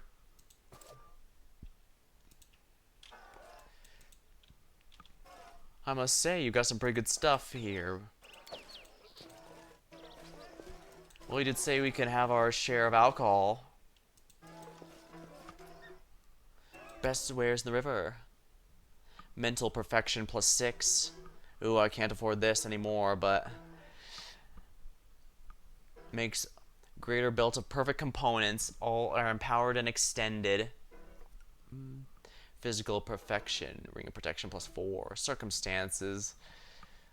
Resting while wearing. Activate before abilities. Removing it will immediately remove all bonuses. After resting while wearing it, activate up to 4 of these. Oh, so it randomly picks up to 4 abilities.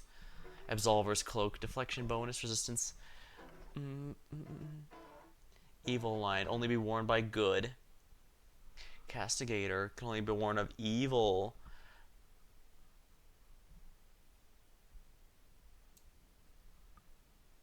These are quite nice, actually. Drunk Bully.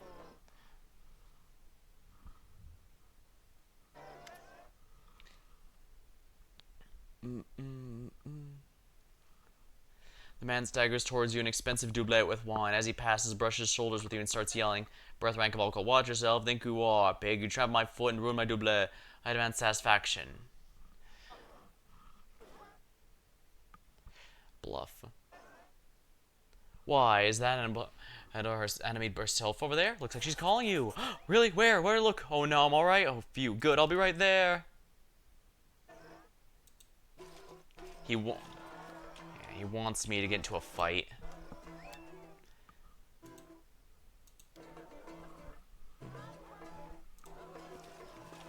Karnan Viril. The gnome's yellow, bloodshot eyes scans the room. Noticing you, he grabs her steel sheath. What? Who are you? Oh, it's your Royal Highness. Forgive me. I didn't recognize you. It's an honor, truly. I'm Karn Veal, a simple salesman. Who are you? I told you already. A simple salesman. Not rich, not noble. Why would a king concern himself with me? You wouldn't. What is it you sell? Why do you care? Fish and the like. Who might you recommend I meet here? No one? How would I know? It's a simple salesman. Leave me be.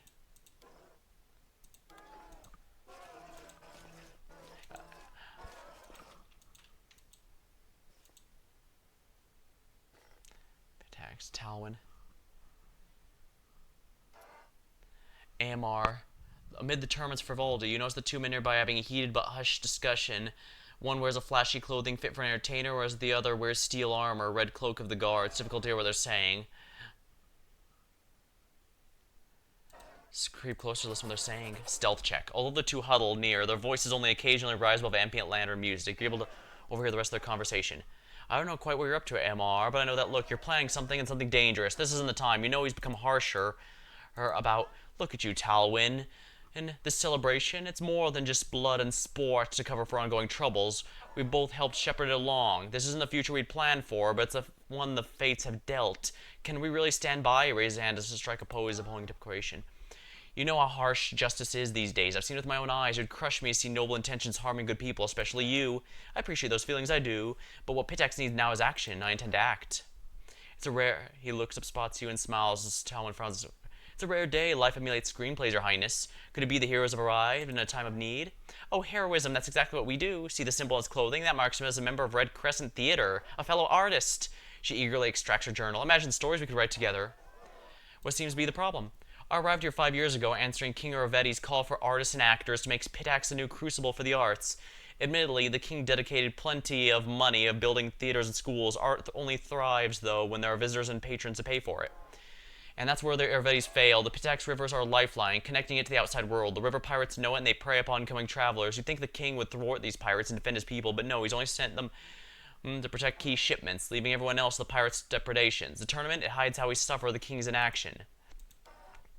Now, when the king's soldiers can or will not vanquish the villains, what happens in these stories? That's right, the heroes step in. Numerous victims have told me of the attacks, and I have pieced together the approximate location of their camp. If you can ambush and defeat them, traffic will flow, commerce will thrive, and you'll commend the adoration. Now, I'm prepared to write a play dramatizing your exploits. What do you say? Before I accept, I have questions. The wise protagonist always has questions. What would you like to know? How many pirates are there? It varies by report. The camp could have a few dozen. You might try to take them by surprise. Why hasn't the king acted? That's unclear. It might be lack of soldiers or lack of will. Leaving them alone might also undercut political or economic enemies in some way, but at what cost? Is there a reward? The term starving artist is fairly common in Taldor. Perhaps you've heard of it? I do not have much wealth, but I can't help you win the adoration. I understand that among the theater props are a few enchanted items of actual value. Perhaps I can entice you with those. Alright, I'll thwart river pirates then.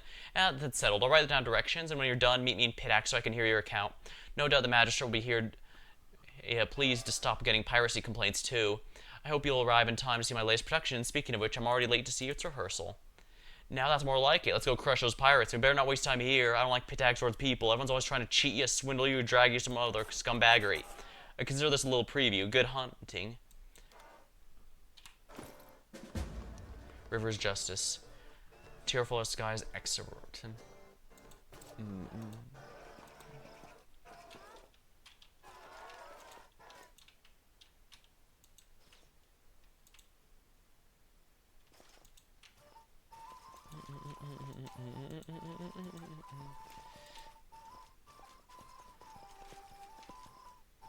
These pirates are a blight on Pitax. Walsh Kilroy. Dock worker. Several concerned dock workers crowd around the half-elf who listen to the workers. I've been telling you, Judge, this is the third shipment in 2 months I've stolen. Can't keep up. Doesn't matter how good last year's business has been. No cargo means no pay, and that means no shipments. We asked you about thefts before, and nothing changed. Where's the king's justice, Your Honor? The Havel patiently motions for silence. It's true the pirates have been taking route on river and attacked several shipments. The king has... He pauses, noticing you. First time his posture stands taller and straightens his sash. King Aravetti shall address the problem soon. However, we will hear no formal complaints until after the Rushlight Tournament. In the meantime, he advises travelers downriver to take care around Little Town. Until then, partake in the festivities and the king's generosity. If anyone has further questions, I'm at your disposal.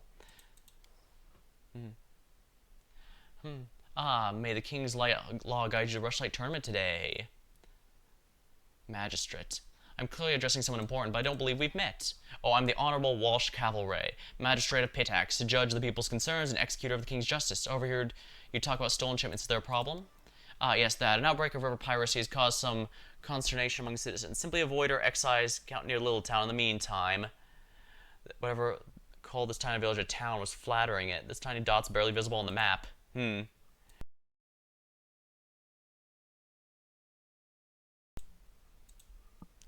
Perhaps Pitax would benefit from somebody with a history of vanquishing bandits. Oh, let's be clear. The armed forces are entirely capable of these criminals. There's no need for would-be heroes or aspiring vigilantes to get involved, much less foreign interests. I recommend enjoying the rest of the festival. How could he be so deaf to people's woes, and he calls himself a judge? I knew a judge once. Spent nights butchering their own kin, then went on to become a zombie. This guy seems fine in comparison. Fine day to you.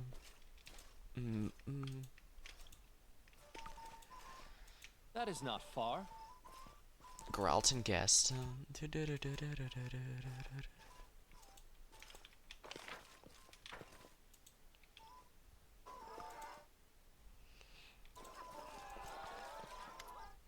Potions, scrolls. Lapis Lazuli Wyvern. 10 minutes, level 4. Barb Tongue Wyvern. Bites just as badly. It draws power from the figurine. Equal the character's level.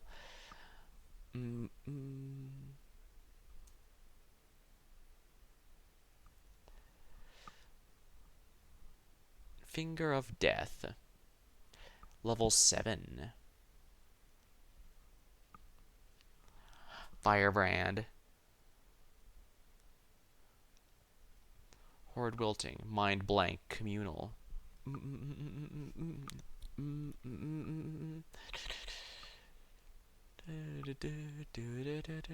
Empower Magic Rod. Dang, these are really nice.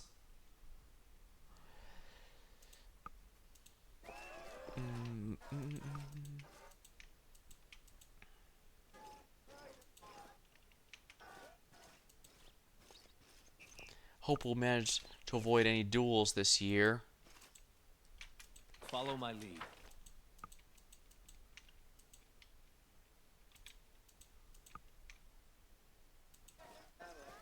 Did it without breaking it. Let's see, what are these odds? Wand of Blur. Wand of Hideous Laughter. 1 minute per level, and it's level 2, so that's 2 minutes. That's not very long at all. All according to plan.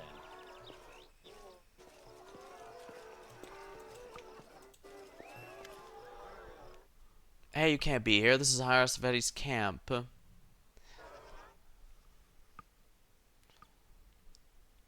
I think I must be lost. I must be going. Wait, did time pass?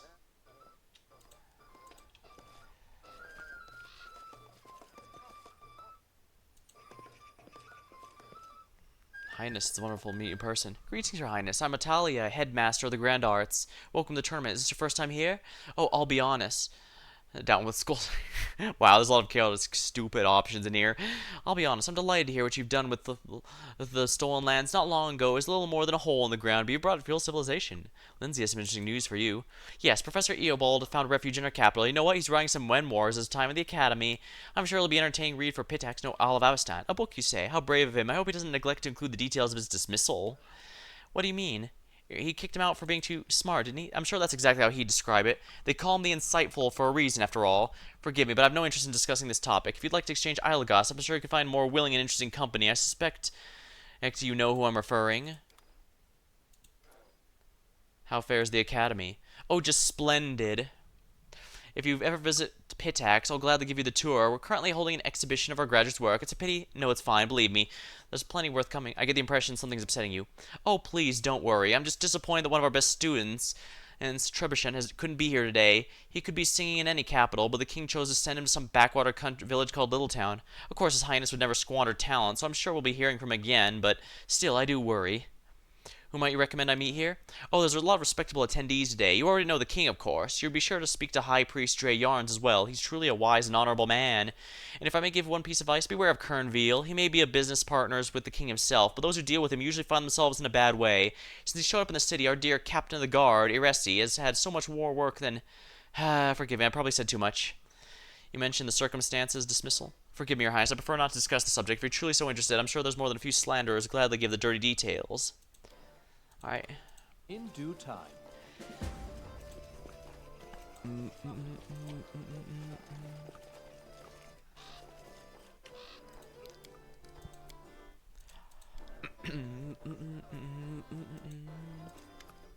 Annabeth. Oh, Luce, fame bearer. No, excuse me. King of the lands now has come to visit us. Such a delight to see you here. Maestro Bavari, do you remember me? Of Lindsay. Of course I remember you and your nonsense the poetics exam.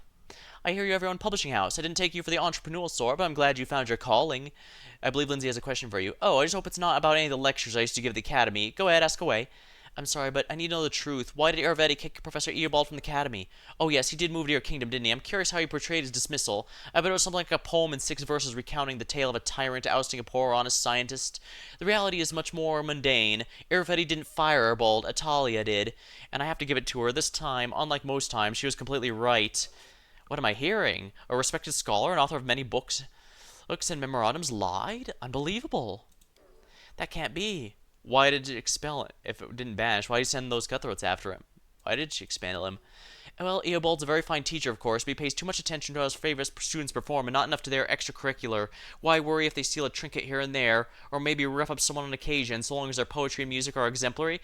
Predictably, this led to a sad end. It was supposed to be just another innocent joke from one of his favorites, Alandi. It led to someone's death. It was an accident, certainly. The kids just underestimated their own strength.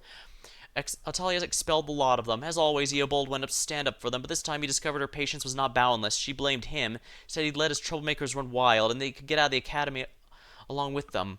She told him he won't tolerate any more bullying, even when it came from the genius of students. I understand it's odd to hear won't tolerate from Atalia, but that's really what happened. She looks animated with huge eyes, unable to utter a word. If he didn't banish her, though, why did he send the cutthroats? Oh, he'd planned to return the old man to Pitax and make Atalia reinstate him, or failing that, he wanted to keep him from going to you. Eobald the Insightful is a prominent name. Of course Irvetti wants a teacher serving him rather than his neighbors. Why would she hide the circumstances around it? She doesn't like to discuss the Academy's internal affairs. Beyond that neat facade, there's also too many events, and so she looked the other way on over the years. All in good faith, of course. Well, thank you for telling us the truth.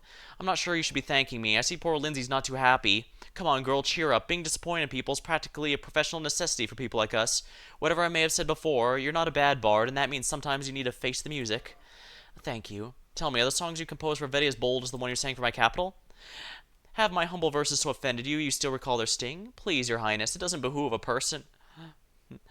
And take umbrage against a petty bard. Do you know the old proverb, the tune's chosen by the one who pays the piper? Well, tell me about yourself. You could have easily asked my admirers who Animate is. That'd be about 3/4 of Pitax. The rest are all my haters. Ha ha ha. But you don't get be the best among the city's poets and musicians without gathering a few enemies along the way. But why should I concern myself with hacks and sore heads? Well, yeah, that's artistry for you. What can you tell me about the king? Her face darkens, but she quickly gains a smile. Love him or hate him, you can't deny he's a great man. Pitax was a very boring place without it before him. Only pirates, fences, and other scum did business. But then the king came in and turned into a cultural capital of the region. With him in charge, the arts have flourished, and the city has been filled with songs, paintings, and statues. I just pray the Callistra breathes some love of the arts to withered hearts some of the other rulers in the region who prefer to squander their resources on saber rattling. Some may say the king doesn't have a taste for arts. Any successful person gets spread dirty rumors about them. You should hear the things they say about me. Pay it no mind. Our king's a man of exquisite taste and appreciation of all kinds of art. He's also an unsurpassed singer, a skilled hunter, excellent horseman, able to fake fancy bread while juggling daggers. If you begin the path of singing praise for your superiors, dear, at least use your imagination. Does the king have many enemies? Oh, of course he has enemies. Lots of them. Like anyone who's actually accomplished anything in life. Take some of those old trade houses, for example, Lencia and some others, whom he stripped of their power. They'd love to see him at the bottom of a river, but even now, in their mutual sorry states, they can't help but manage to work together. There was also Irisay, captain of the guard. He was just seething with indignation the king brought new rules to the city, but who wants to listen to whining failures like them? Bet he brought a golden age. Yeah, I have the feeling she's forced to say all of this. Tell me about the Rushlight Tournament. Our beloved king has run this tournament once in several years since he took the throne. Guests from all over come for it at a dagger mark of Mivon. It's a pity Bravoy doesn't honor us with any representatives this year. I guess the Eldori aren't in a very festive mood right now. On the bright side, we get to host you for the first time, and Callistra willing, it won't be the last. Who might you recommend that I meet here? That depends on who you're looking for. If you're in the mood for pleasant company, you've already met me. And of course, if you're in the mood for Schadenfreude, Gaspar, the family lost to the Pixton Crown in a card game, or maybe Atalia, the headmaster of the academy, who thinks her skill at bureaucracy makes her a good bard. And if thrills are what you're after, shivers down your spine, try speaking to Carnverud, head of the Thieves Guild. Alright, farewell. Enjoy the celebration. I can't believe it. The teacher lied to me. We're going to learn the truth as soon as we get back home. As it should be.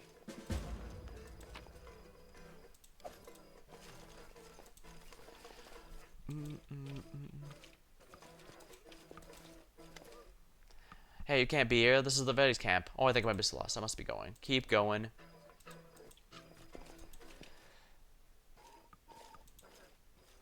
Nunzio. Your Royal Highness, welcome to the Rushlight Tournament. My name is Nunzio. I have the honor of being His Highest King's Master of Ceremonies. You could say the organization of this tournament rests on my shoulders. If you need anything, I'm at your disposal. Tell me about the Rushlight Tournament. Since starting the reign over Pitax, His Highness the King has held this tournament once every several years, inviting guests from high society of nearby kingdoms. Today we have guests from Daggermark, Mivon, Gralton, and Timon. Unfortunately, Bravoy did not honor us with representatives this year. It's possible recent events have been stressful political climate. It put them in a less than festive mood. But we're pleased to have your Highness in attendance for the first, and I hope not the last, time this year.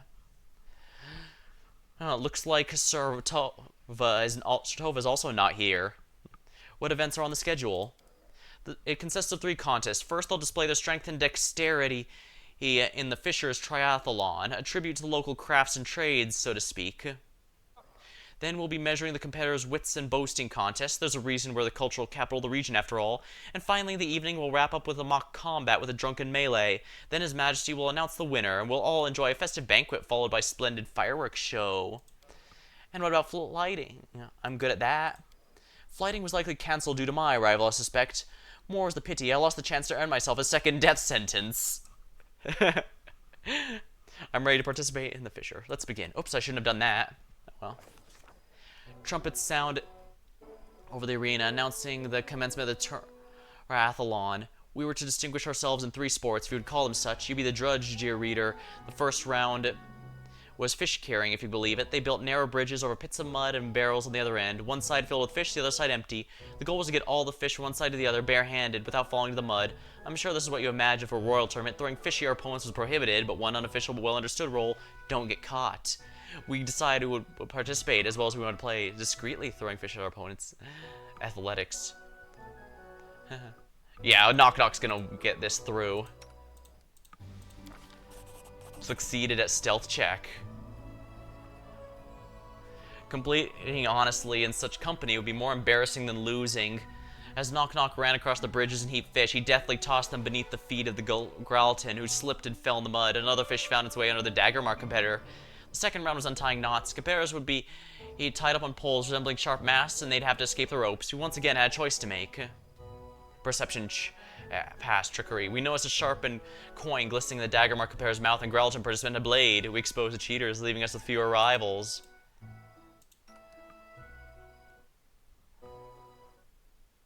I can actually use her for this one. Succeeded.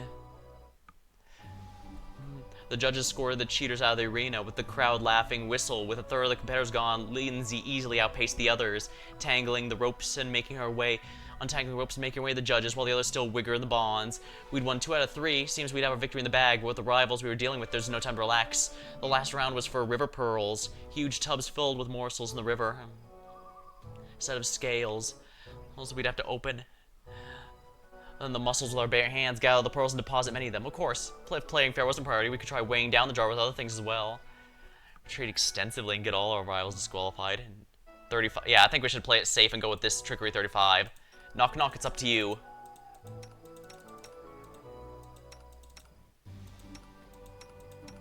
Here we are. Don't know why I wasn't clicking. Succeeded at trickery check. Knock knock bravely dove and started opening shells, breaking his nails in the process. He put fistfuls of pearls in his jar as fast as he could, slipping the occasional pebble, pinch of sand, or dollop of mud. Once time was up, his jar was heaviest. Soon, we stood on the pedestal as the judges awarded our team victory. We were wet, muddy, and smelled of fish, but we grinned joyfully all the same. Excellent. That was a flawless victory. Nah, we got everything we needed here. Maybe I should have brought some others with other specialties, though, because a Kundayo would definitely have been good for some of these. Your Royal Highness, welcome. Boasting contest. Alright, everyone, let's begin. The tournament continued as a boasting contest. The first participant from Daggermark stepped up at the podium and told a raunchy story about him sneaking into the temple of Callistra and seducing the priestesses. Sexy, shoeless god of war. A single night, the crowd was particularly amused. And by the suggestive glances he kept going to the guest from Timon, she simply smiled mysteriously in response. The second was for a guest from Gralton, who told a completely implausible tale about his travels across other planes, where he battled on dead horses and defeated a blood-curdling monster. Gazebo. I am familiar with the dread gazebo meme, don't worry. He was an average storyteller at best. He'd be lucky to get a C for that story, but the listeners were inexplicably elated, suspicious. We took a closer look, and of course we spotted Bard using some tricks of the trade. Neutral evil. Intimidate. We quietly warned the Bard we would shut it. He kept interfering. Failed. He wasn't born yesterday.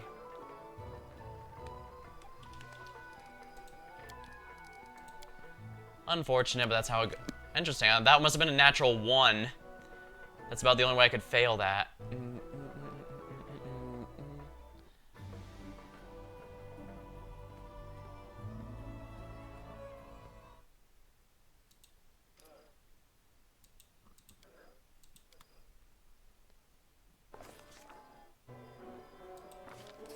Succeeded.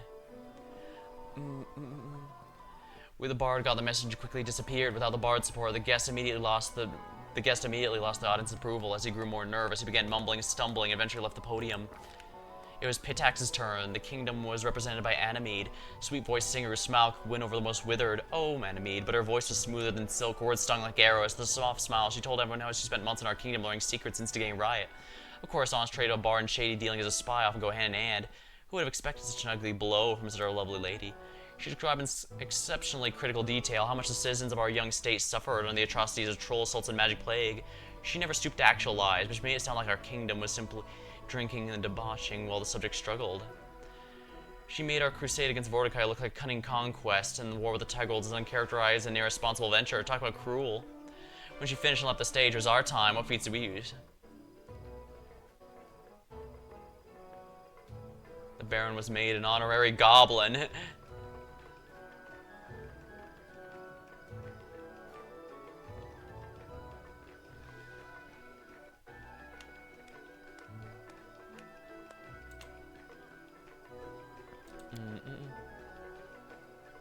Fictional. Our participants lead on the performance.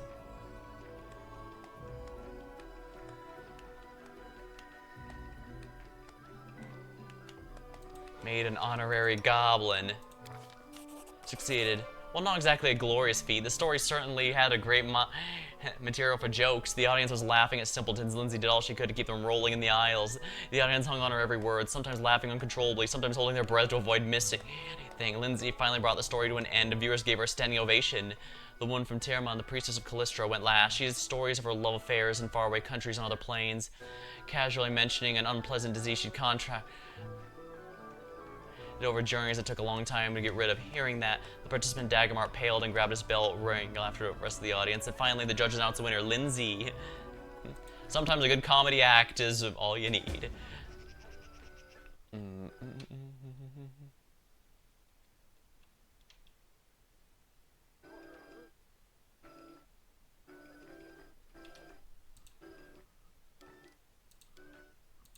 Yeah, I went with the safe option there, especially since I felt like just trying to directly respond to her accusation and stuff would have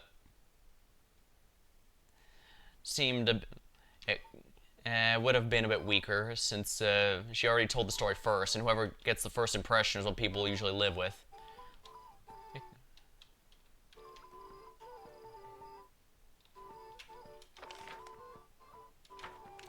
Something bothering you? Yeah.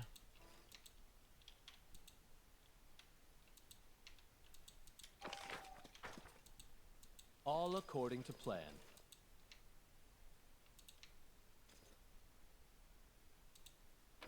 Food. Nom nom nom nom. Gaspar. Hello, Gaspar. My regards, King. Gaspar at your service.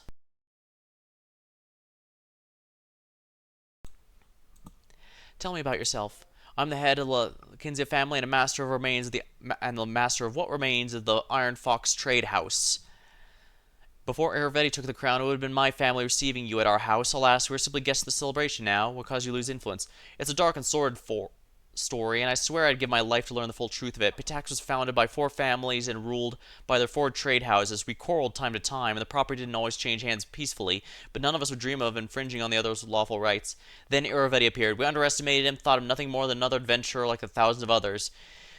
He handled matters quickly and chaotically, with assets running through his fingers faster than chips at a card table. His wealth grew rapidly, but he wasn't a big fish for a while. He invited representatives from all the trade house to play cards. No one knows exactly what happened, but by morning he owned most of their assets, including the crown.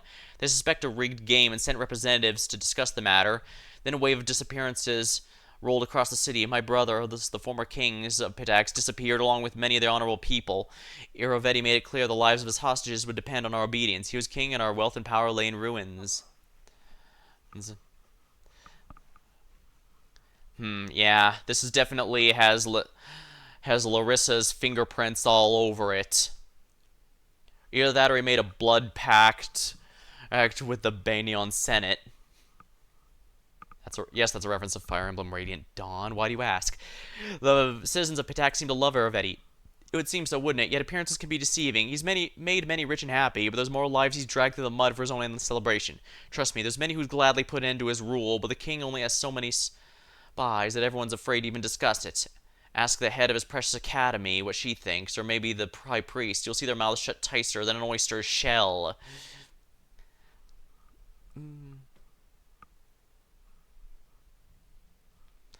Who might I recommend I meet here? It'd do better to tell you whom you could avoid.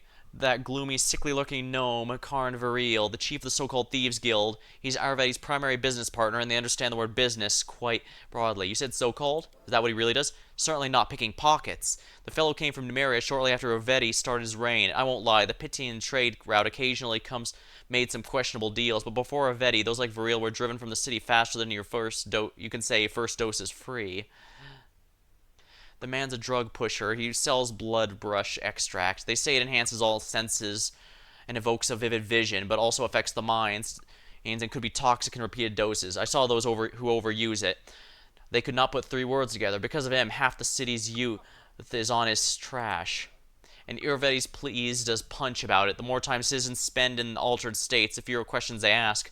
The gnome also uses his own product. It affects both the body and mind. He fears his own shadow, seeing deception and trickery everywhere. Those who deal with him hoping for fabulous profits, but they more often than not end up at the bottom of the river.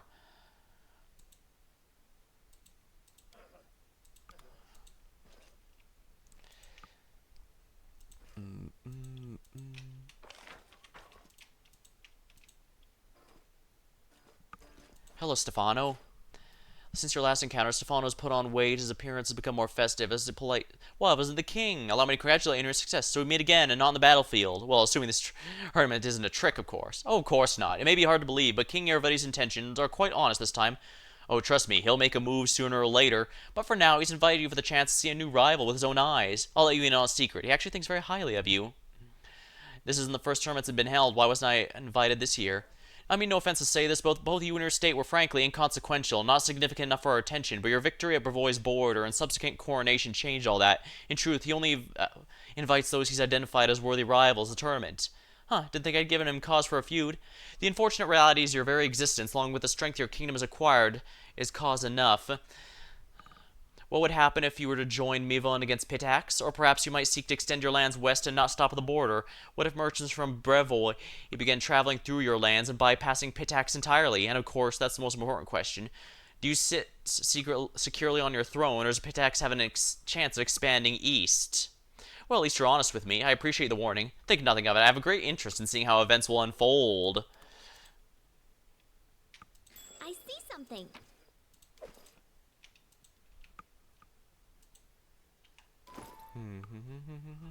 The Quest Electre. The owner of this book reads one new chapter every time on rest, granting a new benefit until the next, depending on which companion the chapter described. Chapter selected randomly. The chapter about Shelburne grants an ability to use Fireball 3 times this day. The chapter about... Oh, Lord.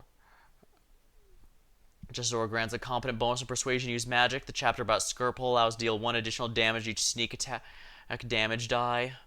The chapter about Wolfgang grants a 10 bonus. Rostov grants an ability to make the target rage as a barbarian. And for 6 rounds 3 times a day. The chapter about Kenneth grants the ability to use Lightning Bolt 3 times. This is going to be good for... yeah, that's going to be good for Knock Knock.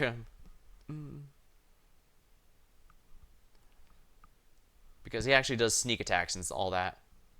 The Paladin's Final Temptation.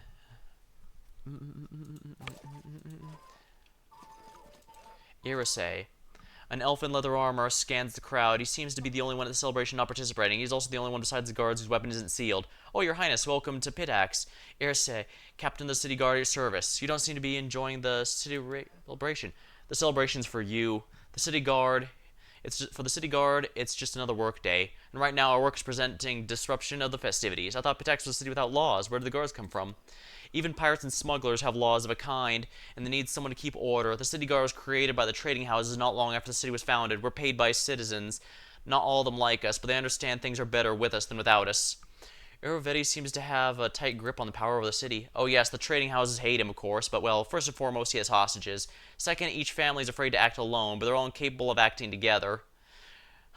Gaspar tried to unite them, but to no avail, and it's probably for the best, frankly. The last thing we need is combat in the streets. Irovetti can be blamed for many things, but at least he took power quickly and without carnage. Now Irovetti's enemies have nothing to do but sit around like High Priest Dre, praying for Callista to send a great holy wasp down to take him away.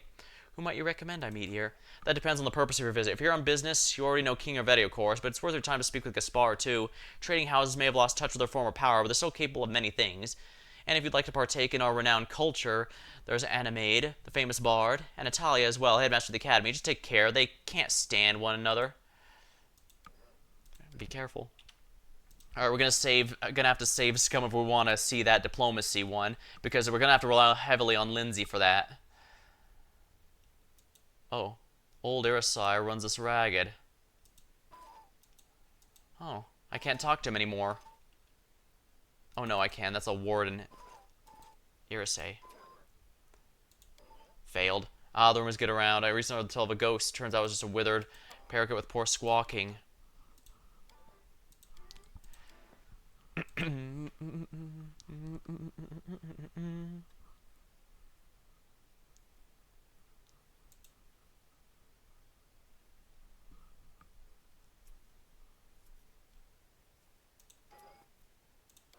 Succeeded. The elf looks around carefully. Not so loud. Irovetti has ears everywhere, but your highness must know, so be it. My fellows and I serve the city, not the crown. I hear you're not pleased with the way he rules. My fellows serve the city, not the crown, not the trading houses, not whoever has the biggest purse, the city. This dump we call Pitax, and the poor fools who swarm around it. Former kings understood this. They're the ones who arranged it in the first place. But when Irovetti took charge, he thought the city guard would be his personal cutthroats, and once he realized that wasn't the case, he started doing everything in his power to make our jobs harder. Now he has his personal guard he have formed, who are above the law and following orders of a barbarian.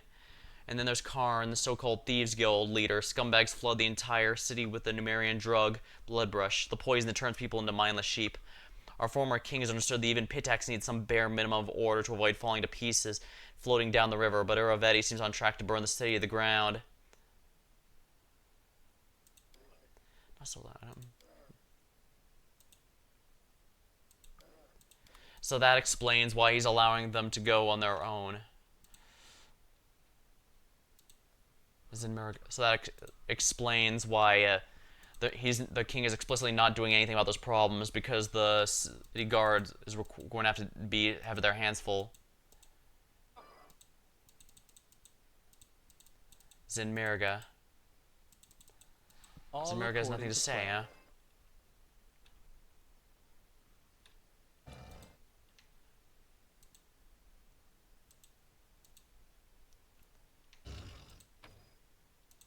Might as well enjoy some alcohol.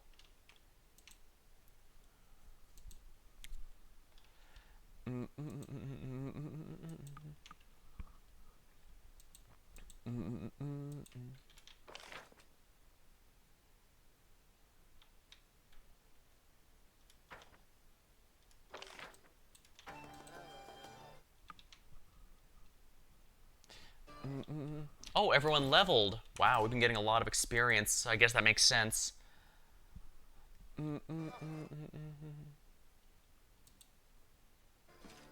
Bookmaker. Come, come, don't be shy. Witness the secrets not meant for mortal eyes. An ethereal battle within the vortex is supernatural. Bets here. Place your bets. What's going on? Something special indeed. I wager you've never seen anything like this before. Before your eyes unfolds an epic battle between the greatest spellcasters, Mysteriado, the Devil Tamer of Chalks versus Zinmurga, the Magistress of the Irisan Witches. Who will win? Who will you bet on? Infernal remains one of the most powerful nations. Irisan, harsh, cold northern land of snow and winter. The land is governed by the White Witches, descendants of a terrible crone, Baba Yaga, all the more obedient to their queen, a daughter of Baba Yaga herself. What are the rules of your game? You think this is a game? I wouldn't be so sure. The rules are simple. Though you choose one of the spellcasters to place your bet. If you guess the winner, you double your wage. If you're wrong, your gold is mine. Bets are set. No more bets. Let the battle commence. Yes.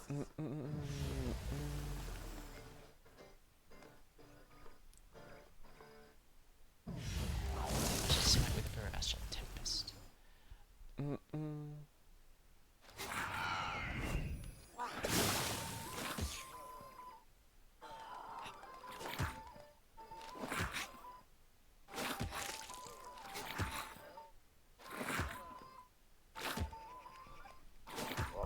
There we are. Victory was foretold in the stars. The battle is over. Mysterion wins. Yes.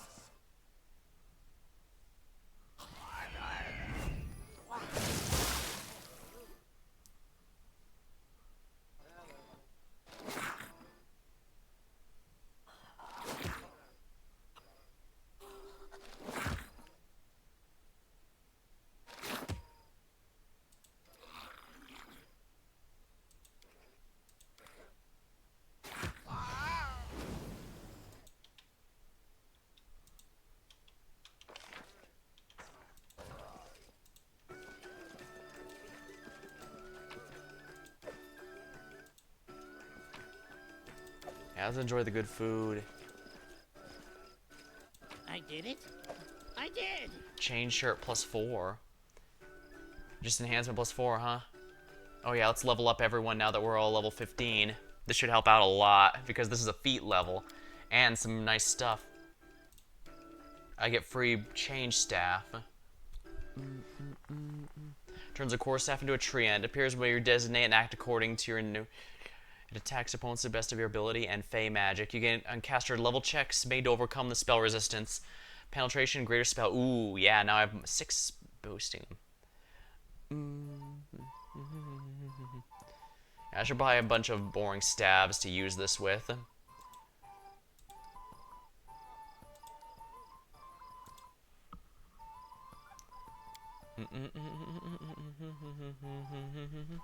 Weapon focus. Choose one weapon. You also choose unarmed strike and your weapon purpose. Again, attack rolls with the selected weapon. However, its effects do not stack. Cleave. Standard, you can make a single attack.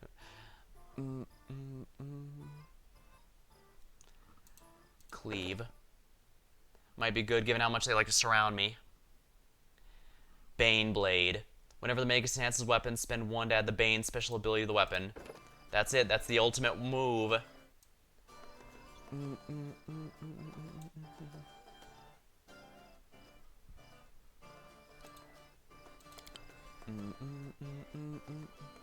Acidic spray. Baleful B-shaped cloud kill. Body.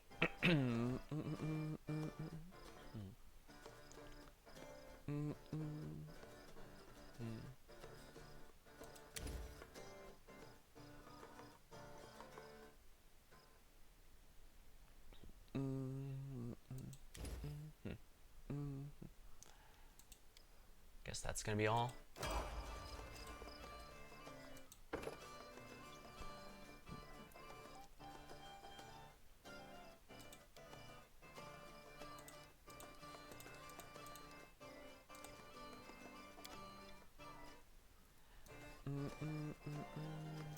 Blinding critical. Whenever you score a critical hit, your opponent's permanently blinded. A successful fortitude reduces this to dazzled. The DC of this fortitude save is equal to 10 plus base attack. This feat has no effect on creatures who do not rely on eyes. Deceitful, deft hands, die hard, dodge. DC. Extra rage power, great cleave. A standard single attack. Continue so long as they are within your reach. You cannot attack individual. Penalty next turn. Improve critical. Improve blind fight. Melee attacks ignore missed chance. Total. You may still be successfully pinpoint an invisible or hidden attacker. That attacker gets no longer gets advantages. That is, you don't lose your dexterity bonus. Intimidating prowess.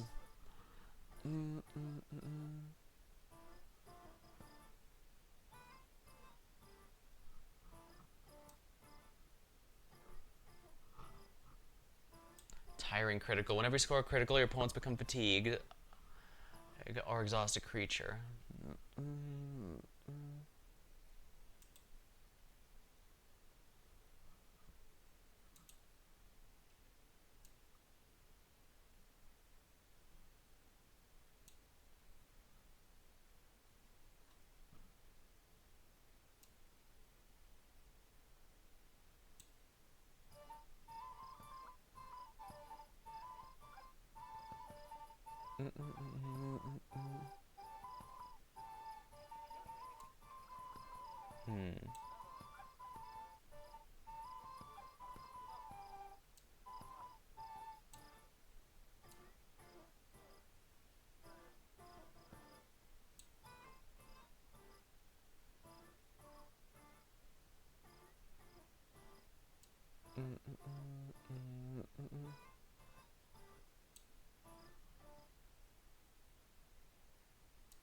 Yeah, Hammer the Gap's gonna be really good, I think, given you know, how often I'm hitting targets.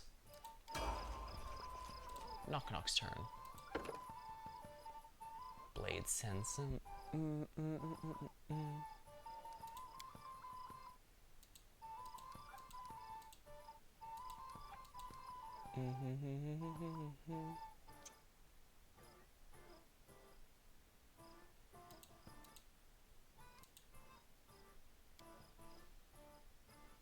Improve critical. Greater 2 weapon fighting. You get a third attack with your offhand weapon, albeit at a +/-10 penalty. Yeah, that should do a lot for me, I think.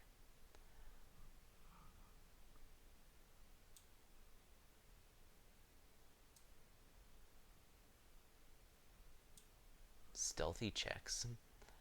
Throw anything, Vital Strike. Yeah, I think greater 2 weapon fighting is going to be good for this. Lindsay's turn. Bard 15. Inspire Competence has been upgraded.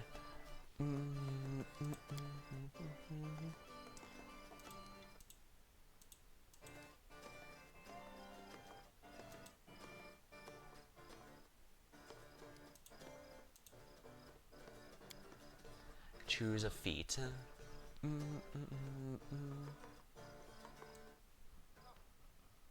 Cautious fighter. No.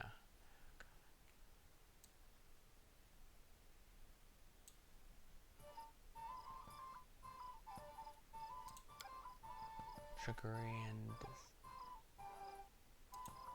persuasion.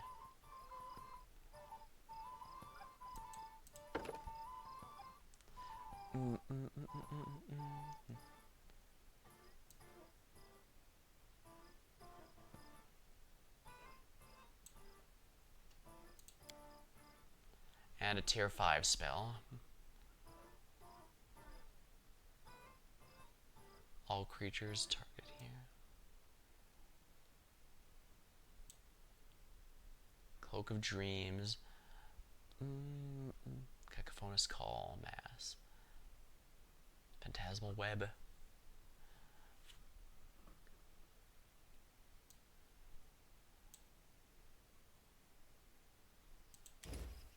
Summon Large Elemental might not be bad, since, again, she's herself shouldn't be fighting much. Tristine leveled. Cleric. Feet level.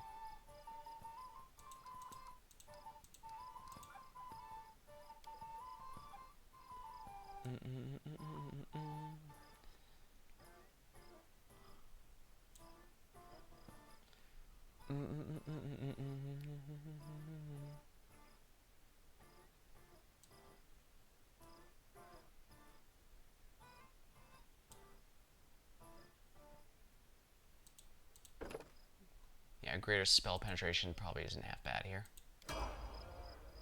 Jubilost. Alchemist. In addition to Alchemists are adept swiftly available. Throne Bombs.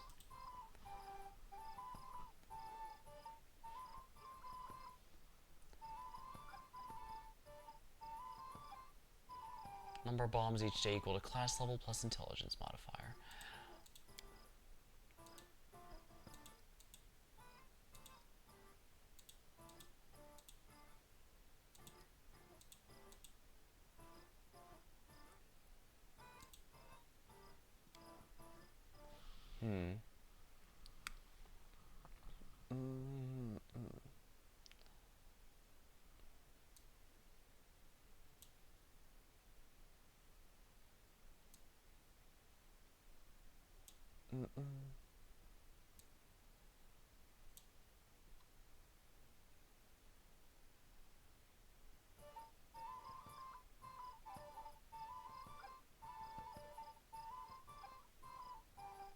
Extra bombs. I already got extra bombs.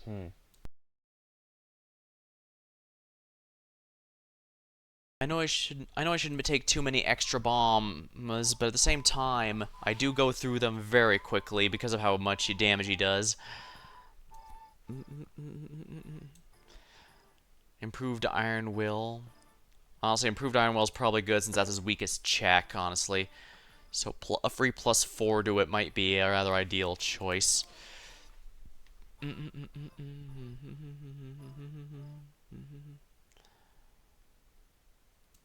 guess spell resistance. None of those look particularly great, if we're completely honest.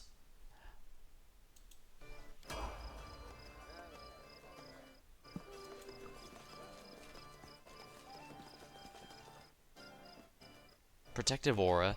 Attacks created by evil creatures. Deflection bonus and resistance bonus to saving throws to anyone within 20 feet of the angel.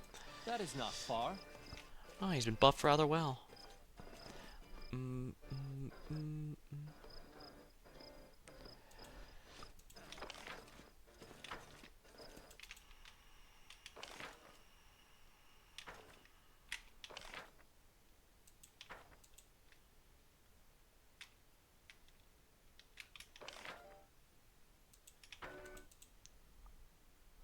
Guess I might as well head over to this part of the party and collect everything I can.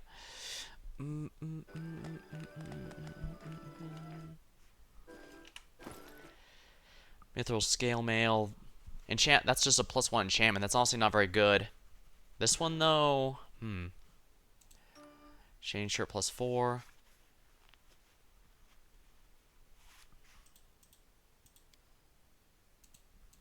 What does Mithril do again? When worked at steel, becomes wonderful. Occasionally used in other items. Most Mithril armors are one category lighter than normal for the purpose of movement and other limitations. Heavier armors are treated as medium. Treated as light, but light armor is still treated as light. This decreases not... spell failure chances from Mithril are decreased. Maximum dexterity is increased by 2, and the armor check is increased. Oh, right. He has a dex bonus of +9, and this allows 6. Yeah, that's a big thing. He needs to allow his 6.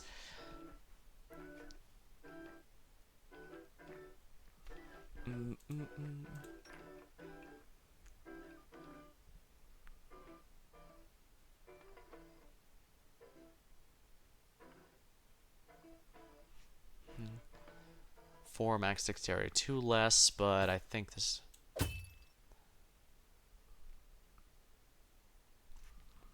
it's a little bit more weight, but I think it's going to be worth it given the durability here. Light Absorber. Yeah, that should be fine.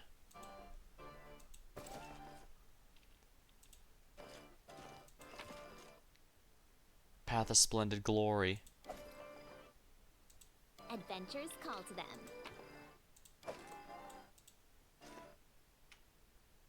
A Goblin Merchant. Adventurers, look at my offers. New wares, all best, only best, sir. Ha, look at this pitiful stuff. Not much for a hero can buy, huh? Show me your wares. Lion's Claw, Falcata. Oh, is this the same one as the, oh, the Varnhold's Lot one?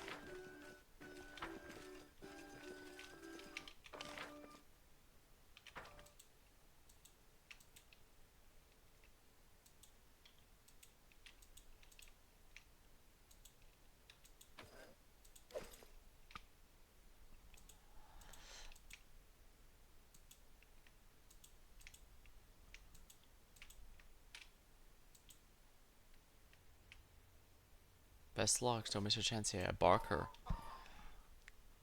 Test your finesse. Crack the lock, get a prize. Who will challenge the best dwarven locks? Oh, what's going on? Do you know you're wearing around a lockpick? Why not show off your skills? Here we have 3 chests, bound with the dwarven lock straight from my helm. 1 attempt is 500 gold. Open it, you get some of your money back. 2 locks, you get more than you paid. Open all 3, and you get the grand prize. Swindler hacks Gamma.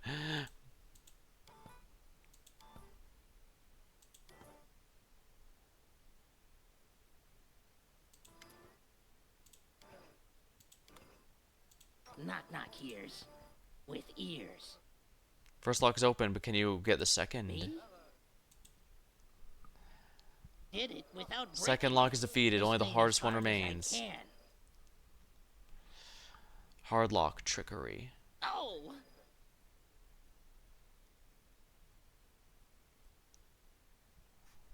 Giant centipede venom. Oh my.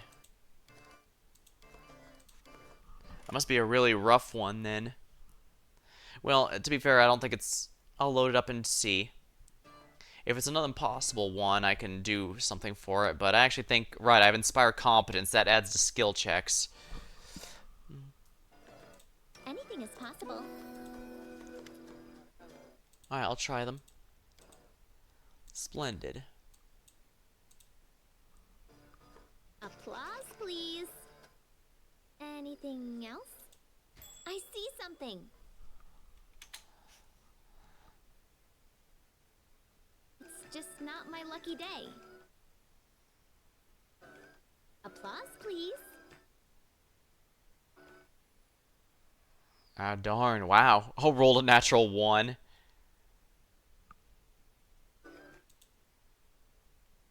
I failed. I'm sorry. Wow, that's 2 natural 1s. Oh, whatever.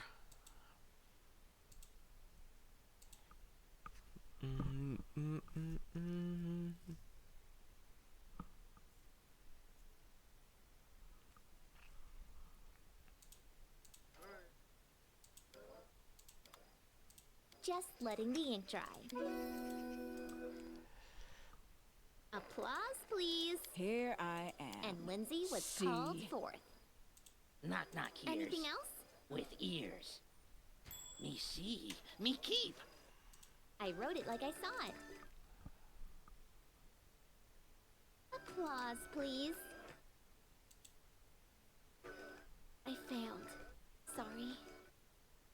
A 2. Wow.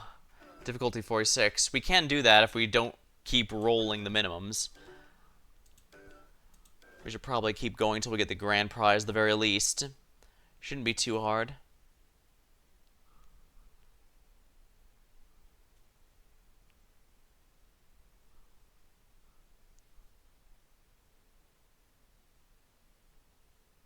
Just letting the ink dry.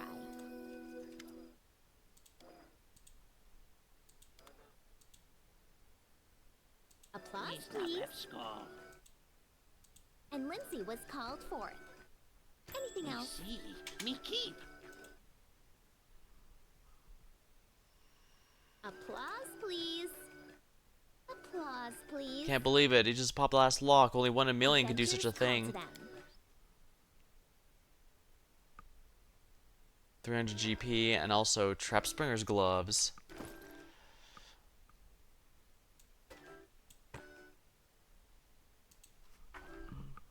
Trickery, not bad.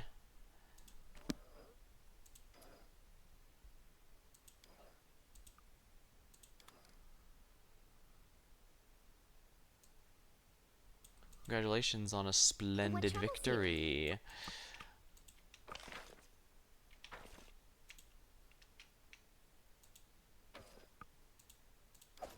All according to plan. Trader, show me your wares. Lapis Lazuli Wyvern.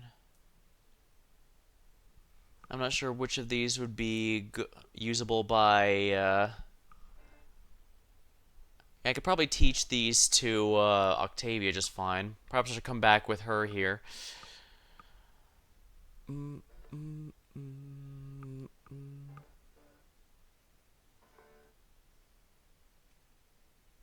Range touch attack with the radial damage the target.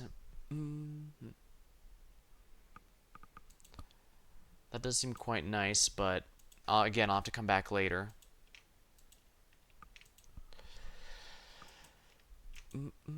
In due time.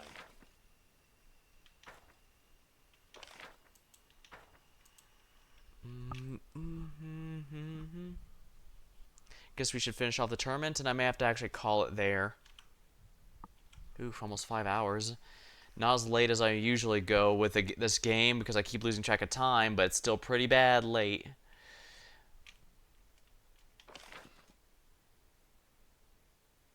Oh, we haven't spoken to Dre yet, actually.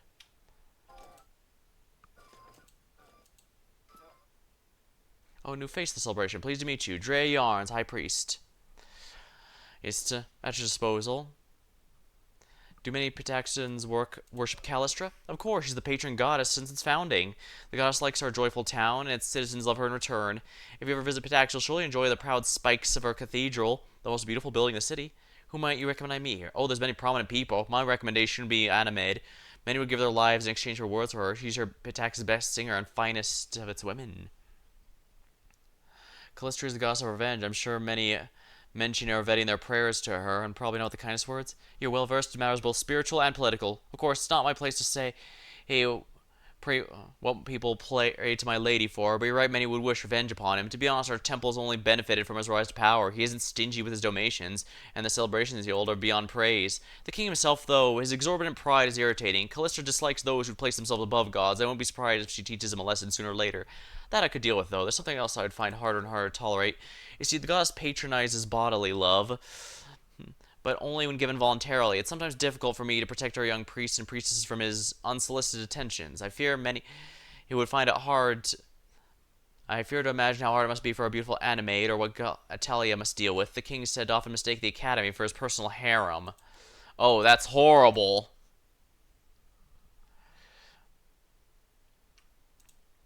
Alright, we're gonna have to win that diplomacy check, so...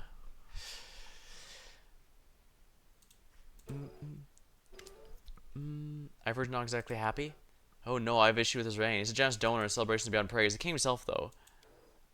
Oh, I see. I could have, I see. So the religion check is the one that allows me to bypass it.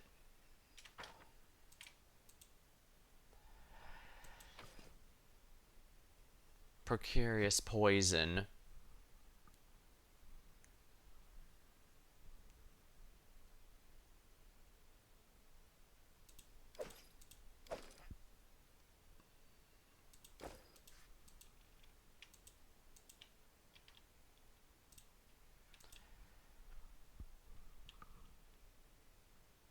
That is not far.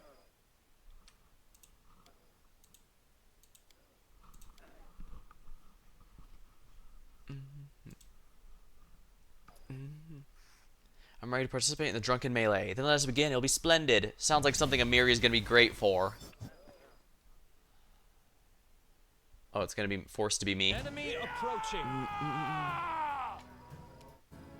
This should do it.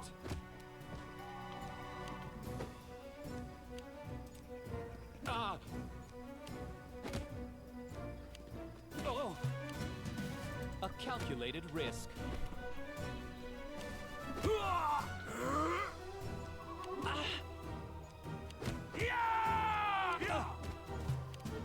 This will hurt.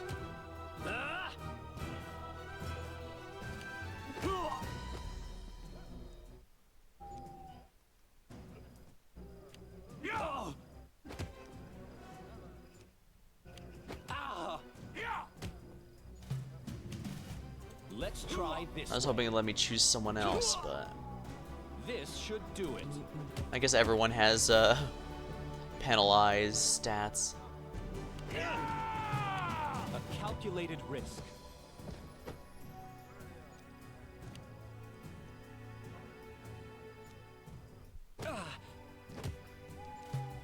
This will hurt.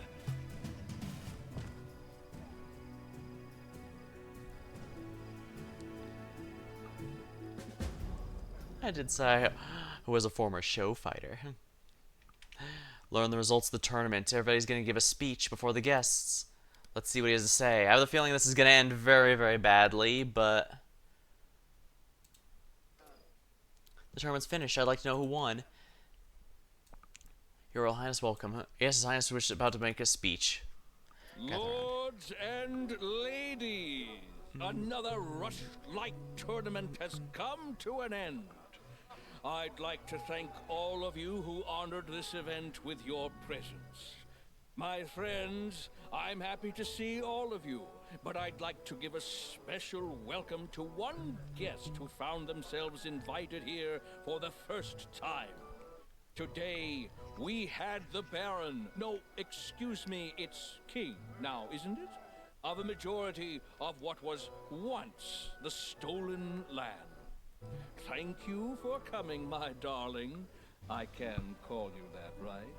I thank you with all my heart. If he starts calling me his Discord kitten, I'm out of here. You know, after leaving the sword in his back. I first learned of him from my friend Stefano Mosconi. To be honest, his report was less than flattering. Impassable swamps, monsters galloping about, and a complete absence of any valuable resources. Nothing more than a dirty hole ruled by another bandit lord, hardly worthy of your attention. That's what he wrote back then. I'm so happy he was wrong. Truth be told, even now traveling that domain is a less than pleasurable experience. Some roads have appeared, but their safety leaves much to be desired. Take the sad story of the poor Toman Henvaki from Gralton. He set off to those lands and hasn't been seen since. His brother Edrist went to find the poor fellow, and what happened? The Baron found the body in the blink of an eye, almost as though it was stored in his cellar. And the hunt the Baron put on, clearly imitating my tournament, it was beyond description. While guests were out hunting hydras and owl bears, the latter came from behind and ate at the banquet table, along with all the servants. Some celebration, right? I'm flattered by your borderline disturbing attention to my persona, but why don't we include you in the discussion? I heard an amusing story about students from your academy. Right. Yes. I did get a bit carried away, didn't I? It worked. All I really wanted to get at was that His Highness is a personage truly as extraordinary as his lands, and I'm happy to see him at this celebration. And now it's time to announce the winner of the tournament. This year, all 3 contests were won by guests from one kingdom. I'm not sure what charms, tricks, or divine intervention helped him, but I guess you could say time magic, but that's a bit hard to explain. let's hear it for the winner. Your Highness, if you please. I know you're not exactly a master of ceremonies, but please try to say something articulate to my guests. Your Highness, dear guests, attending this tournament was a great honor and a true pleasure. I thank you all for this unforgettable day. Despite his efforts to smear you in the eyes of the guests, the audience is elated. Your speech gave a hearty round of applause. And now, with the competition over and the prize awarded, let's get on with the main part of the celebration. The banquet! I can hear your stomachs growling from here. Let's get to the table, and later we'll see an unforgettable fireworks show.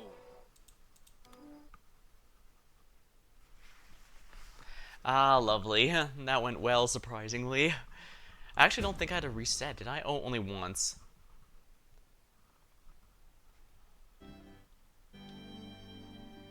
Wait for news to come. The Pitax River Bend.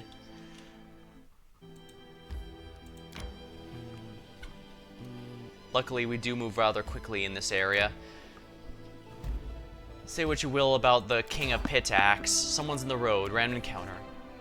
Our travels brought us to the little town in pursuit of the dastardly river pirates who preyed upon innocent merchants and travelers. It would have been nice to march in, knock some skulls together, and call it a day, but rumors suggested we were heavily outnumbered. Even worse, the villains set up their camp in a defensible position inside of their boats protected by the river, added a bunch of sentries watching for intruders. We were in trouble. Thankfully, our fearless leader had a plan. We slipped to the river, swimming up the camp. Mobility. Approached by picking up to the camp. Lore nature. We circled around, approached from the woods. Another trap. Caution. Breathe the swamp. Succeeded. Before long, we emerged from the swamp, our gear dripping in stagnant water. From there, we could see there wasn't one camp, there's 2. The second was 700 feet away, judging by the campfires, which meant we could vanquish pirates in one camp before the other could respond. Trickery made rustling the weeds, hoping to lure and subdue a few sentries. Stealth. Trickery. It was exactly the plan you read about in dashing tales. Our enemies fell right for our trap. We quickly dispatched the sentries before our attacks, launching our attack on the remaining pirates.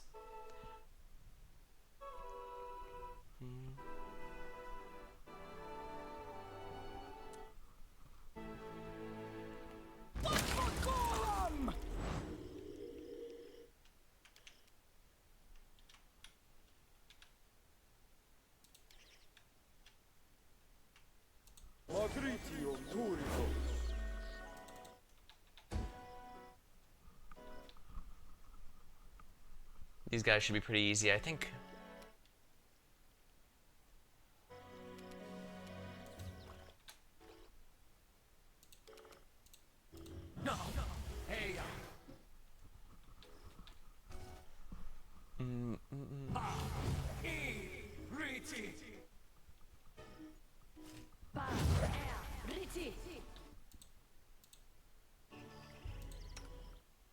What? Did I lose all my gear? Yeah, I took off all my gear. Dick. Oh, because I'm in combat, I can't put it all back on. Oh dear.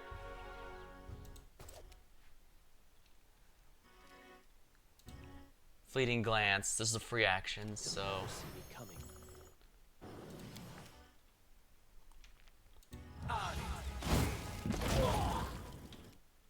Let's try this way.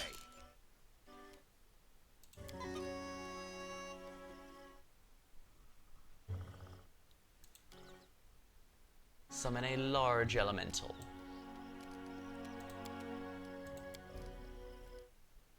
Let's put a water elemental here.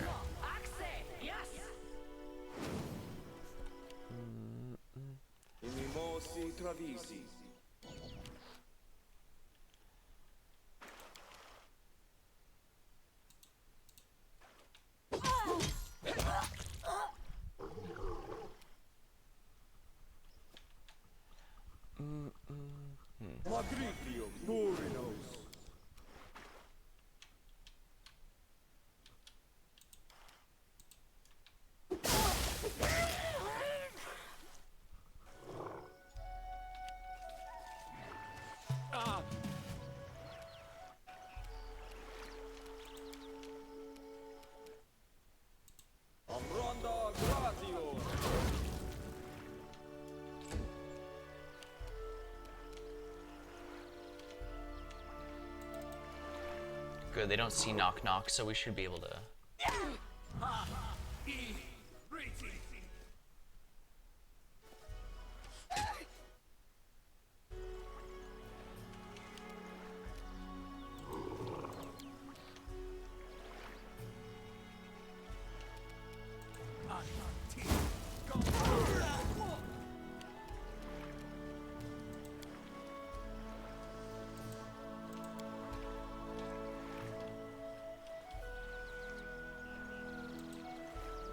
Caster is staggered. No actions left this turn to use this ability. Tear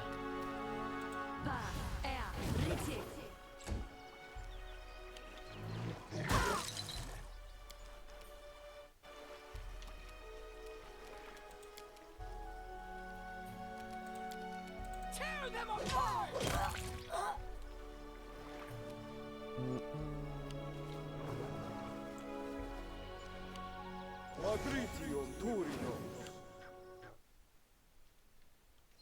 Might take a bit.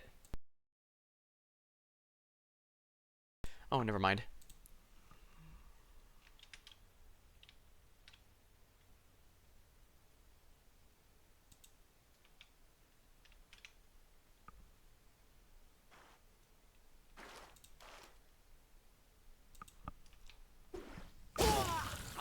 Alright, let the pirate bards down.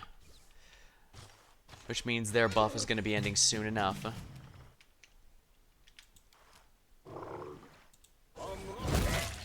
That's 2 down, I think.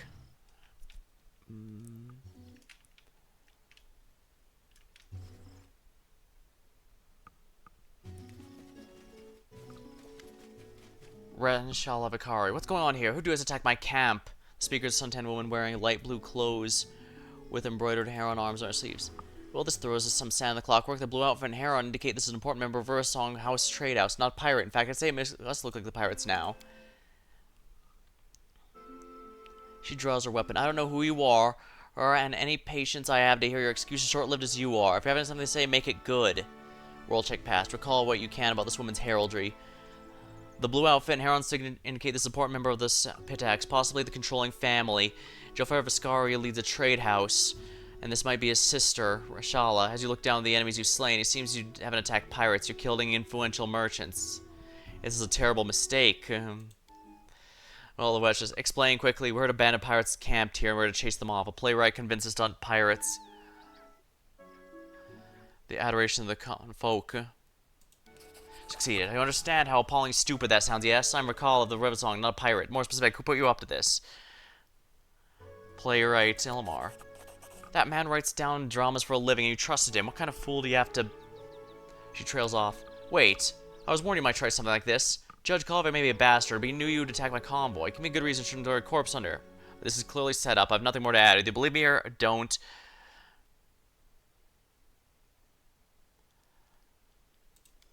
Failed. That's a little too convenient. I don't like the sound, and frankly, neither do my men. I consider just...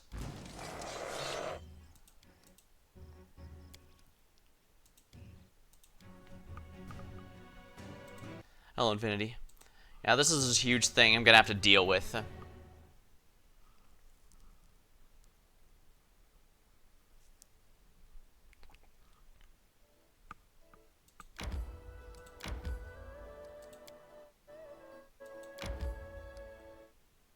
Wait, what?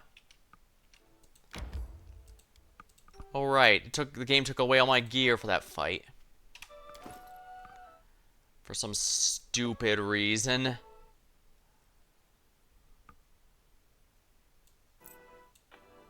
Ring of Ultimate Protection. 4 resistance to all saving throws, deflection bonus to AC, and DR1.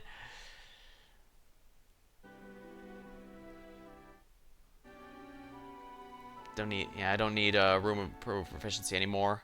So we just need Sentinel. So now I have 3 DR for free.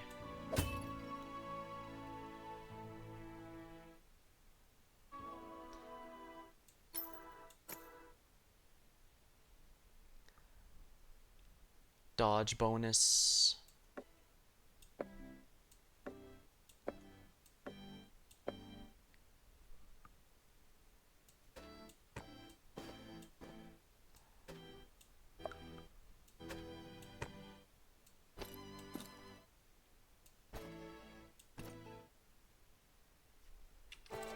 Interesting.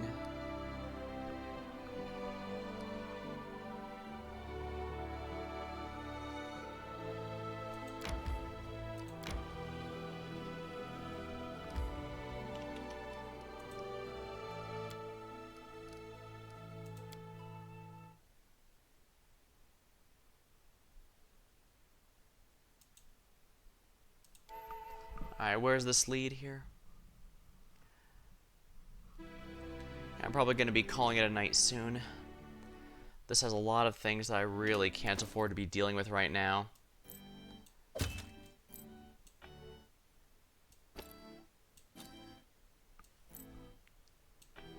Actually, does anyone else need the Ring of Improved Proficiency?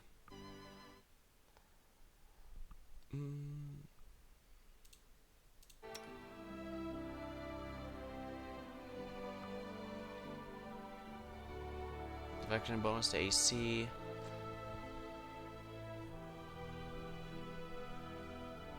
Competence to attack rolls. Well, I guess that's fine.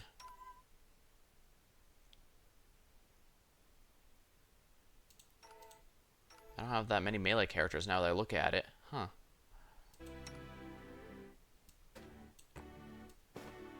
I can deal with that quest later.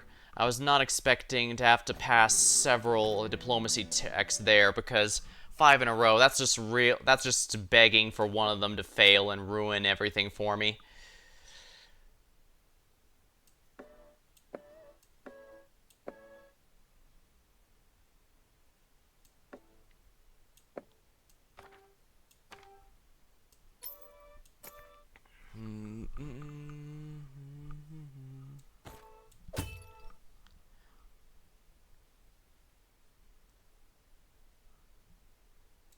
Ever-burning torch.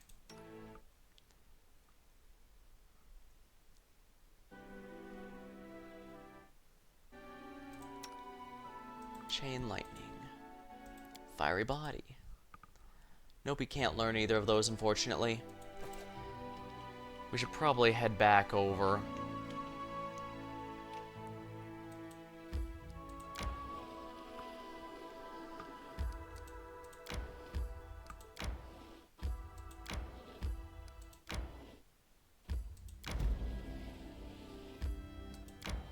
Mysterious shrines are all over the place.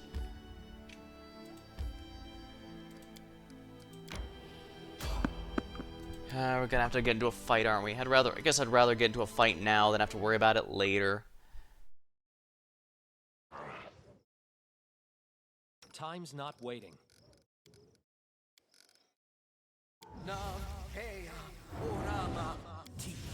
What manner of country is And let's see what's There is the lavish dining, the festivals. Place barely merits a footnote in my compendium. I'm listening.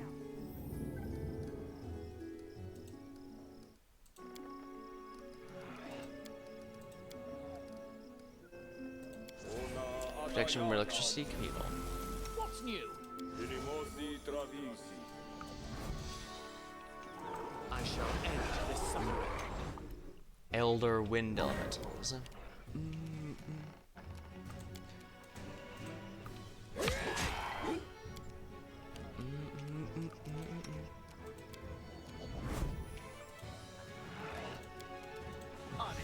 Arcane. There we are, absorbed it.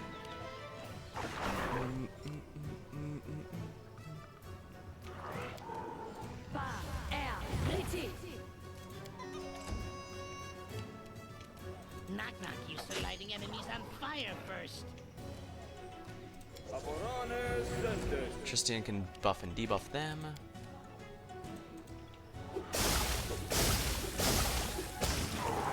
Oh wow, Jubilost is amazing. I think the AoE Whirlwind is all he can hope to do there.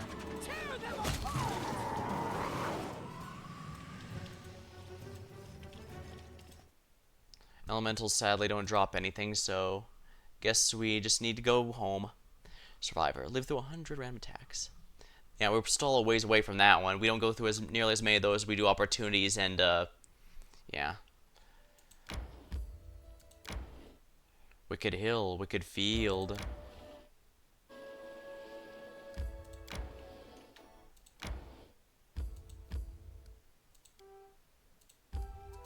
Glenshire, and we can warp back home. Would be nice, don't you think? Teleport back home to Tuskdale.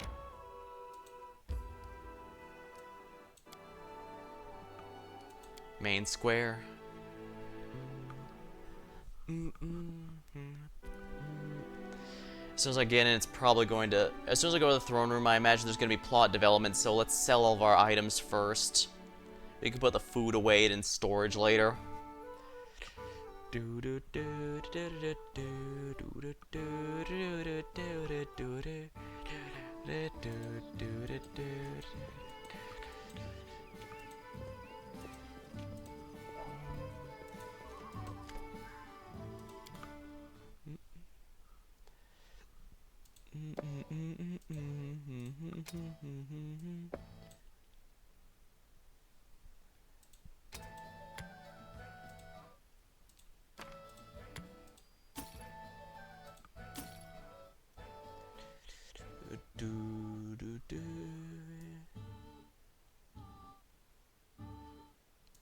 Is that everything? I will just sell all that stuff and see who else could use the armor upgrade. Right, everyone else leveled.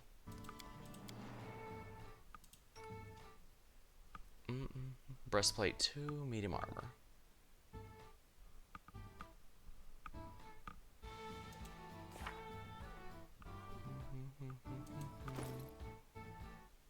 Does she even have medium armor? Yeah, medium armor proficiency. Okay, then. Breastplate plus 3, that's fine. Ring of improved proficiency.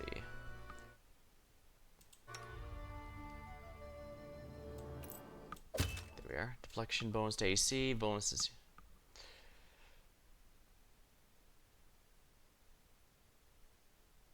There we are. And Dia's leveled up, so let's go ahead and give her more sorcery powers. Ooh, wonderful. Elemental movement, immunity to combat maneuvers. We're getting to some really good stuff now.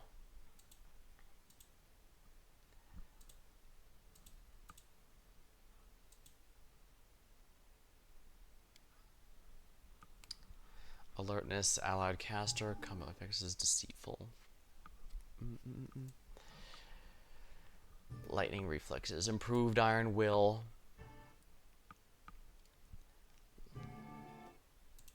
What's the reflex look like? Not bad, honestly, but improved iron will wouldn't be half bad.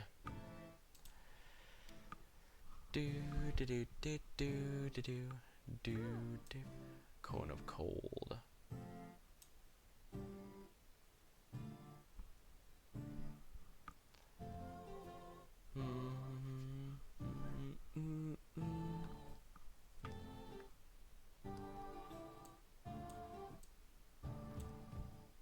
Constricting coils.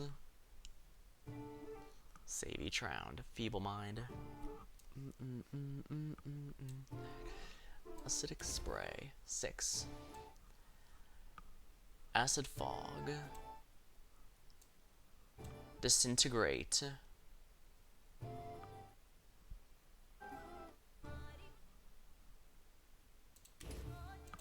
And 7. Ooh, we got a good one here. Let's see here. Invisibility mask, key shout, joyful rapture, legendary proportions, optimized primordial power of megafauna.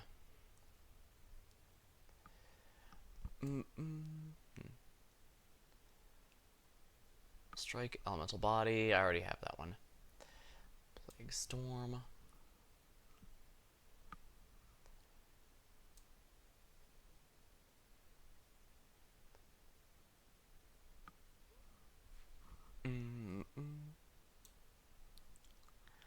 Prismatic spray. Reflex half, reflex half.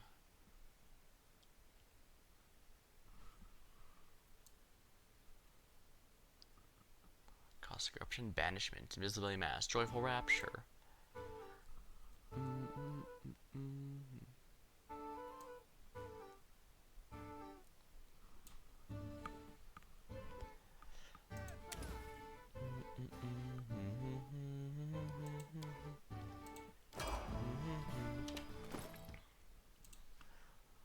maybe a time.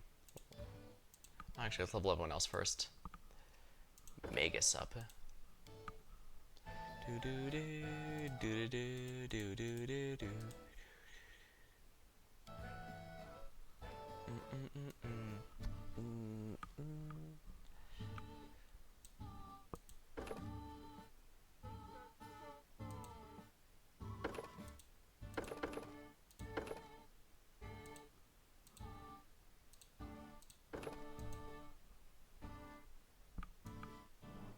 Combat expertise.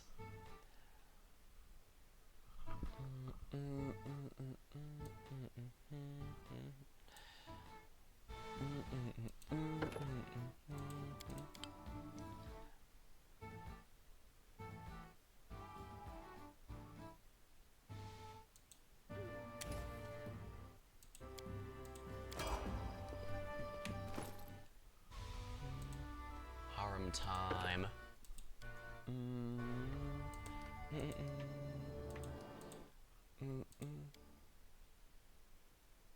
Let's see here.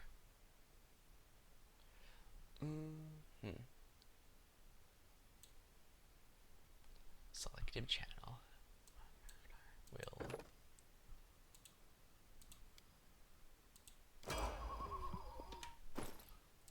Jethal.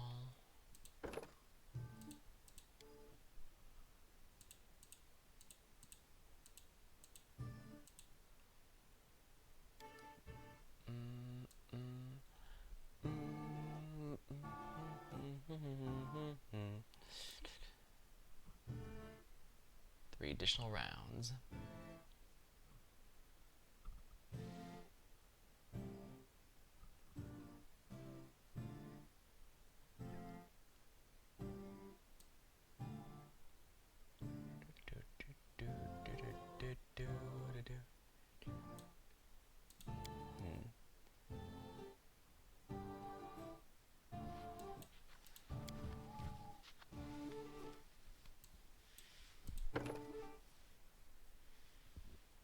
Coordinated defense. Coordinate maneuvers.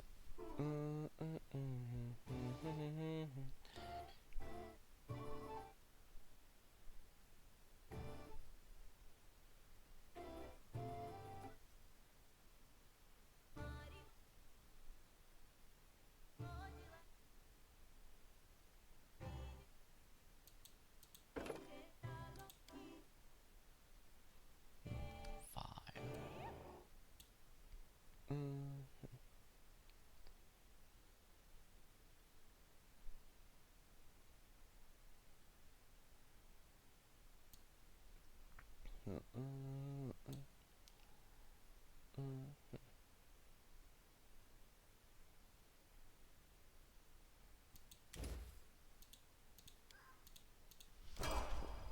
Phew, lots to do.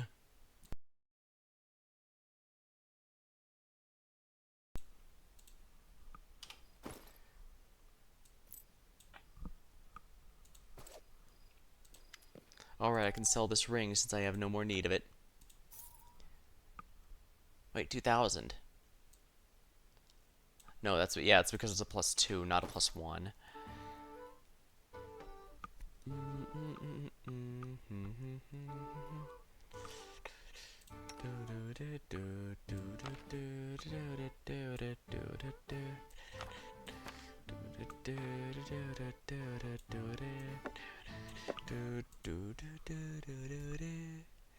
Arcane Trickster. Invisible Thief. Invisible as if under the 6 and wears a free action.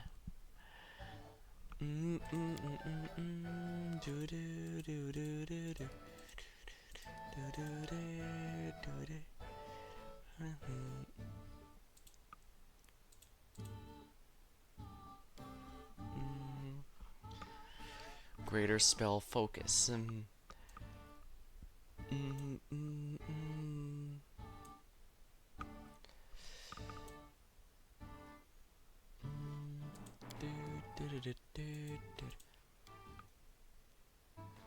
Iron Will might be important. Ah, nice. I can learn some more spells. Transformation. Elemental Assessor. They use the spell to deal with fiends of unknown resistances.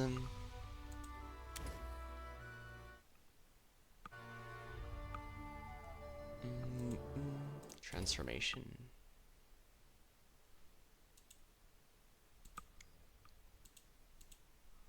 Good amount of levels of Arcane Trickster, at least. Anyone left? Yeah, there's a couple more. Ekundayo. I really need to play as him more. 5.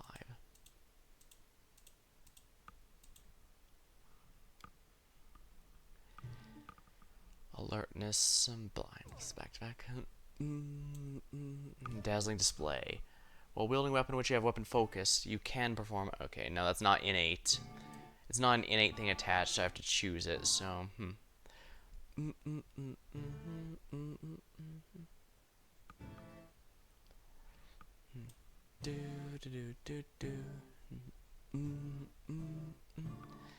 Deadly aim.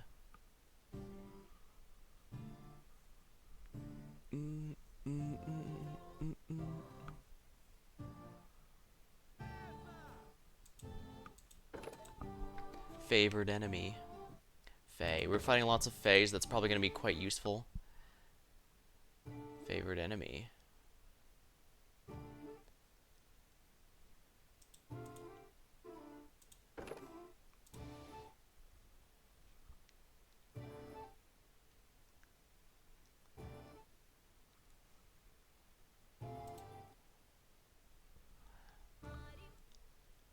Favored enemy giants.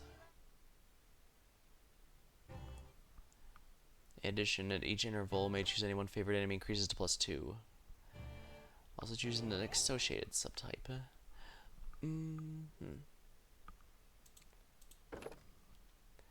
Yeah, extra hate against the fake creatures because we're going to be fighting a lot of them. Fighter. Armor training. Tower shield training.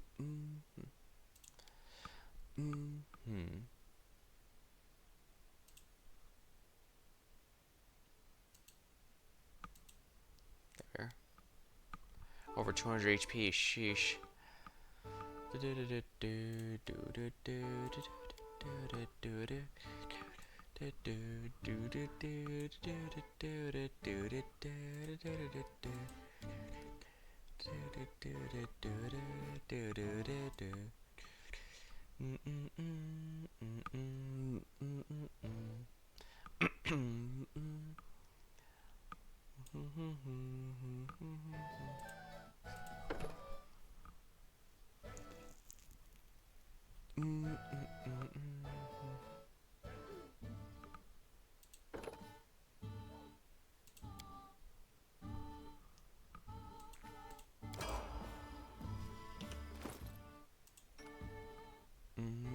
Sheesh, AC 40.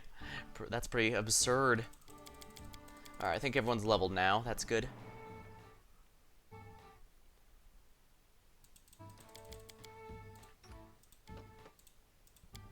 Copy of the spellbook.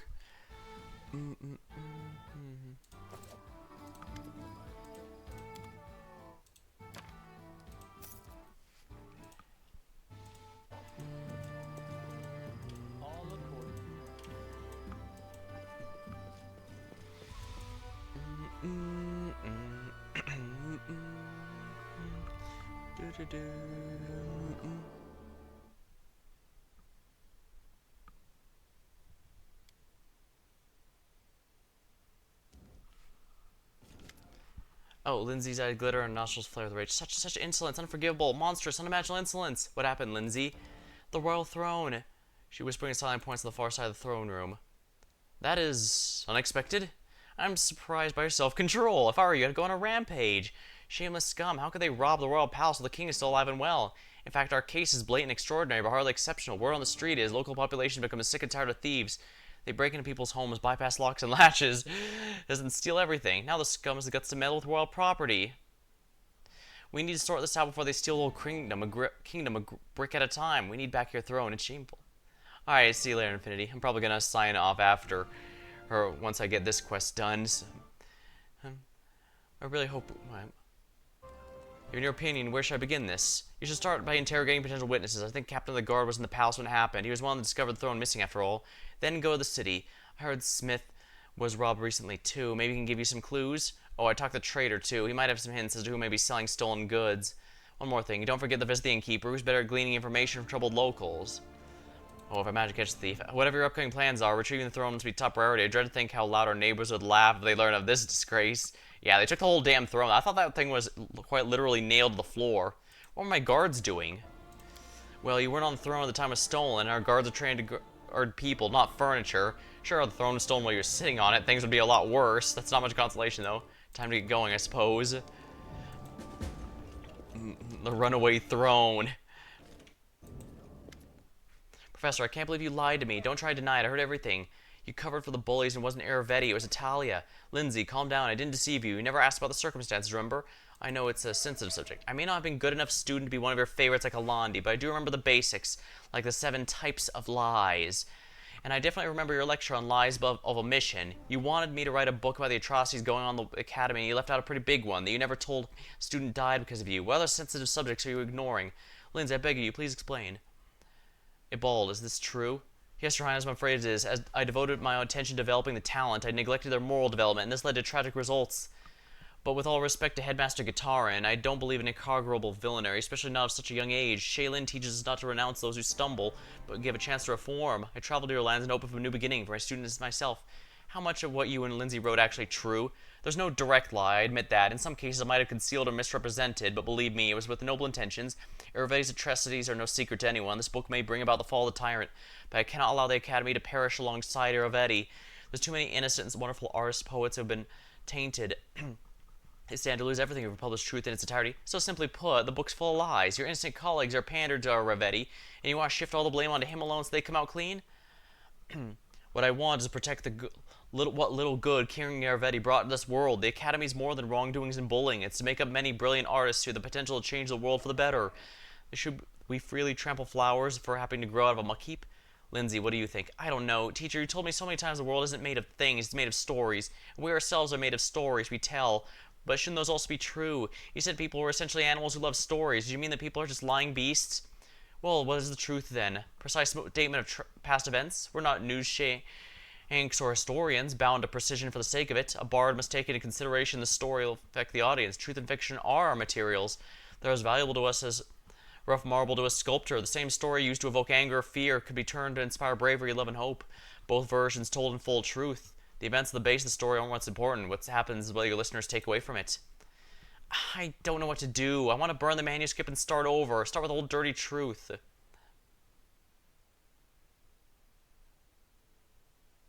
But maybe the teacher's right. That would be a horrible mistake. Maybe saving the good is more important than punishing everyone who's there.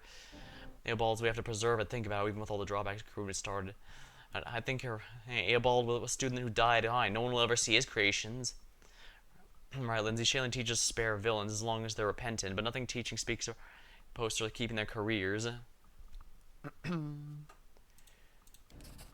You're right. Shaylin teaches us to value human life above art, and I let my eyes be clouded.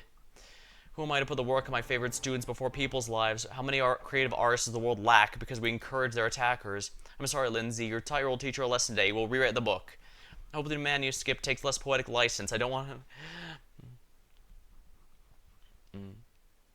Lindsay, will this book distract you much from your main project? No, of course not. Your chronicle will take years of work. About the Academy? That'll be ready in a couple months. If the truth about the Academy destroys it, there wasn't anything left to save.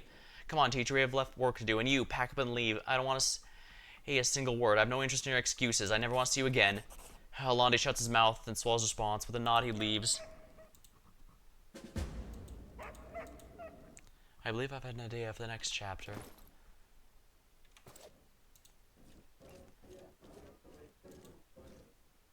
Oh, those are dragon wings. I didn't realize the cloak was dragon wings. That's cool.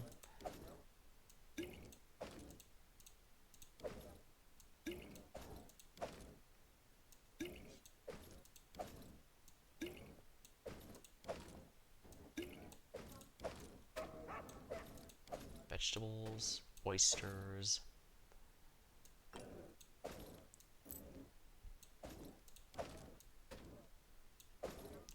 We've got a good amount of food at least, so we can make various meals depending on what kind of buffs we want. I should probably be using them if we're completely honest, I just kind of haven't. Even when I was playing my tabletop game, I only made sure we had the supplies, not exactly what they were.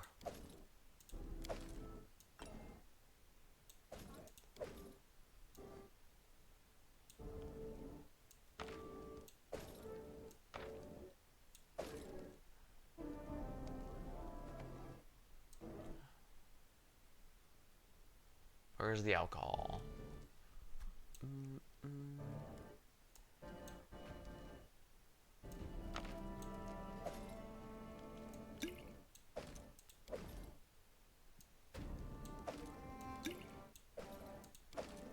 Well, at least we have a good amount of alcohol with us.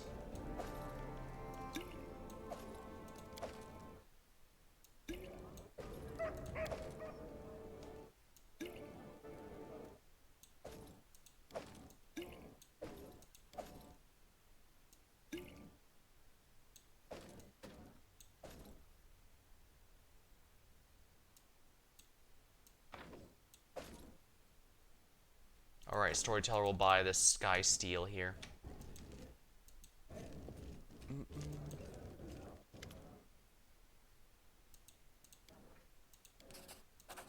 Sky Mill Cogwheel sold. Good.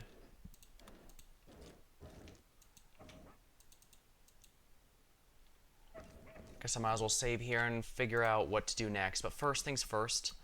Hard save, check this, and then I'll probably call it a night. Went over time again, but at least not as bad as usual. Sheesh, 5:30, yeah. Time really, let's go. Would be nice, don't you think? Rushlight Tournament's begun. Failure.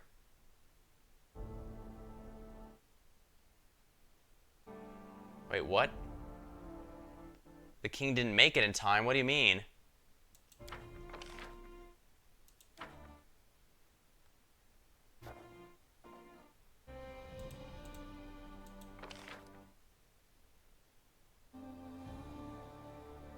I completed the tournament, though. How did that damage my relations so hard? I mean, granted, I can get it back, but fairly easily, but...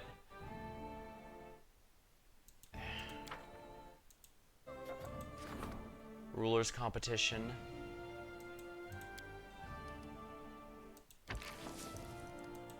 Oh dear, 0% chance of success.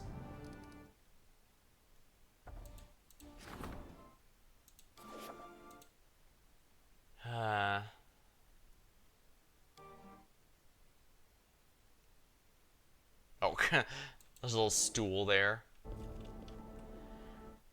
Well, I guess we should, oh, right, I need to get the Bane here.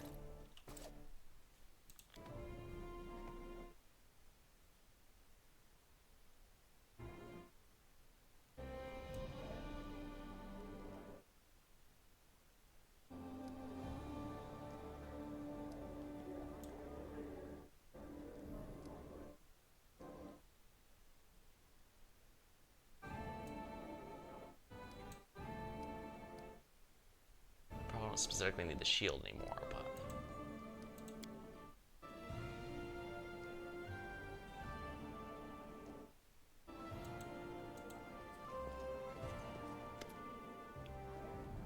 We won't have a little chat, that's alright, not like we have anything better to do. So long, if you want anything else to ask, don't be shy, go pale when I answer.